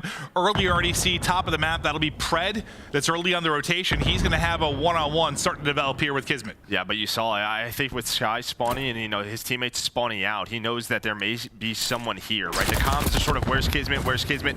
There we go, able to find him. His first kill, official kill in the CDL under this OpTic name. I know he was so excited. He's talked about it, right? All of the chants last year. He didn't know how to react to be happy, but he's got the green wall behind him now. Yeah, it was a tough start a little bit too, because travel stuff, what was the visa issues, he was a little bit behind. They had to kind of catch up a bit, right? Scump thought he was playing yeah. in a couple of these early matches, but able to get him out here. But an early lead here for OpTic, but at P2, the Subliners in control. Dashy is trying to get those taps in. One of the better natural aimers you're going to see here on the map. Guy's an absolute animal. Well, there you see it. The headshot in. Sim peeled. Another one. Drop in. Skyz ripped right off the map. Is Big Brucey getting it rolling early. Fred, nice little snap there, but Hydra going to be a tough one-on-one gunfight. That is for sure. It's 4 in a row, though, now for Dashy as he's starting to work towards some streaks. Yeah, and they know, right? You see Shotzzy around 30 seconds. He backed all the way on up. So as you get to this P3, they knew where New York was, you know, spawning out with those kills coming in. But a nice life there out of Dashy. And we saw in this particular harbor, we cast it in our first series, how big it was. The swings that it made to allow Boston to really get back into the game. Now we're going to head over here again, see what kind of time the OpTic crew is able to get. They're in early. Pred going around. His teammate will drop. He's there for the trade. Nice little slide and cancel to rip the second player out of action, but the number's still here for Subliners. Look at the left side of your screen. This is what we talk about with this P3. There's not really a close spawn. Sometimes kind of where Kenny is, you can spawn in that area, but it is very rare. So when you get 3 or 4 dead, it is so much time towards your side. But a great job by Subliners with that first push. Now 3 dead here for OpTic. Sib on 4 in a row. We've talked about him, sort of that surge duo going up against one another here in their first match. Yeah, I mean, for OpTic fans, I'm sure you remember Simp, just back to what the Mercado, remember that, like, 1v3 he had? Like, he has had some spectacular moments against the organization, so they won't forget those anytime soon. But Hydra looked like just in the webcam, he was getting loud for the teammates as he's on 4 in a row, now up to double digits in 10 and 4. Nobody in the hard point for now, but he's maintaining this second story. Yeah, just trying to find this last player, then maybe starting to earn that time, just dealing with Shotzzy. But nobody on the hill, so I guess you'll take this if you're OpTic. But now 25-second lead for New York just due to that P3 hold and that initial break. But he's just kind of baiting here. Kind of waiting for his teammates to get in a position, try to play his life. Finally, Pred takes him down. I'm not sure if it's because he was on 4 in a row, maybe, just building towards streaks as well, or just, you know, you hop in the hard point, they're kind of doing the same thing on the other side, you're going to drop instantly. I'm not sure. I think that's it, just trying to keep top control. Yeah, fighting for positioning, just waiting for your teammates. But yeah, not a lot of time earned here at P4. Not a lot, like none. A couple of seconds on both sides. That's pretty much it. Yeah, it has just been everyone sort of baiting who's going to hop in the point. Finally, their OpTic goes surging on ends of the scrap time. And the final 15 or so seconds will go their way. You see the next hard point popping on the minimap bottom left as New York Subliners getting ready to rip and roar. Going to be, what, 17 points or so separating these squads. As the next hard point pops in the early gunfights, they go to Skyz. He's able to rip down 2. Yeah, and well, I mean, OpTic, they find the first 2 initial kills, but then Skyz responds. You saw Hydra. He was trying to get active. He was trying to get out, away from that hard point to find a couple of kills. But, well, right now it is a Subliners lead. Let's go to a listen-in with our world champions. Yo, dark, Anthony. I don't see dark. He's in. He's behind me. And no. He's on the vending. He's on the vending of hill. Bottom fire. Vending of hill. Vending on the vending. Nice. Good job. Shotzzy on top. Close step down. He's close step. You jump in. Nice. That's good. Looking for Dashy. Don't come in.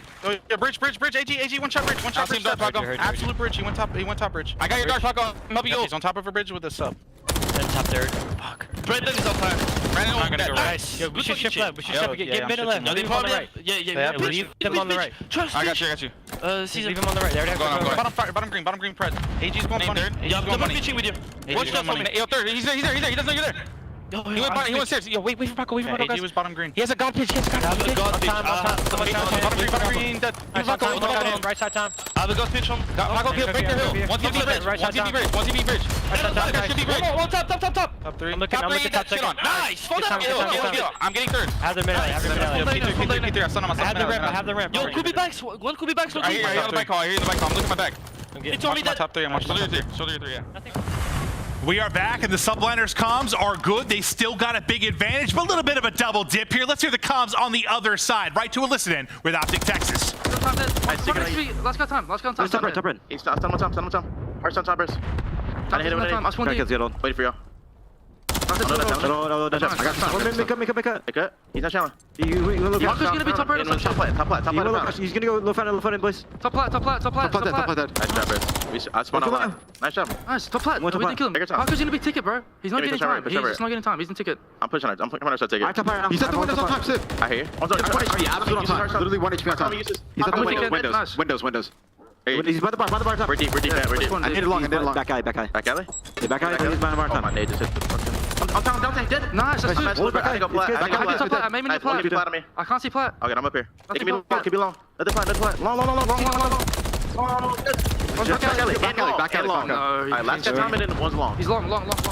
A dive into the comms with both teams. Joe, I don't know, any like simple takeaways from early listening? From the New York one, I love the patience, right? You heard just wait for Paco at that P1, and they did just that. I mean, for OpTic, comms are clear, just not able to find that break there at P2, but an opportunity here. I think a must-win hill for OpTic at this P3. The rotation is very early. You already have Dashy on the hill time.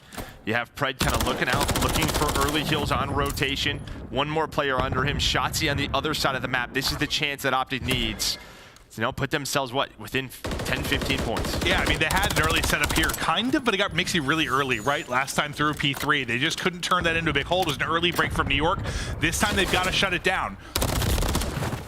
A bit of a chow.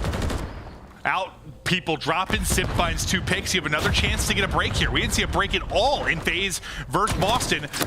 Maybe back-to-back now for Subliners. Dashy's going to drop. One more in the back is Shotzzy. You're inside the hard point. and it's just looking a little too easy right now for Subliners. Yeah, I mean, Shotzzy luckily gets a close spawn, and now maybe the chance for OpTic to switch over the pistol. Kenny off his spawn, works through the middle of the map, able to find two, but I think if you're NYSL, you take this, right? Because yes. What, 30 to 40 seconds to go their way, so they keep it mixy, not a full 60, still gonna have a solid lead here as we go over to P4. Yeah, not that it's gonna be a full 60 every time, but that's one of the hard points you can hammer people on, and they did a good job just making sure it wasn't perfect. But for OpTic, you get a good chunk of the time at least. Is that gonna be enough to start swinging back into things? Just fried out of it is Hydra, takes that gunfight versus Pred. Last time at this hard point, nobody really got any time. All the points and all the fights basically around the point. We'll see if anyone can turn it into time. It's just been a battle on the outskirts. I mean, we've had a couple of hills where nobody's really been in it. I have watched a lot of scrims, and I have not seen really sort of this playstyle, just playing for map position over sort of the hill. I mean, obviously it's very important. Both teams are playing that way, but now you're going to kind of have to start paying attention to that play clock. There's 2 minutes left. Nothing too crazy. Are we on sub base, or where are we? Yeah, NYSL. They do find some of that time, but there we go. 4 dead, and now a chance here for OpTic to get this scrap time. You see the rotation over to P5. That is exactly where Pred and Dashy are set up. Will a swing come here? He'll bring it back within about 40. Hydra just ripping off heads. Dashy just gets gunned to sleep as he hits the edge. You're plus 12 right now if you were Hydra as our Controller Player of the Year continues to show how talented he is. Yeah, he's showing how good of a player he still is. Doesn't matter the title. Finding that time, now hitting the 200-point mark. Well, he's going to have a freebie as Kenny jumps on in. Here comes the rest of OpTic on a break attempt, but he's going to be traded out effectively for the Subliners. Just have one more guy up, one gets a close spawn, and just enough presence here to maintain it. Another hit coming in. Basically, everybody through that right side of the minimap trying to funnel on through, but the numbers are going to get back in time for Subliners as well. Pred the opener. Yeah, a little double vending machine setup here from Skyz and Kiz both on top. Kiz now inside with Hydra. Kismet on 5 in a row. They cannot win it here, but they get pretty darn close. As Kismet wins another one, now has the cruise for some extra utility. Oh, it's coming in right away. He wants it. Cruise in. Looking for spawns. Trophy is there. Gobble, gobble. We already had Thanksgiving. It's Christmas season now. What do I do? Like a reindeer? I don't think you can do that, but NYSL now on the hill. A couple of more seconds. Kenny's still there. 26 and 21 from Ken. Kismet, though, up to 8, and that should seal the deal. He's got one more one-on-one. Good luck, Shotzzy. The Subliners. A statement map here in game 1. Listen, if you saw the coaches poll, you know, they were in what, like B tier? You know, people saying they're a little bit behind maybe, but what did we see last year? Kind of a similar situation, a bit behind it, winning Major 1. And even if they were a bit behind, once we get to these matches, I mean, they're the world champions. Not surprised to see them coming out with Fury map 1. I mean, if you can be a bit behind in scrims, you're just learning, right? Yeah. That is sort of the key. Losing is learning. It's great to win scrims, but yeah, if you're just figuring out what you want to do on match day, then so be it. But still, just only the first map of our series. But you can see here, Hydra right back to it, 29 and 16. Kismet, his SMG duo, right alongside him. And on the other side, it was just Kenny. Positive for OpTic. Yeah, I had the damage there for Kenny and the kills as well, but yeah, everybody else in the blender a bit, the deeper that map got. And it was a weird one, though. Like, yeah, no, it was, yeah. Both teams playing for position, leaving the hill, kind of, you know, nobody in it, uncontested. Yeah, and I just don't know. I mean, obviously, they played in the favor of NYSL, ended up winning by about 100 points, but yeah, it wasn't even like it was just like a central point. Just multiple times you see everyone fighting for position. And, well, sometimes maybe you're going to have some... it's early in the title. Some awkward moments you have, especially for OpTic, who's a very new roster in many ways. People kind of trying to figure out how they want to play certain spots. Well, I just think on that hill, I mean, I get it. If you have a... That one, yeah. You're down low, like, yeah, you're probably going to lose. Like, we were watching Hydra, if any time he would have hopped to the point, he would have died. Like... So he was just kind of chilling to see if the guys could get back, but like everyone was fighting to try and get to the actual hard point. And you see Kismet here with a triple to seal it. Good luck beaming somebody off of this heady, but they got a rival in their hands. Good night. 9 streak is what it ends at. All smiles for the Bulldog. Yeah, you and I were kind of talking earlier, just like, you know, maybe why is this team, if they are struggling in scrims, I'm sure they're fine, right?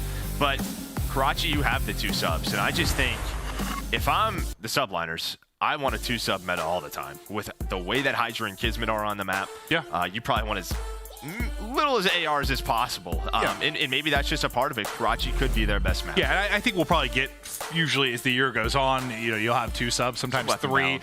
We just have a lot of, it's pretty heavy AR, obviously, right now. But yeah, so far, so good. Looks fantastic for that team. Now, we'll see how OpTic can bounce back as we get to search and destroy. You know, Dashy has been brilliant in that. But like that, what do you think is the hardest thing when you make a team change like this where you've got, but I guess part of your core stays, but it's a big mix-up, right? Like you've got 2 superstars coming into the team.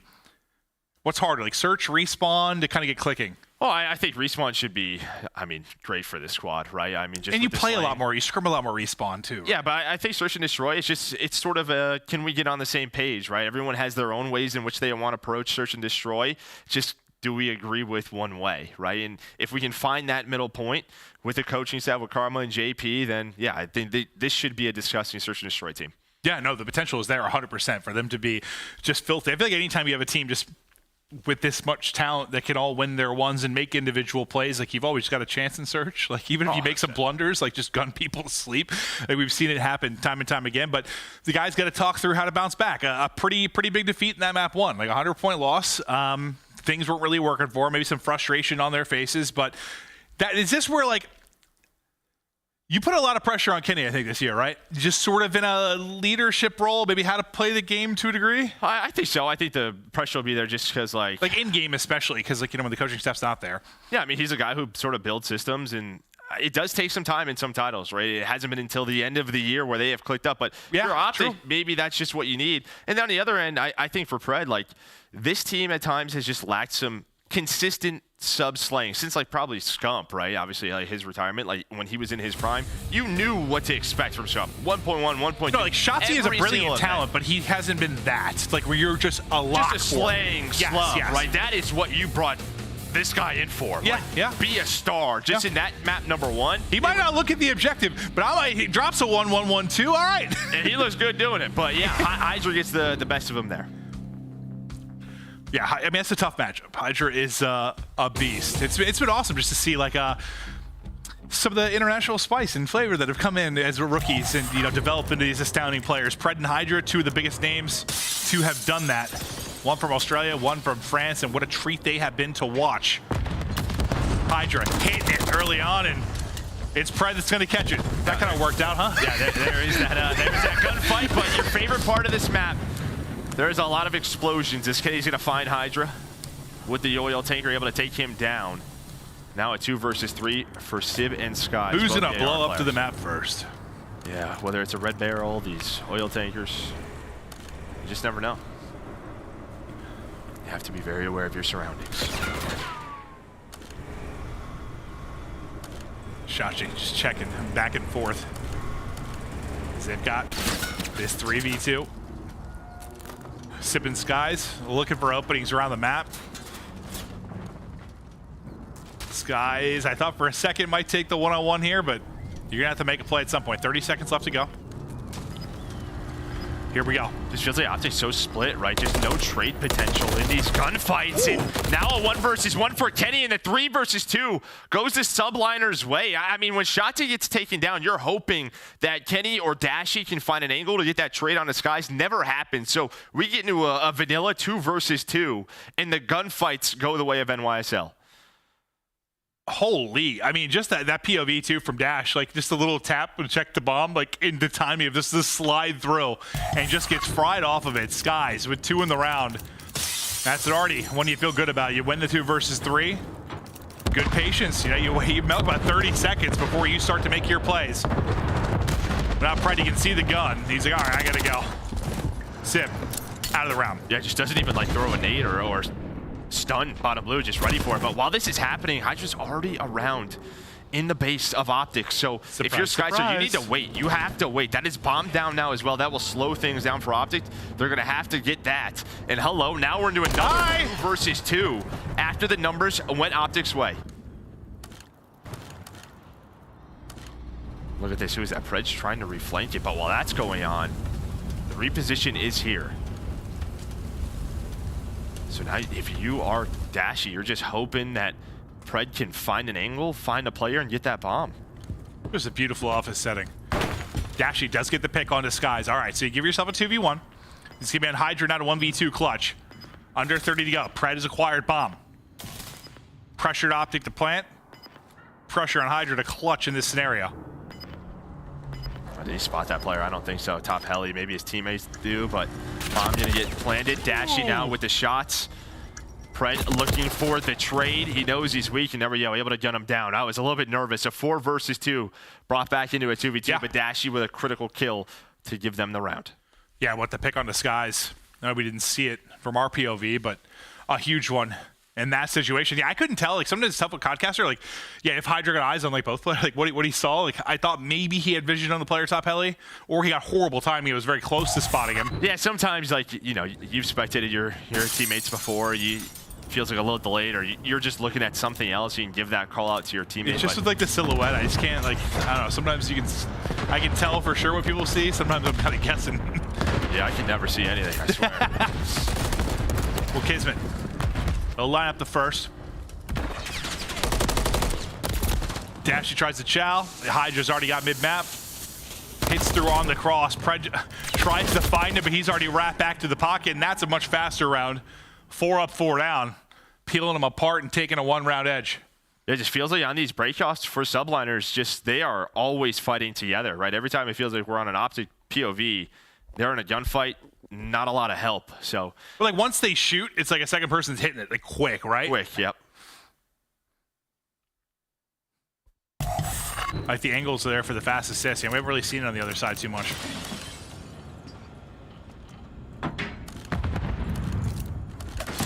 Saw that. That's all the info Kenny is looking for. So he knows this is probably. They're hitting fast, bro. They're going. He only saw one player cross in that window. That's the intel. For Pred on a Hydra, but we're into a 3-on-3 as Kismet finds another one on a Dashy. You hear Pred. He's not rocking covert sneakers. He's rocking the Deddy field upgrade instead. Oh my god. He's right above him. Oh, Pred's able to get it. Kismet now. Against the world. There's one. Finesse is back. You're in trouble now. Yeah. It was a slide away from one. You're into the angle of the other. Position is there from OpTic. They closed it out to 2-2. We go. But yeah, no, good info and good read on the aggressive push. You saw the minimap. I mean, they were hitting it. 3 were sending it. But you said Kenny got info on the cross. Gun up and ready to get that first blood. Take control early for the numbers if you were OpTic. Yeah, that's just what this game is all about. High-rise, invasion. Terminal, it's all about these crosses. Watch a cross, get info. Yeah, how many players cross? Is there a smoke down? And how are we gonna play off that? You know what, Joe, you're smoking hot. I appreciate that. You're welcome, buddy. You're a very handsome man as well. Hydra's kind of lurking, coming to his team. Did a great spot here. Yeah, he's gonna pounce and find 2, and then Shotzzy's like, all right, I got the trade. But they are ready for it. Dashy now with a potential 1 versus 4. Oh! Imagine, just centered on his forehead. And this is the thing with high rise. With the underground, with the jump ups, you can finesse so much. Until you like can't a Houdini. Yeah. The explosive barrel might have got him if the shots didn't. He was tucked right against one. 3-2 now. And yeah, I saw Hydra, like, his eyes like lit up and he was just commenting to his team, like, I got a spot. Yeah, wait. Got into that position. It's what he has always done just so well. Put himself in the positions to succeed. Find those easy kills. Yeah, you could just see, like, he knew he had, like, freebies just by his face alone. Some damage in. Maybe the needle Oh! But there is a trade. That's a toss. Yeah, with the bounce, but Shotzzy was able to find one of his own. What was he on 4 in a row? Some ways to go towards streaks, but building. Now 2v3 for Subliners. They clutched that 2v3 in round 1. They came close in a 2v4. There's been some sketchy rounds for OpTic when they have numbers. See if they can do a good job this time around. Pred is going hunting. Yeah, I think Hydra shot at some point, so Pred's like, I'll try to find him. But now it is all down to Hydra, who is on 4 in a row. Gonna find the timing, but not the kill, and then here comes the rest of the team as OpTic able to trade him out. Yeah, I was like, is he going to try to win this, or is he going to hide the corner for 40 seconds? We'll see how he plays it. But yeah, streaks in this game are, I don't know, not quite as powerful as they've been in some other titles. Well, because of trophies. Yeah. But something, I mean, you and I, Cassie, we've seen someone on 4 in a row that is tucked in a corner for a long time, depending on the title. Not going to happen there, though. All square again. Any big takeaways from the early going? No, I think it's a great bounce back here from OpTic, right? It feels like they're, well, there it is. I knew it was coming at some point. Well, you think there's going to be like 3 or 4 that die to it at the same time. I just know I've seen 2 like triples from a barrel. I was just hoping a whole team gets smacked at one point because that would make me laugh. But you're right, that was just a solo explosion. Dashy wins it close and personal there with Hydra. 3v2 for Subliners now. Pushing through on the hunt is Kismet. I think just slowly kind of trailing Dashy. 2 versus 2, and that 1v1 should develop. Yeah, so Kismet's finally able to hunt him down. I saw on the minimap he's just chasing him around to go to the 2v1. Now, Shotzzy, what can you do? Close some doors, make some plays. 35 to work with. Pal, let's see what you got. Nobody really committing to bomb plants very often, right? Just waiting for a peek. This time, no, they are going to put it down. Just trying to find that info. Gonna get out. Kismet gonna go top propane. He gets that info. Does Kismet spot him? It kind of looks like Kid. Maybe. He's got a hell of an arm. Oh! He's alive? Oh, he's alive. That looked like it hit, but I don't know if he blown up. took any damage, yeah. Shotzzy somehow gets it. Snaps, almost snaps onto the second. I mean, he did snap onto the second. He just needed a couple more bullets. It was that initial movement. It felt like he was trying to get on top of the generator, and it messed with the movement, but maybe gave him a chance. No, I'll say the movement. Yeah, the movement like screwing up is the reason he had an opportunity, honestly, because it just looked probably kind of awkward from their POVs. He has bounced up, found like an interesting timing. And he probably needed, I didn't see how much damage he did. We got 3 bullets in or something, I think. That was a quick snap onto the second. You saw the talent on display there.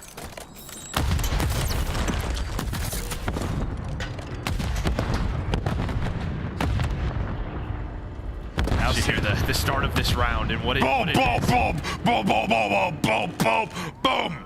Yeah, if you didn't know, actually Maven did the sound effects of this game. Yep, worked very hard on those. Just for this map. Nobody dying though. Early 30 seconds off the clock. We have Kismet going for this outer route. Sib with the first blood. Oh, Fred ready for it. It sure is. Not ready for that though. I thought he was going to lose aBeZy a little bit there on the railing for just a second, but he was able to regain it. Dashy now. Let's see what for the 1 versus 2. Got a couple tags in, but it's a round to Subliners.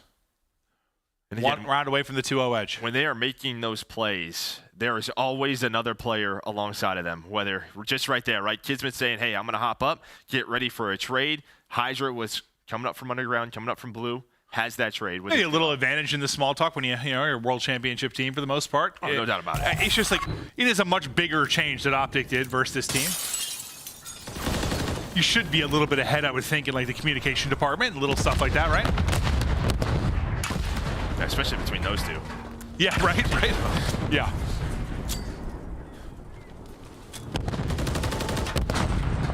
Nobody to drop yet. So looking for that first blood. Hydra on 8 and 5 might have the first fight here.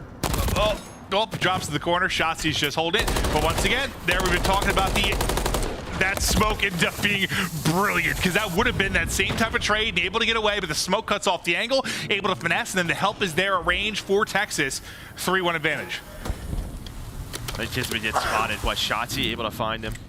Spots him, so they're ready for it. Kismet with a rifle in his hand as well. Not going to be possible. Shotzzy chases him through.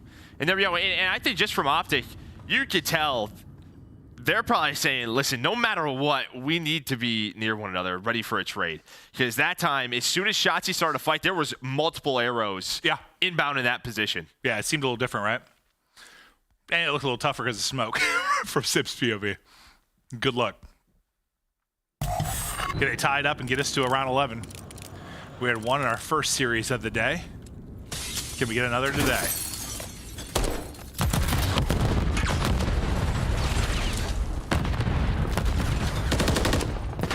shots at range thus far from the MCWs. Shotzzy trying to play behind the height. Skyz is crawl backwards, son. What is so he is breaking the window and just barely outside the ledge, I guess, can get an angle onto him. It seems like Shotzzy and Skyz are playing tag right now. I know, I'd definitely fall off doing that. 100%, I'd be falling to my death, yeah. I'd be like Spider-Man, but like fat, bald Spider-Man, just fall and die. Shotzzy and Kenny, nobody have OpTic the advantage. 5 HP is Kenny able to get out. While this is going on, Kismet trying to find an angle, trying to work the flank. But you see how powerful Top Propane is, just able to see all over the map. Yeah, just so much ability to just get prone and finesse as well. Just take people's attention. Kismet, though, may have found the timing. Couldn't quite finish the kill. He's got to get away. Shots coming in from everywhere. One lines up in front, not able to do it. Skyz last up, not getting it done. Take us the whole way to around 11. And I feel like sometimes, because, you know, they only use movement attachments on the Renetti, right, under the, sort of their GA. So it's like sometimes you feel like I'm going to use this pistol, get an easy kill, and get out. But I think it's a little bit easier with the MCW. We talked to Crowder about that. Like, sometimes it gives you that false confidence. If they had different attachments, yeah, it'd probably it's like a 1-2 pop, just cannon, right? But yeah, no doubt about it. They're not using the same Renetti you are in pubs, put it that way. No. Round 11, here we go. Who's going to be the playmaker? Well, it's really slowed down these last 3 to 4 rounds.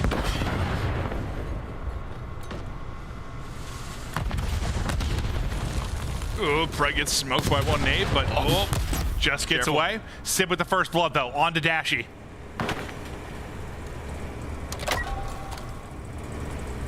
Daddy out. You want to make a play. Looks like he spots Simp. And that is just, Kismet is just reading that, just ready for it. Kenny, though, makes this a 2-on-3, a winnable round here for OpTic. I love this spot, too, from Shotzzy, right? You can see that cross. Look at him go. Look at that wiggle. He's on 4 in a row. Can he keep this streak going for the win? 2 versus 3, though. Time dwindling. Under 30 seconds to play. Oh, and that's just the worst timing possible because he's on that bomb. Shotzzy had the cross to B. He was just ready for it, but he jumps over those players, and now he's left in a 1-on-3. He's probably so confused when that bomb first gets planted, just based on like how it looked. It's so awkward, the timing. Ooh, almost giving out haircuts, but not quite enough. Simp with the first blood in the round 11. Some awkward timing there for Shotzzy at the tail end of the round. It's a win for Subliners, now up 2-0 in the series. Yeah, it all starts with that first blood, and then at that moment, New York kind of know, hey, they have to make a play somewhere on the map. They try to take something back from us, and Kismet just waits. He waits for the pop.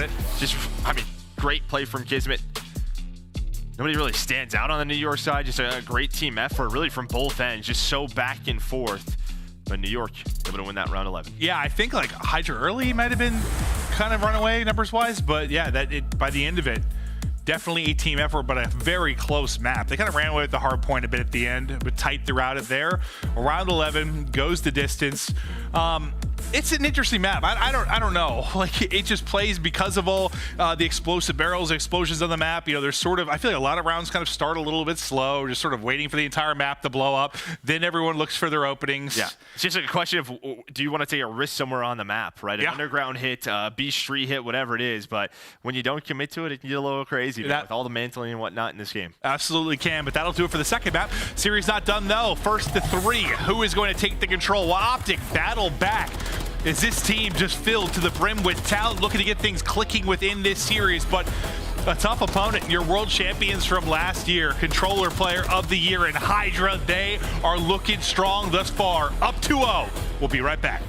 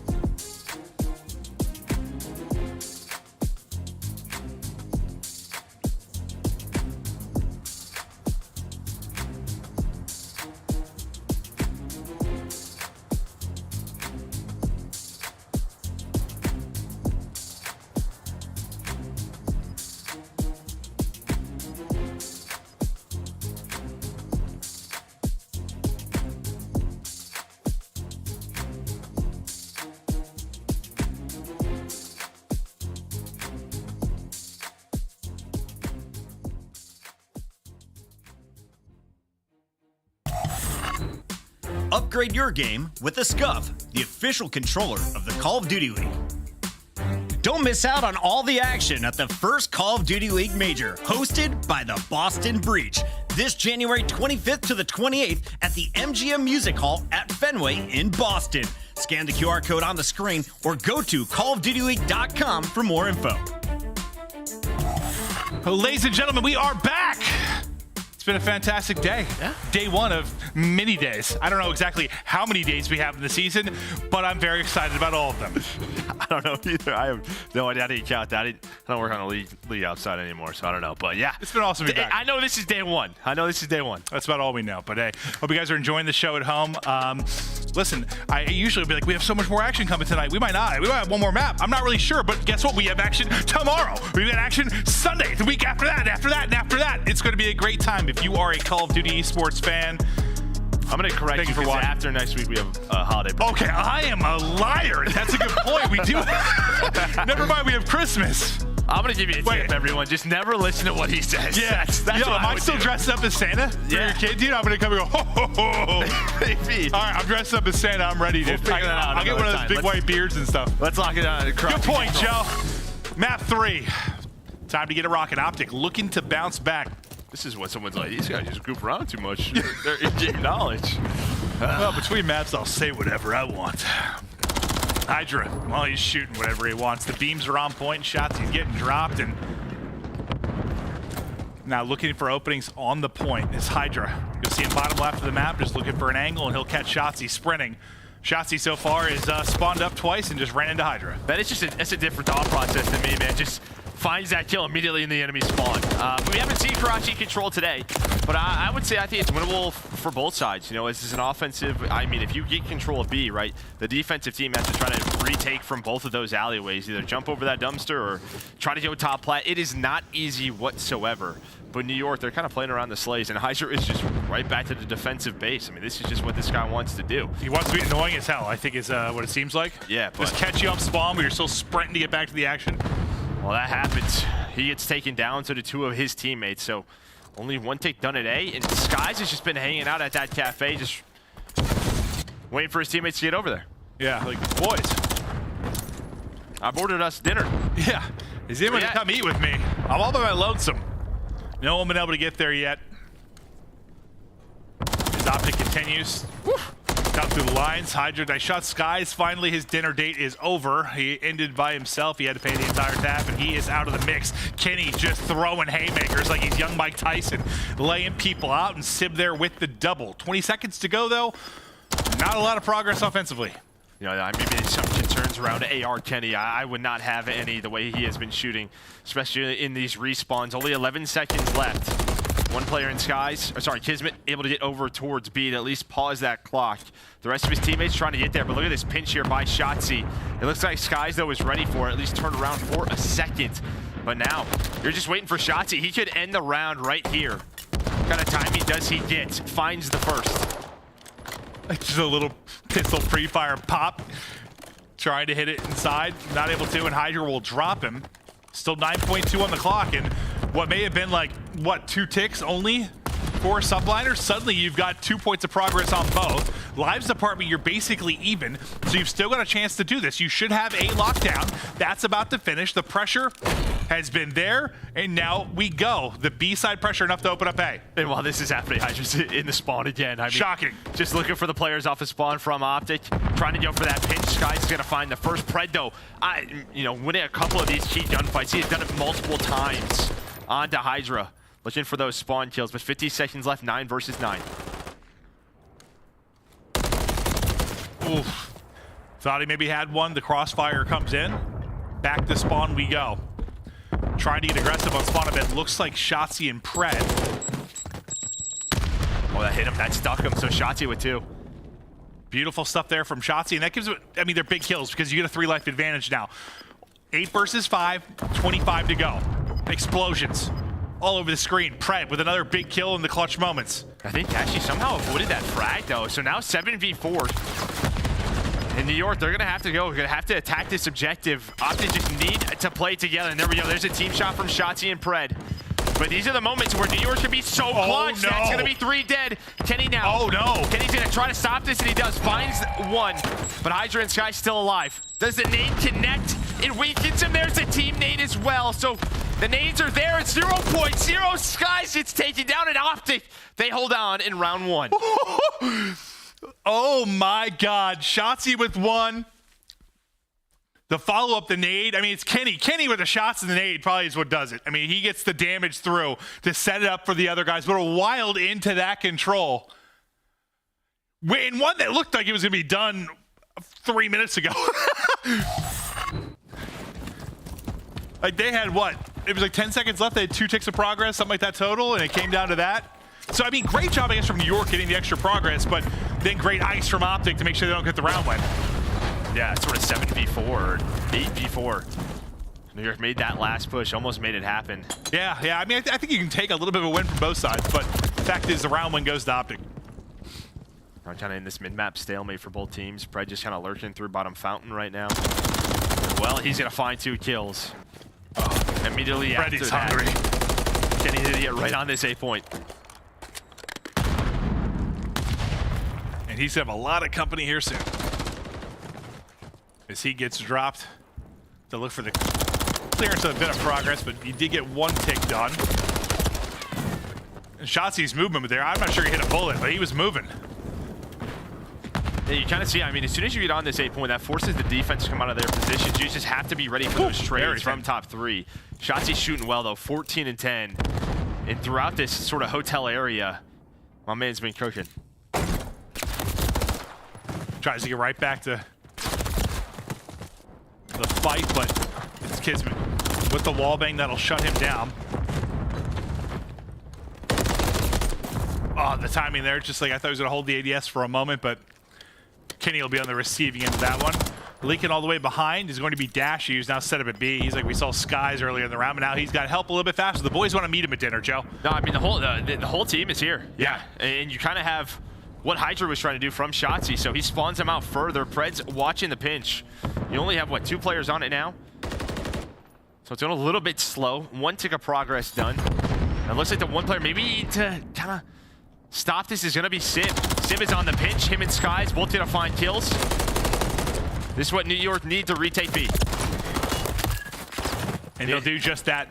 They break on through. The Renetti hits. He talked about being a movement Renetti, but Skyz has got no problem picking up the kills.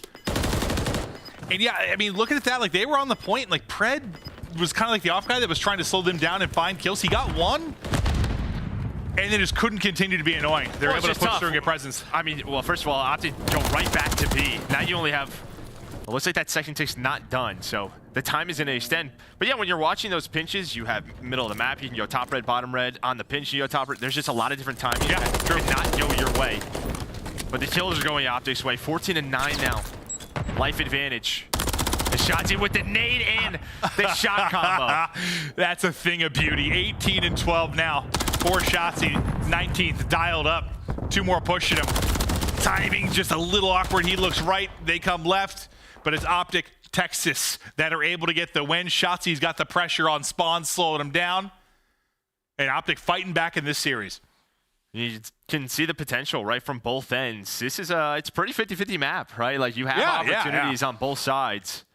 Feels like more than invasion for sure. Yeah. It's a little mixy, especially around that hotel area. Just, what timings do you get with all the 2-story buildings, different alleyways?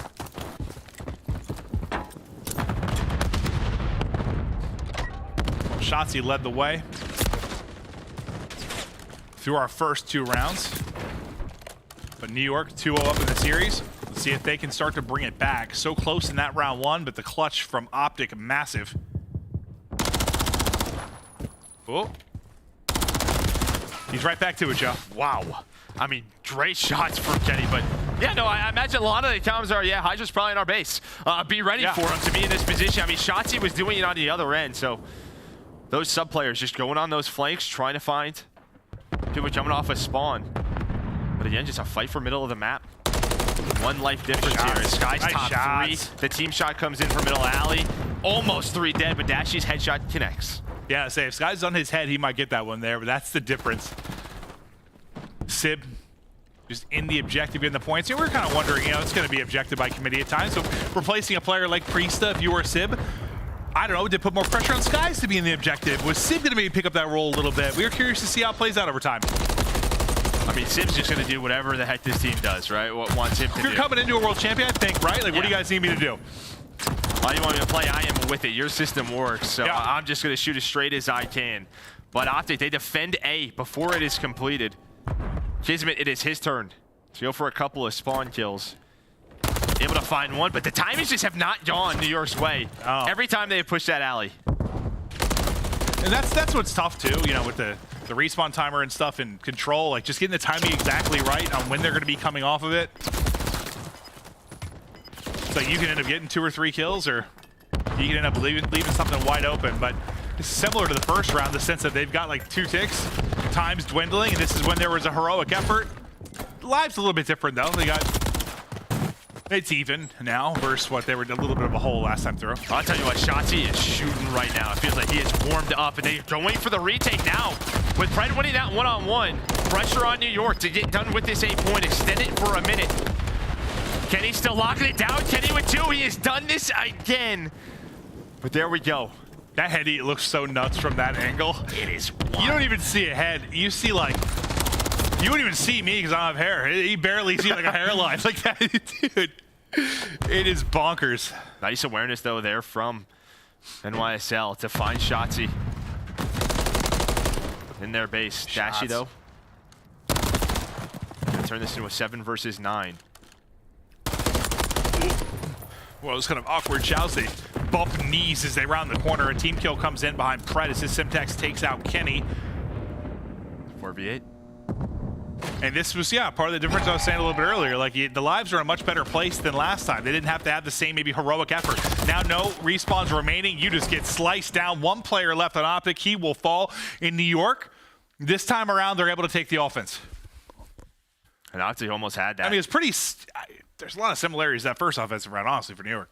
Yeah, just comes down to the time limit, able to clutch up at A. Kenny almost found 3. Like, maybe if he has one more teammate to watch that middle alley, they have a chance to shut that down. But New York stay alive. Well, when we switched, like, POVs there, like, for a second, I thought he, like, killed everybody. Because you're, like, Kenny with 2. And, like, we saw the angle of the person trying to, like, shoot his head. Didn't look great. So I'm like, is he about to 3-piece him up? But he dropped right during it. Stunned, and the jump, well, it doesn't work when you're stunned up, buddy. Nice opener from OpTic, and the information behind the stun leads to a kill for Shotzzy. Great start. Shotzzy up to 25. And well, now they have to find Shotzzy. Able to take him down as he takes down 1, but look what this does. This just relieves so much pressure on the map. 2 players on A. A almost done. Are New York even going to go for this? No, all the focus is going to be on B. That's the fastest hit we've had so far. Well, fastest success. And that's off the opener. You get, what, 3 or 4 down? We've seen that so many times in control. You have a flawless opening, you get a point to go with it. So now you've got a 4 life advantage. You have, what, 2 minutes or so to work with. You're feeling damn good if you're OpTic. Close this out here and push us to a map 4. Yeah, things will slow down here a bit. With Hydra's position, you're going to see OpTic start to spawn towards the bottom right side of your mini-map. Right? They're going to have to take some longer routes. They're already here. Kenny, Shotzzy, Pred all win their one-on-ones, and now it's down to Hydra. The person playing forward in the OpTic base has to come back and try to help his teammates. And now look at this, all through this dumpster alley. This is not fun. We've all been here, but somehow they get through. They find that first kill. They're using their teamwork and their nades, but Kenny's still ready for it.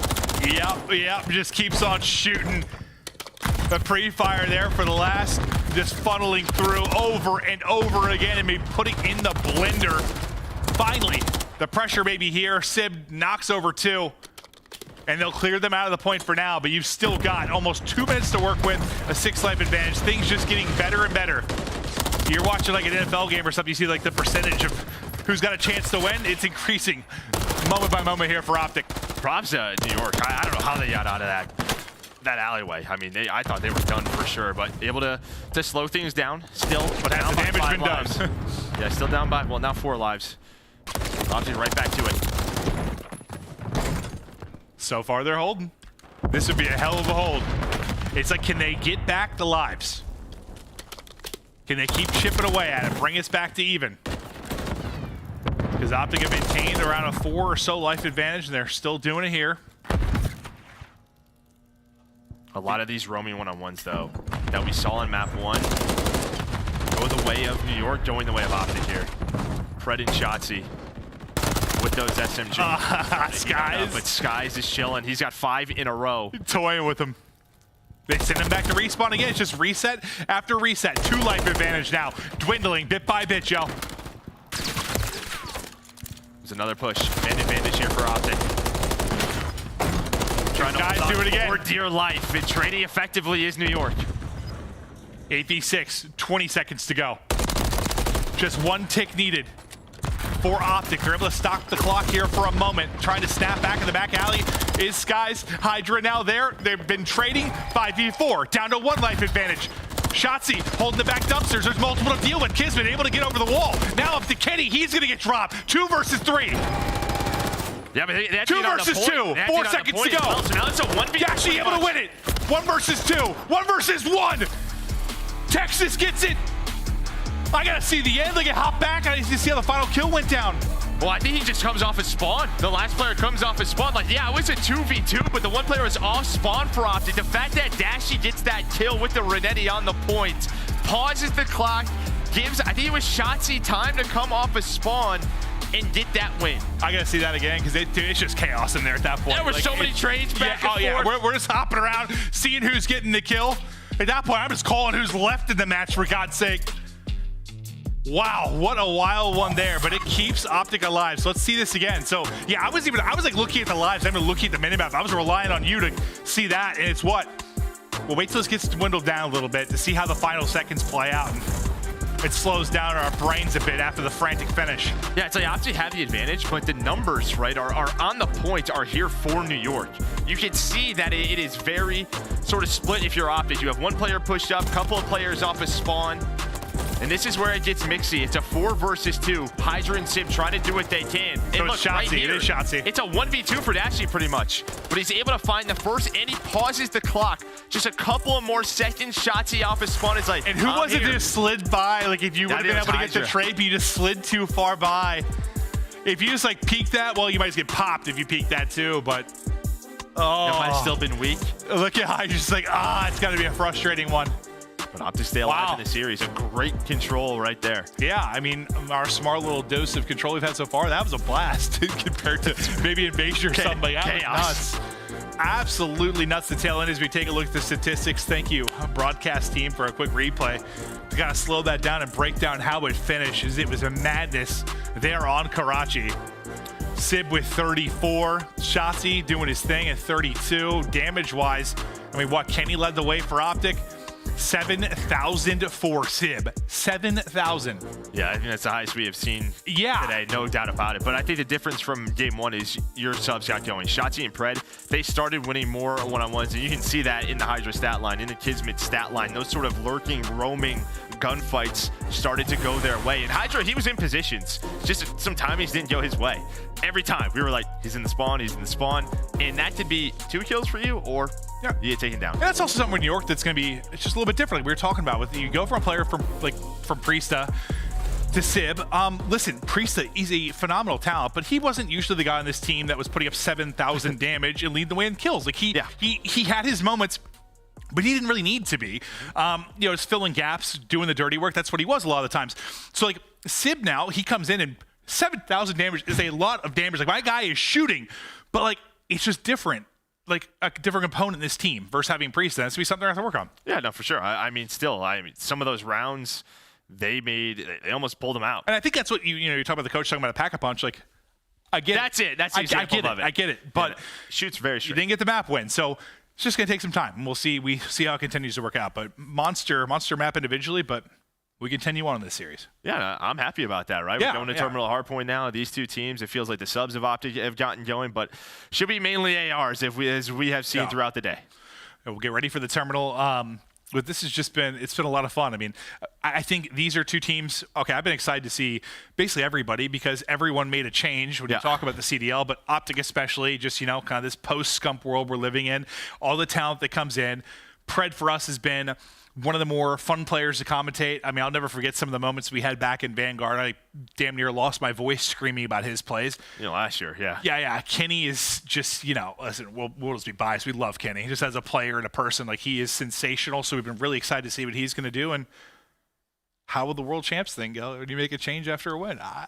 Yeah, I mean, listen, I kind of get it, right? Because there's a couple of ways to look at it. Not only are you getting Sib for his skill, but when you bring someone new in, that player is motivated. Just they didn't win last year, right? And it brings an energy to a team that is coming off a World Championship and say, hey, let's lock back in. I want to do it again, right? I want to do it with this squad. So I think it's a great thing for the team environment in itself. And he's a bad man. Look at him right now. Like, he's cold. His name's Dante. Like, yeah, he's a cool dude. There's no doubt about it. I just want to be as cool as him one day.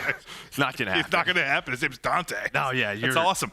You're old. So. Oh, it's true. Yeah. But game is ready. We'll get into it before we get too far off the rails. Thank you, everybody, for watching at home. To Terminal we go. OpTic trying to bring it back in this series, tie us up at 2-2. Maybe we'll get to a map 5. We had one to start it off. We'll see if we can get the whole way there, baby. Why not? Bum, bum, bum. I mean, the first time we casted this one, it was interesting. I mean, no one got over 20 kills. It's that sort of like game within a game with just your trophies. And yeah, there weren't a lot of mistakes in the match number 1, but we saw in last series between Thieves and Surge, there were some breaks. That one was a lot more fun in a way. Yeah.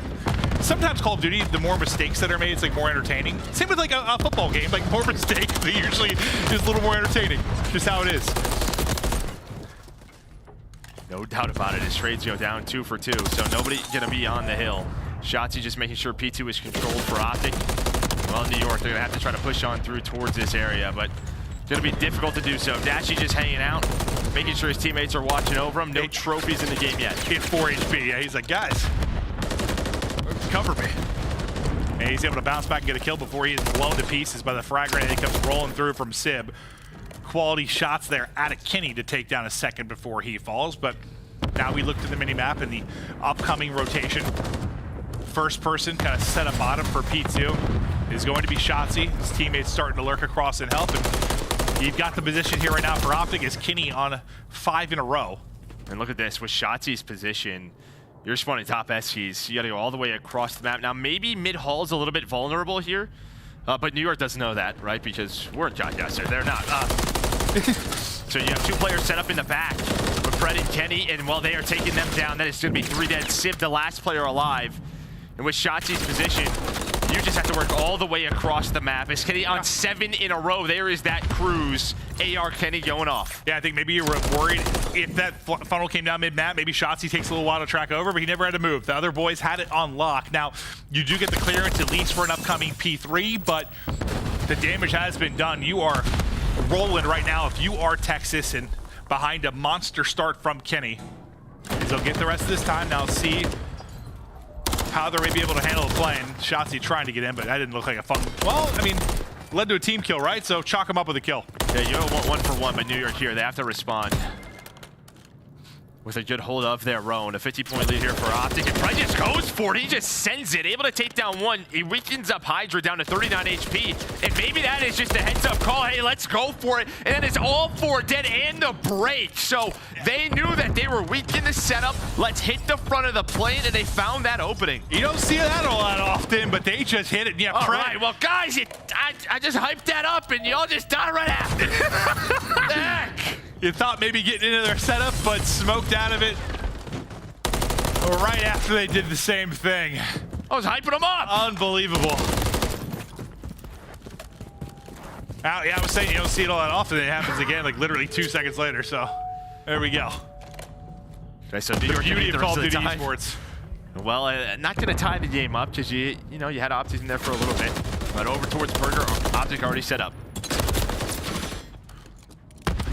You've got Shotzzy and Dashy playing around the hard point, kind of watching that long security lane. It'll be Fred and Kenny.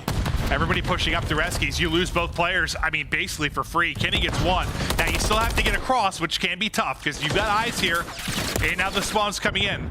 It's like step 1, get the kills. Step 2 is to get across.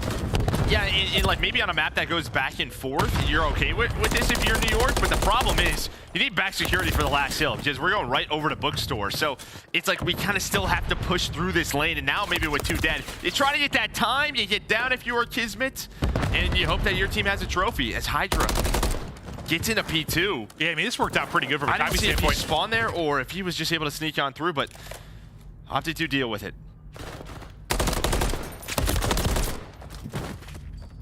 So what you get the final 30 or so seconds. Lead change now over to Subliners. Next hard point. Here we go. Nice little slide and snap there from Skyz. And inside the hard point, Dashy gonna win the one-on-one. Hydra just kind of waiting for maybe Shotzzy to roam. Pushing towards that middle of the hall, but to have to group on up. And you see Pred's position. So even top Essies, when you start to rotate on over, he has a lot to deal with. This crossfire is insane for OpTic because Kenny's looking over Shotzzy. Shotzzy has the main hallway. Does get taken down. Here comes the push for New York. Nice shots from Simp. Yeah, and that's just sort of your emphasis is going between both players. Like they double chow out. Always going to be difficult fights to win. Sib makes him pay. Kenny trying to snap back, but not able to do it. He'll drop. The New York Subliners regain control with 20 seconds to go. And kind of all over the map right now, if you were Subliners, you got, well, 1 top left, all the way towards where you have 1 set up in the plane, 1 spawning Eskies. Next hard point's gonna pop, and I'm just looking where Sib is right now. He's kind of on an island. Yeah, it's like you had a chance there if you were New York, but now down 20 points, we're headed back towards P1. You just have to try and flip this map. So difficult to do. And if you can't do it, you try to get as much time as possible here at P1. I swear, some people's Renee's hit a little bit better, but Dashy is a very accurate man. Sure, the headshots help. No, they do, but it's always been like that for him with an AR. Sometimes I swear, it's like, I swear he's killed 1 bullet less. The guy just does not miss. Just kind of a standstill as everyone trying to get towards this hard point. Shotzzy now looking for the angle. That just, something hit him in the forehead. I'm trying to watch the pitch. It looks like Hydra's trying to make a move on the other side of your map. Maybe gonna have a one-on-one with Kenny, but Kenny just being very patient. And there is the pop-up. Kenny wins the gunfight. This is just a bit discipline you want to see from OpTic on this rotation. Yep, let him get this time. All that matters is the rotation. Discipline there, as you said. Shoulders. Give a little shake and bake. This kid's, yeah, I mean, nice movement from him. And now maybe a chance. You have a 3-on-2 around the hill. You see where OpTic spawns. It's all down to Pred. Pred trying to do what he can. Maybe having a moment, but there is the break for New York. A huge break for them here at P2. Yeah, I mean, considering what you invest in that, the disciplines you said for Texas to kind of hold, be ready for the next point, and you get the break on through. There's been a couple of big breaks. OpTic, unfortunately, when you get it at the plane hill, gets broken again right after it. This one, what can Subliners turn into time-wise? And it looks like this is going to be, what, 40 or so seconds they're going to get? You're talking like an 80-second swing. Yeah, just taking a look at the scoreboard. We have a bit of a pause as you can see OpTic going to get set up. Yeah, Kenny 22 kills, again, leading the way. I mean, he's leading the way by a margin right now in the lobby. Yeah, he's had a great series for OpTic in his debut. And the other side, just a very balanced effort from the Subliners. Hydra thought he was maybe sneaking up the ramp. Sometimes it's the best way, honestly. If you play in Search and Destroy, you climb up a ladder or you go up the stairs. Actually, the ramp feels like the area you can find the most timings. Yeah, I mean, it's what it's about. PowerPoint, it's just catching a timing. He tried to. Oh, hi. Hello. Nope, bye. Hi. Well, there's some timing. There's the trades. A teammate from Kids just up and down waiting for the squad, and there's another break. My guy's a gopher. That's playing whack-a-mole. But once again, they're able to get in behind that, like these little breaks, just leading to 20 to 40 seconds in spots. And this is when it's like, okay, right? Like you've got a 50-point advantage, you're up over 200. Like those points are starting to matter a lot. But this is the stretch. You see that left side control from OpTic Texas. This is where you can really rally and chain something together here. Yeah, it is not over yet. No, absolutely not. Set up, Dashy already inside. One player trying to work the pitch. That's going to be Hydra. The rest of the teammates through book over towards vending. So it looks like New York can have this side of the map. Maybe they want for P5. Or is OpTic gonna try to push this out? It looks like off a spawn. Fred through bookstore does get caught. But OpTic just holding down the hill. Kid's on 5, make it 6, and there's gonna be a cruise for him. We'll see if the cruise will come into play.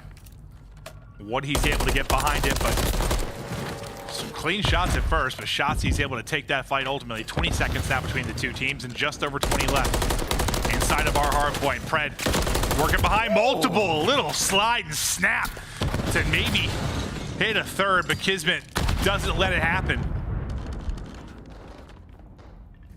Well, you're gonna see another lead change here. New York gonna have a break. It's one of those things, like, depending on how this result is, like that plane push, I almost wonder if you just give that up. Yeah. Realistically, right? You did so much work at B2. You just say, hey, OpTic, you can spawn out there. We're just gonna go set up at Røkkr. But maybe they could clutch on up through a break. Yeah, maybe it's just like you've been breaking all map. Maybe you're just thinking you've got another break in you. Yeah, Cruz is gone, finds nothing. Kenny and Pred find the kills. 20 more seconds for OpTic, Nice and we're heading to a shots. map 5. Nice shots, clean there from Shotzzy. Kismet getting caught on the cross. Kenny approaching 30 kills. We saw nobody over 20 in our first terminal ARP when we casted to start the day, but this time we've got people popping off. 5 more seconds to go. 5 in a row for Kenny before he falls as well. Dashy inside, locking it down. Nobody close, and OpTic get us to a map 5. And I think you might be right. Like, you know, as good as the break looked, and I was thinking at the time, like, it's 20 points to get over 200, you're up like 50, but then it's funny because right as I said that, I looked at the map, I'm like, oh yeah, but they've got like upside control, and this map is this map, and you just can lock it down for so long. Yeah, I mean, props to OpTic. They just said, screw it. You know, it's fine. They broke it. Let's get set up early at Røkkr. You had 3 players in that area. There was a chance, I think, for New York where they had a bit of a pinch, but the players held on. But Kenny with the 30 bomb, almost 5,000 damage. Outside of that, I mean, the scoreboard looks pretty similar between the rest of the other 7 players. Hydra 13 and 24, not a stat line we see for him, but this is kind of what I mean. Map number 1, Karachi, you're running around with a sub. Hydra's doing his thing. Perfect. But on a map like this, where he's got to play a sort of slow, disciplined, every time he tried to make a pinch or a flank, read by OpTic, they were ready for it. And that's just the limitations of Terminal Hardpoint. No, it is. I mean, yeah, they couldn't be like more different when you're kind of talking 100%. About like play style and how they'll line up from a weapon standpoint, but just sensational stuff there. As OpTic, they get us to a map 5. You know, it starts a little bit slow. You have a really rough round 11. You beat up a little bit on Karachi, but after that, the fantastic stuff. Now we've got a breakup coming, and then we get to the map 5 here between your world champs in New York and OpTic, the new look team looking to make some noise. Don't go anywhere. We'll be right back after this quick break.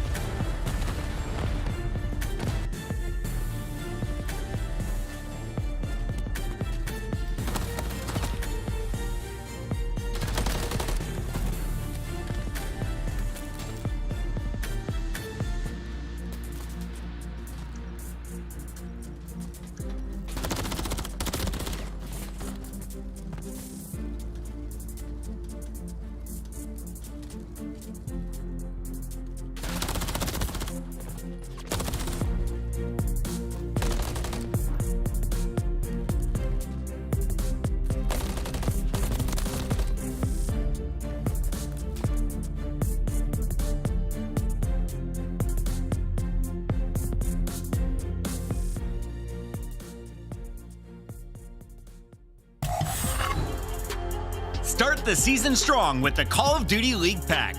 Grab yourself the CDL Operator, Weapon Blueprint, and so much more. Check out the Call of Duty store in-game now. Upgrade your game with the SCUF, the official controller of the Call of Duty League. Here we go. It is a 5th and final map to close out our inaugural day of the season. It's the first day. It's been a banger. We've had a lot of great maps. We've had a whole hell of a lot of fun. Thank you for those watching at home. And now we see how it ends here. We got a long season ahead of us. I know it's still early, but I'm having a blast. That's all that matters, right? We got a second game 5 of the day. OpTic New York. OpTic, they look great in games 3 and 4. I mean, you know, Kenny really stepping up since map number 1 in that AR role, but then the subs, especially in control. But we saw from map number 2, New York, they were just so on top of the trades and how they were taking fights in search of destroy. Can OpTic be a little bit tighter here in this game number 5? Well, they were looking really good on terminal. Different mode, I know, but we'll stay here and see if you just keep those fights going your way. Kenny was just masterful in that map 4. This is just a tough offensive map. He's just littering. You really have to use that smoke. And look at this position Hydra gets into. There's not an early challenge. And Skyz is ready for that peek. And he's like, all right, guys, well. Kenny has spent 10 seconds crawling just to have his face ripped off by Skyz. Yeah, and it's I don't know if you expect Hydra here, but now you do. Dashy, the stun is going to connect, but he is out of there. Just able to escape, but I think just playing some tournaments, some wagers, and playing with Octane, he's like, dude, every time I spawn up on offense and search on terminal, I know I'm not gonna have a great time. I gotta do something I don't want to do, and that's really what it is. You have to try to make a push with a smoke towards one of these sites, and it's just not gonna be fun. You have to just try and clutch it on out. 3v2 for Subliners. Wow, that's a win and a half. Oh what the hell? Trades the teamwork. I don't know how they won either of those gunfights, but now a chance. But now it's into a 1v1. The Bulldog versus Big Brucey. 13 seconds to go.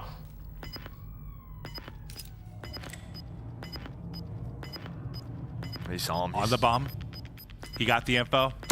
Kismet is there, and he bails them out with a 1v2 clutch after the 2 gunfight wins by Shotzzy and Dashy. Jesus.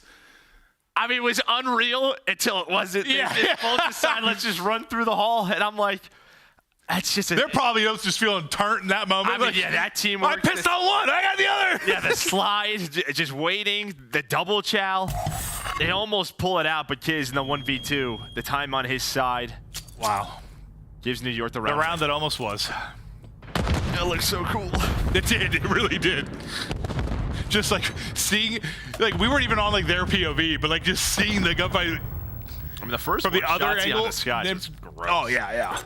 We didn't even see it from his POV. It still looked gross though. Like it's a bit just of straight look. headies. You don't have anyone inside a plane. Normally, kind of a standard defensive setup is sort of just have one in there, get a trade. You're at least gonna get one. You might get 2, but Shotzzy's just gonna play it from low. You can wall bang from top 3, from middle of the hall. So maybe that's the play call. Dashy to find the first blood. Right on thought you'd make a great airline steward. But Kenny now. Thank you. We'll see what info he can get. Hydra still how does he always tucked away. How do we just get to the same spot and just tuck away?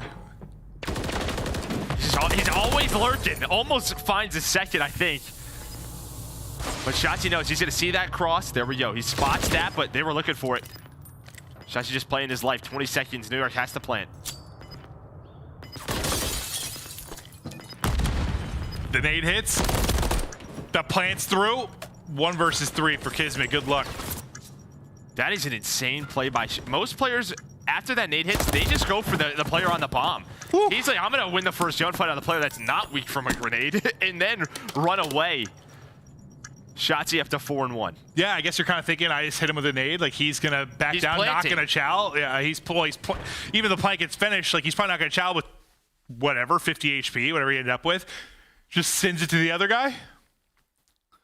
Love it. Yeah. Guy's different.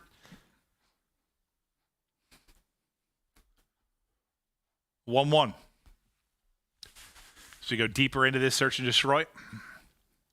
Back on offense is OpTic. Nearly an insane round 1 victory.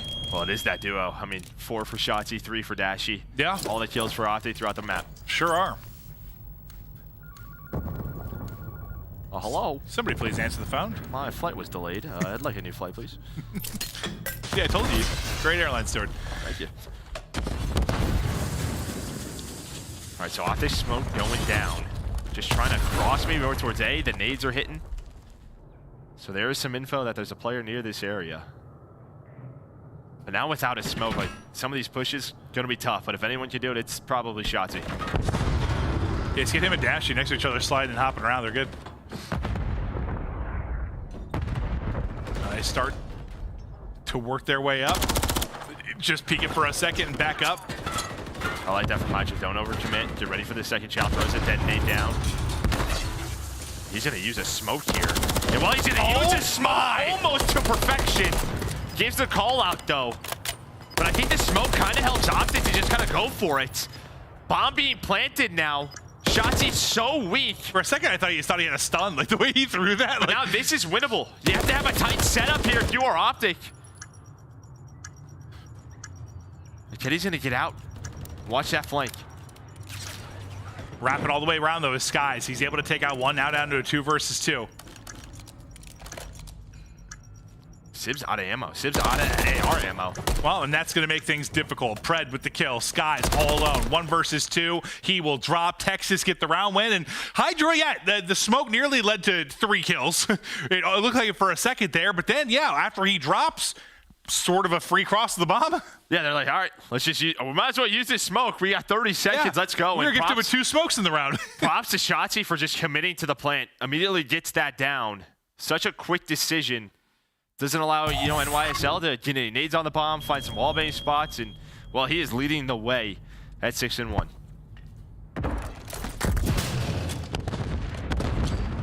But here's your standard top SC hit with that smoke down towards the middle of the hall. New York just going for it. We'll stop here for a moment. Hydra, though, with the first blood. See what Shotzzy can do with his 4 in a row. As a nade hits him to 6 HP, he's probably going to be chilling for a second and then dead. Kismet soars over the top rope. Dashy last up now. As they just send it. And simply too strong for OpTic within this round. Unless Dashy can do something truly nutty. Not going to happen. 2-2. Yeah, we haven't seen it so far through this game, but I would say one of the more default sort of hits for offenses is just right off the start. Either put a smoke kind of where P1 is, front Eskies, deal with that line of sight, or right outside a bush. You put a smoke down main hall, and you flank top Eskies, and it sounds like that's exactly what they did. We didn't see the smoke on our screen, but you have that pinch come in, and then for OpTic, you're just kind of playing a retake, but they get picked apart. They sure do. I mean, Kismet with some big ones. A nice nade onto Shotzzy. As we saw him just kind of laying there and gets bopped. Let's see what happens behind the smoke here. They try to maybe slow them down with it for a moment. Sib will be playing up top. He'll be looking for the angle, but it's Kenny now with the first blood, finally in the action after that fantastic map 4 here on Terminal. That's his first kill in the game. And while this is going on, you know, you have Pred just kind of watching the pinch, watching the flank, but maybe trying to make a move of his own. It's just, what is his timing like? Just New York, they might try to just go right up Essies. That's exactly what they're going to do. They're going to go for an early retake. Kenny somehow plays his life for a while, but Shotzzy is here on the pinch with Pred. They're going to rotate on over. Going to try to plant this bomb. Should get it down now, 2 versus 1. On to Kismet. He has a 1v2 clutch already to work with, but that one obviously a little bit different as he got in round 1. This time, much more to do. 30 to go. Kismet looking to be the playmaker. Can he find the timing? Knock, knock. Who's there? The Bulldog's been spotted. Looking left, looking right. Just trying to bait one out and almost baits it out perfectly, but can't snap back in time. OpTic, they got each other's cross. They get the round win. They take the edge here again. Yeah, that was close, though. New York, you saw the SC's push coming in. You know, Kenny gets caught, but Shotzzy was already out, and Pred immediately hits that flank. They time it perfectly, able to trade those numbers and get that bomb down, but I saw it happen, and I was like, which way is this going to go? Yeah. Now, what did New York try this time on offense? They had the beautiful B hit last time around. A fantastic execute this time. We're going the other way. Shotzzy's going to get caught. Nice shots through from Dashy, though, to knock the weak player, drop the weak player as he went to go hit through. Shotzzy did some great damage into him. Probably see 2 bullets there from Dashy to get the kill. Now into a 3v3, and you've got plain side control. Yeah, the adjustment for OpTic was a 3-stack top SGs, and Shotzzy, I think he's just looking for info.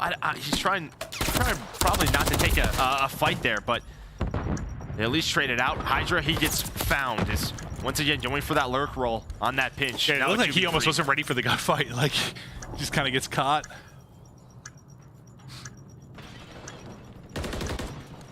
It's still going to be a tough retake. Can he get the kill before you drop? He does. Now to a 1 versus 1.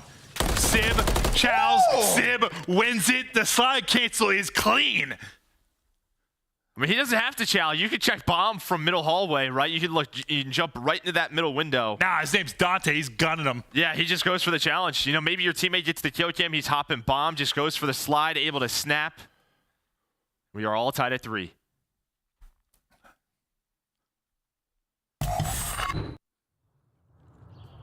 As tough as it can be on offense, we've had some success here for our teams.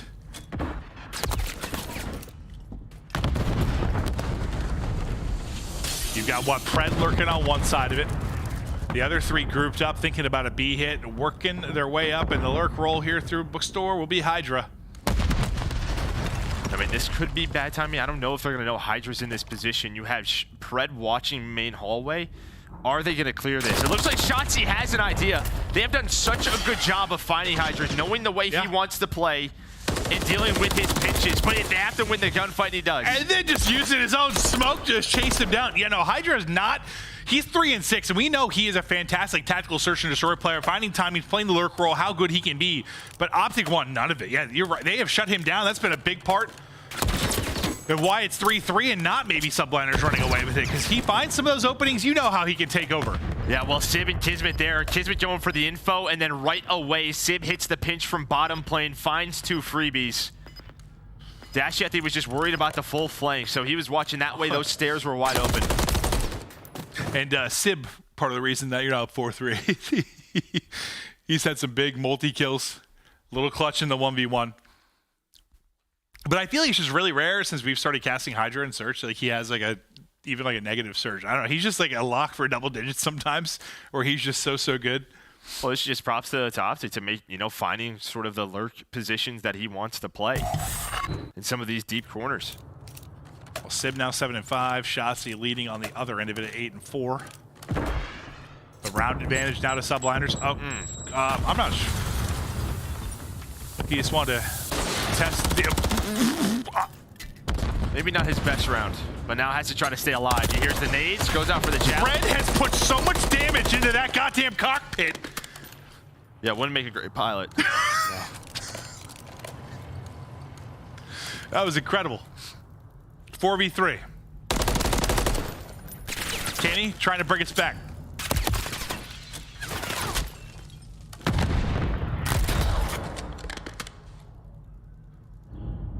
Into this position, they don't know. He could have backed away.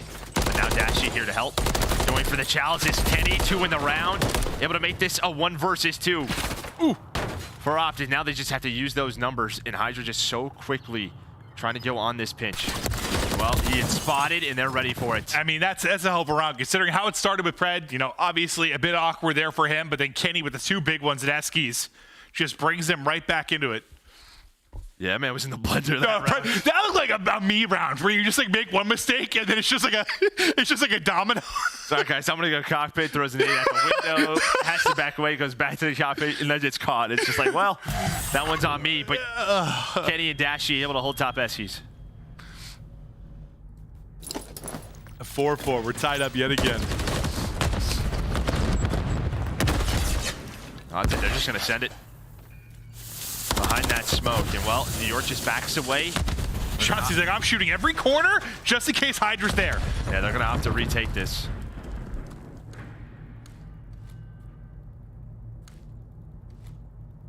Now, moment of silence.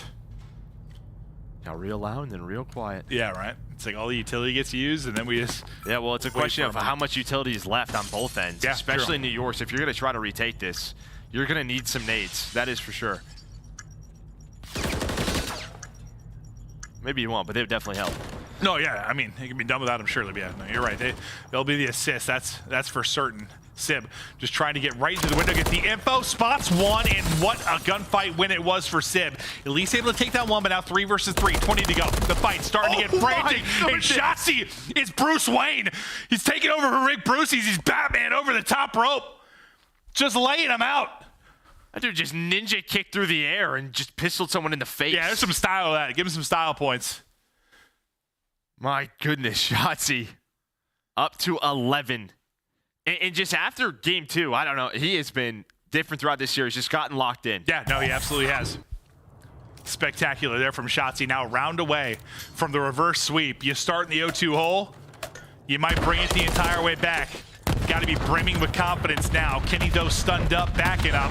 The flurry here from Subliners. They're going back to sort of what we saw in an offensive round win a bit ago, but Kenny says, no, sir. You shall not pass. Locks down 2, but now we stop for a moment. Into the 2v2 we go. Kenny and Shotzzy, Sib and Skyz. Yeah, Pred's just hoping to get 1. If he gets 1, maybe one of those players is weak, the game might be over, but instead he gets caught. So numbers equal out. Sib again. Sib has just been the gunny. He's 1v1. Sib has been unbelievable. Now to Kenny, this would be for the ace. Well, through all this timing, the bomb has already crossed towards A. The 1v2 ace. And he's hoping it was a B hit, but it is not. He's like, ah, crap. Damn.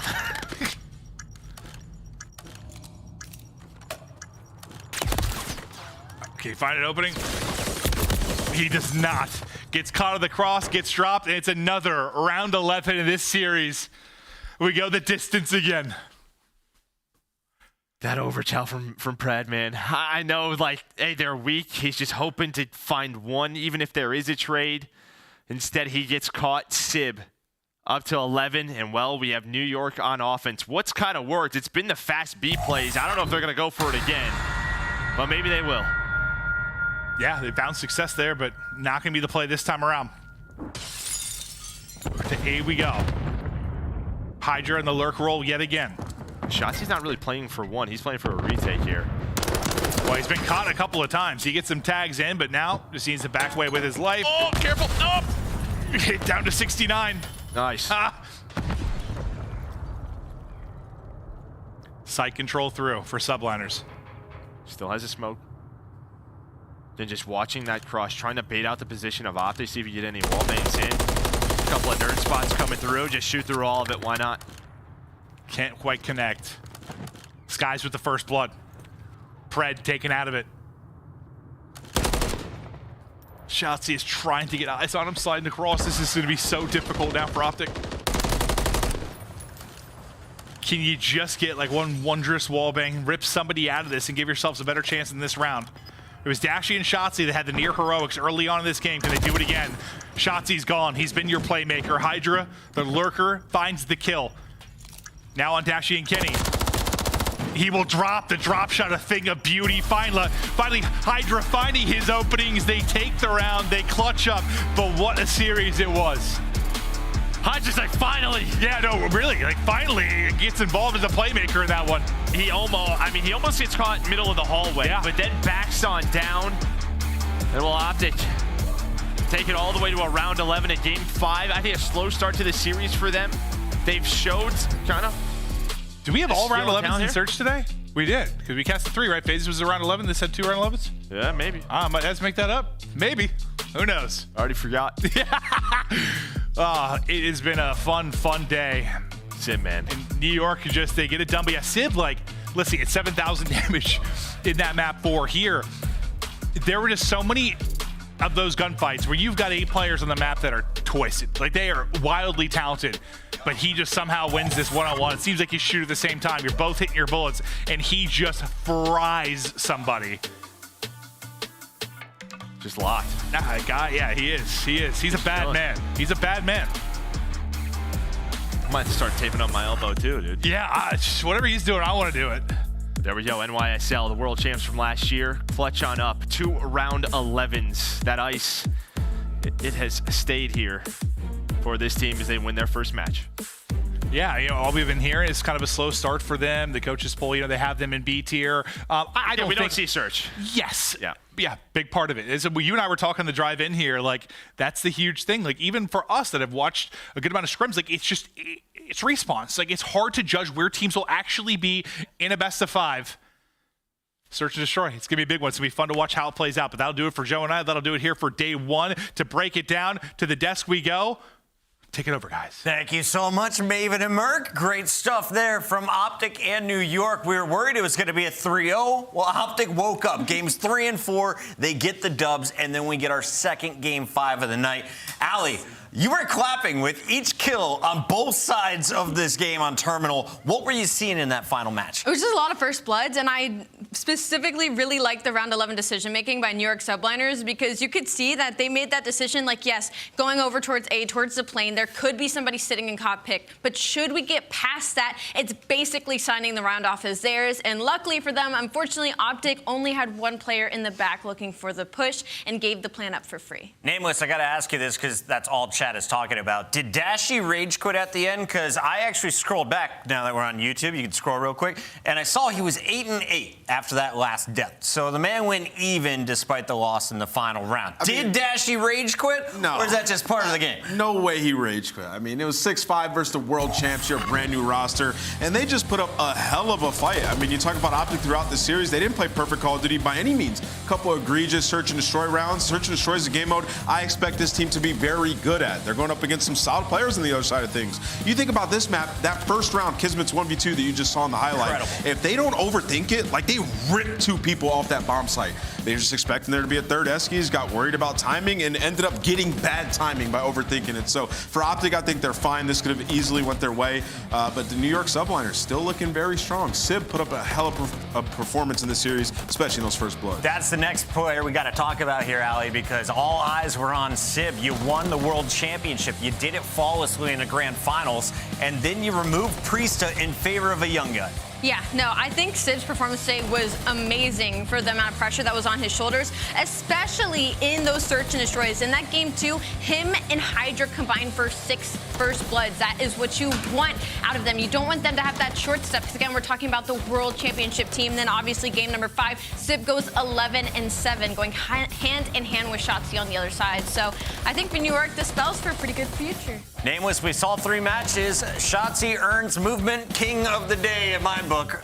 Anyone up there to challenge him? I mean, Hydra, right? I mean, Hydra's the first couple smooth. maps, Hydra was balling. I mean, we talk about that Karachi hardpoint. Like, it was pretty lit, and Hydra was going crazy on that one. So both those guys, you just expect a level of play from these submachine guns. You know, going up against ARs and headies, and they're still able to pull off the impossible at times. It's beautiful to watch. OpTic falls in at game 5. New York picks up their first match win of the new season, and the world champion, the MVP Kismet, is in the building right now. Old dog, we had to bring you in and talk a little bit about what you've been up to. After lifting the trophy at Champs last year, what has New York been up to? I mean, just building the new vibes with Dante. We obviously, you know, people gave us a flack about the decision that we made with bringing him for Preston. But we've just been trying to build him into our character and like how we do things, and he's been doing well. So that aspect's been good. And then just obviously grinding the game, so. And maybe a little bit early, Kismet, but you are world champions from last game. How are you guys feeling on the new Inception in Modern Warfare 3? I mean, it's fun. Like, it's bittersweet because obviously, like, it sucks going from you being the best team in the game and then you have to relearn everything. But it also, like, it fuels that, like, passion that we all have for Call of Duty. So just being able to learn the new game is a lot of fun, and doing it with these players. I mean, they're the best players in the world, so I wouldn't want any other team to do it with. So it's just fun. Kismet, I gotta ask you, you know, the word on the street was things were starting off a little slow for the New York Subliners, for the world champions. The word on the street was you guys were B tier by the coaches. So I wanted to ask you, did you see that? And then why such a change in your gameplay, I guess, in this first opening match? Is the intensity, what was it? I mean, obviously a tournament match is way different than scrims or whatever, so you're going to have that intensity. The other biggest thing, I mean, I'm not going to flack them for putting us in a lower tier. We started a couple days late, as did OpTic, I think. So it was that weird learning curve. But I think we're picking things up, and our team. I mean, people have said it. Like over time, we're just gonna get better and better and better. And until then, like we're gonna always have stuff to work on. So I mean, it just gives us a chip on our shoulder. I love it. So you can't give Kismet a chip, right? You can't give him that. He's already they started too early already, man. Too early. All right. Too early. Kismet, the final question for you is: we see the chat get extra rowdy anytime that you guys play against OpTic. Do you feel extra pressure when you match up against this team, or what other teams do you enjoy playing against? I mean, obviously, I love playing the OpTic crowd and like having that pressure. I mean, we've talked about it literally in a meeting the other day. It was like, we're very blessed to have the idea of having pressure. Not everybody lives their life in like a pressure situation. So we just look at it as like it's another opportunity to perform, another opportunity to do what we love. And those moments, I mean, yeah, I love it. So. All right, man. We'll let you go celebrate with the team. Congrats on your first victory of the new season. Appreciate it, guys. Have a good one. That's Kismet and the Subliners picking up a Game 5 victory, but they weren't the only ones. We had 3 matches on the day, and our first one also going the distance. Let's rewind time and go all the way back to Atlanta versus Boston here, Allie.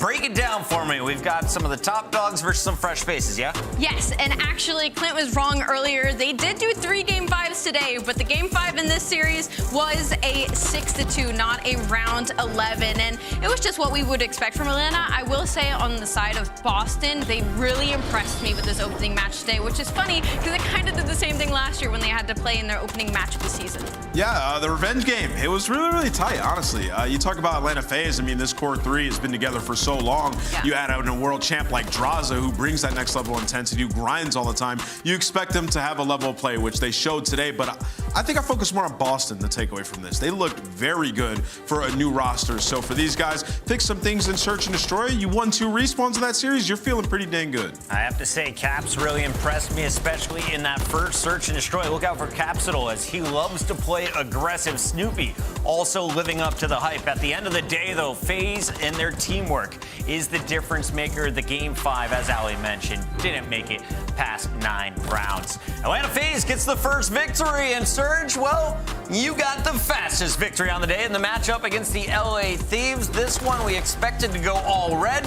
It was the, I guess the world champions title and Illey and Huke. You got double Arcitys up there for a moment, and a new Belgian player in the lineup. Absolutely, I love what I saw from these guys, right? You know, you got some guys who are riding the bench who hadn't played in a little bit, and they come out and they get a big victory, which I think was massive for morale's sakes and for these guys to sort of know where they are against the rest of the competition. For me, Seattle is just perennially going to be my dark horse throughout the entire year. I feel like there's always going to be the FaZe and the OpTics that you're predicting to go very far in these tourneys. This is a team that can upset them. They've teamed with those guys. They've won championships with those guys, and they are of that caliber, and we saw that today. And the main thing that I was looking at was the performance of Illey, and he went bonkers. Like, he went off throughout that series. So if he's playing like that, this team has potential to go all the way. I completely agree. I think on the topic of Seattle Surge, I think my biggest worry when it came to this team was going to be in the respawns. I have no worries whatsoever in the 2s and 5s, but I was worried about the 1, 3s, and 4s, and they definitely proved me wrong today. Their hard point looked so clean against the LA Thieves. I mean, it just looked like Seattle Surge. At all times, they were on the same page, and I hope that moves forward as we continue. On the other side, this was our first look at LA Thieves, and if you listen to the community, the big concern is, okay, talented players, but who's actually going to run this ship? Who is going to lead this team?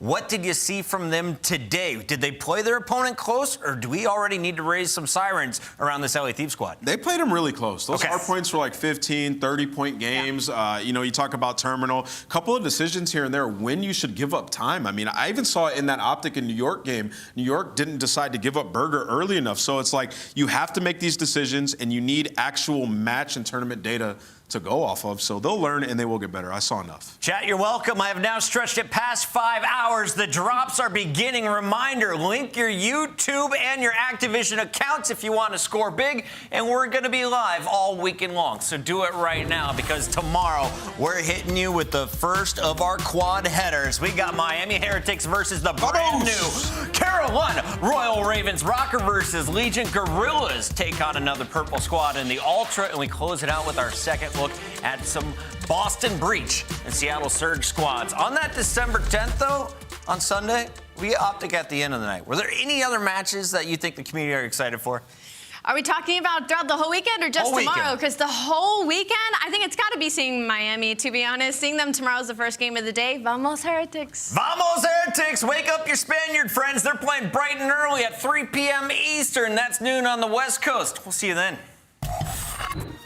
Breaking all the rules. After mine now, this ain't win or lose. This is what you wanted from me, lit the fuse. Be a pawn all my life, I refuse. You were scheming all my life, now you need me. Not seeing it as a big deal, it's something I can't repeat. In the lab like Dexter, you sabotage like DD. Yeah, I got the crown now, it's mine now, I'm knee deep. Yeah, I got the crown now, it's mine now. I can't be minimized. On the throne, you've been advised. Putting me down, but I switched it up. I'm top tier, better listen up. Overhype can't trip me up. Over the way, had to lift me up. What a shot, look how it rolls, even if nobody knows ya. On my own wave, I am gold, yeah. You was trying to block me on the low, yeah. Took the high road, let me demonstrate. Cause the old me gone like I've been erased. I'm the boss now. I'm the boss now. Wiped away my tears, got the sauce now. Back on B Falco, 1 HP on the wall, in the corner, under the dumpster, in the corner, under the dumpster. Shooting me on point. That's too Yeah, you got this. I'm Falco. Baby. Let's go. What the fuck? Baby, We won. just Shit. happened. I thought we lost. I thought we lost. How much time was left, bro? It was literally 1 second.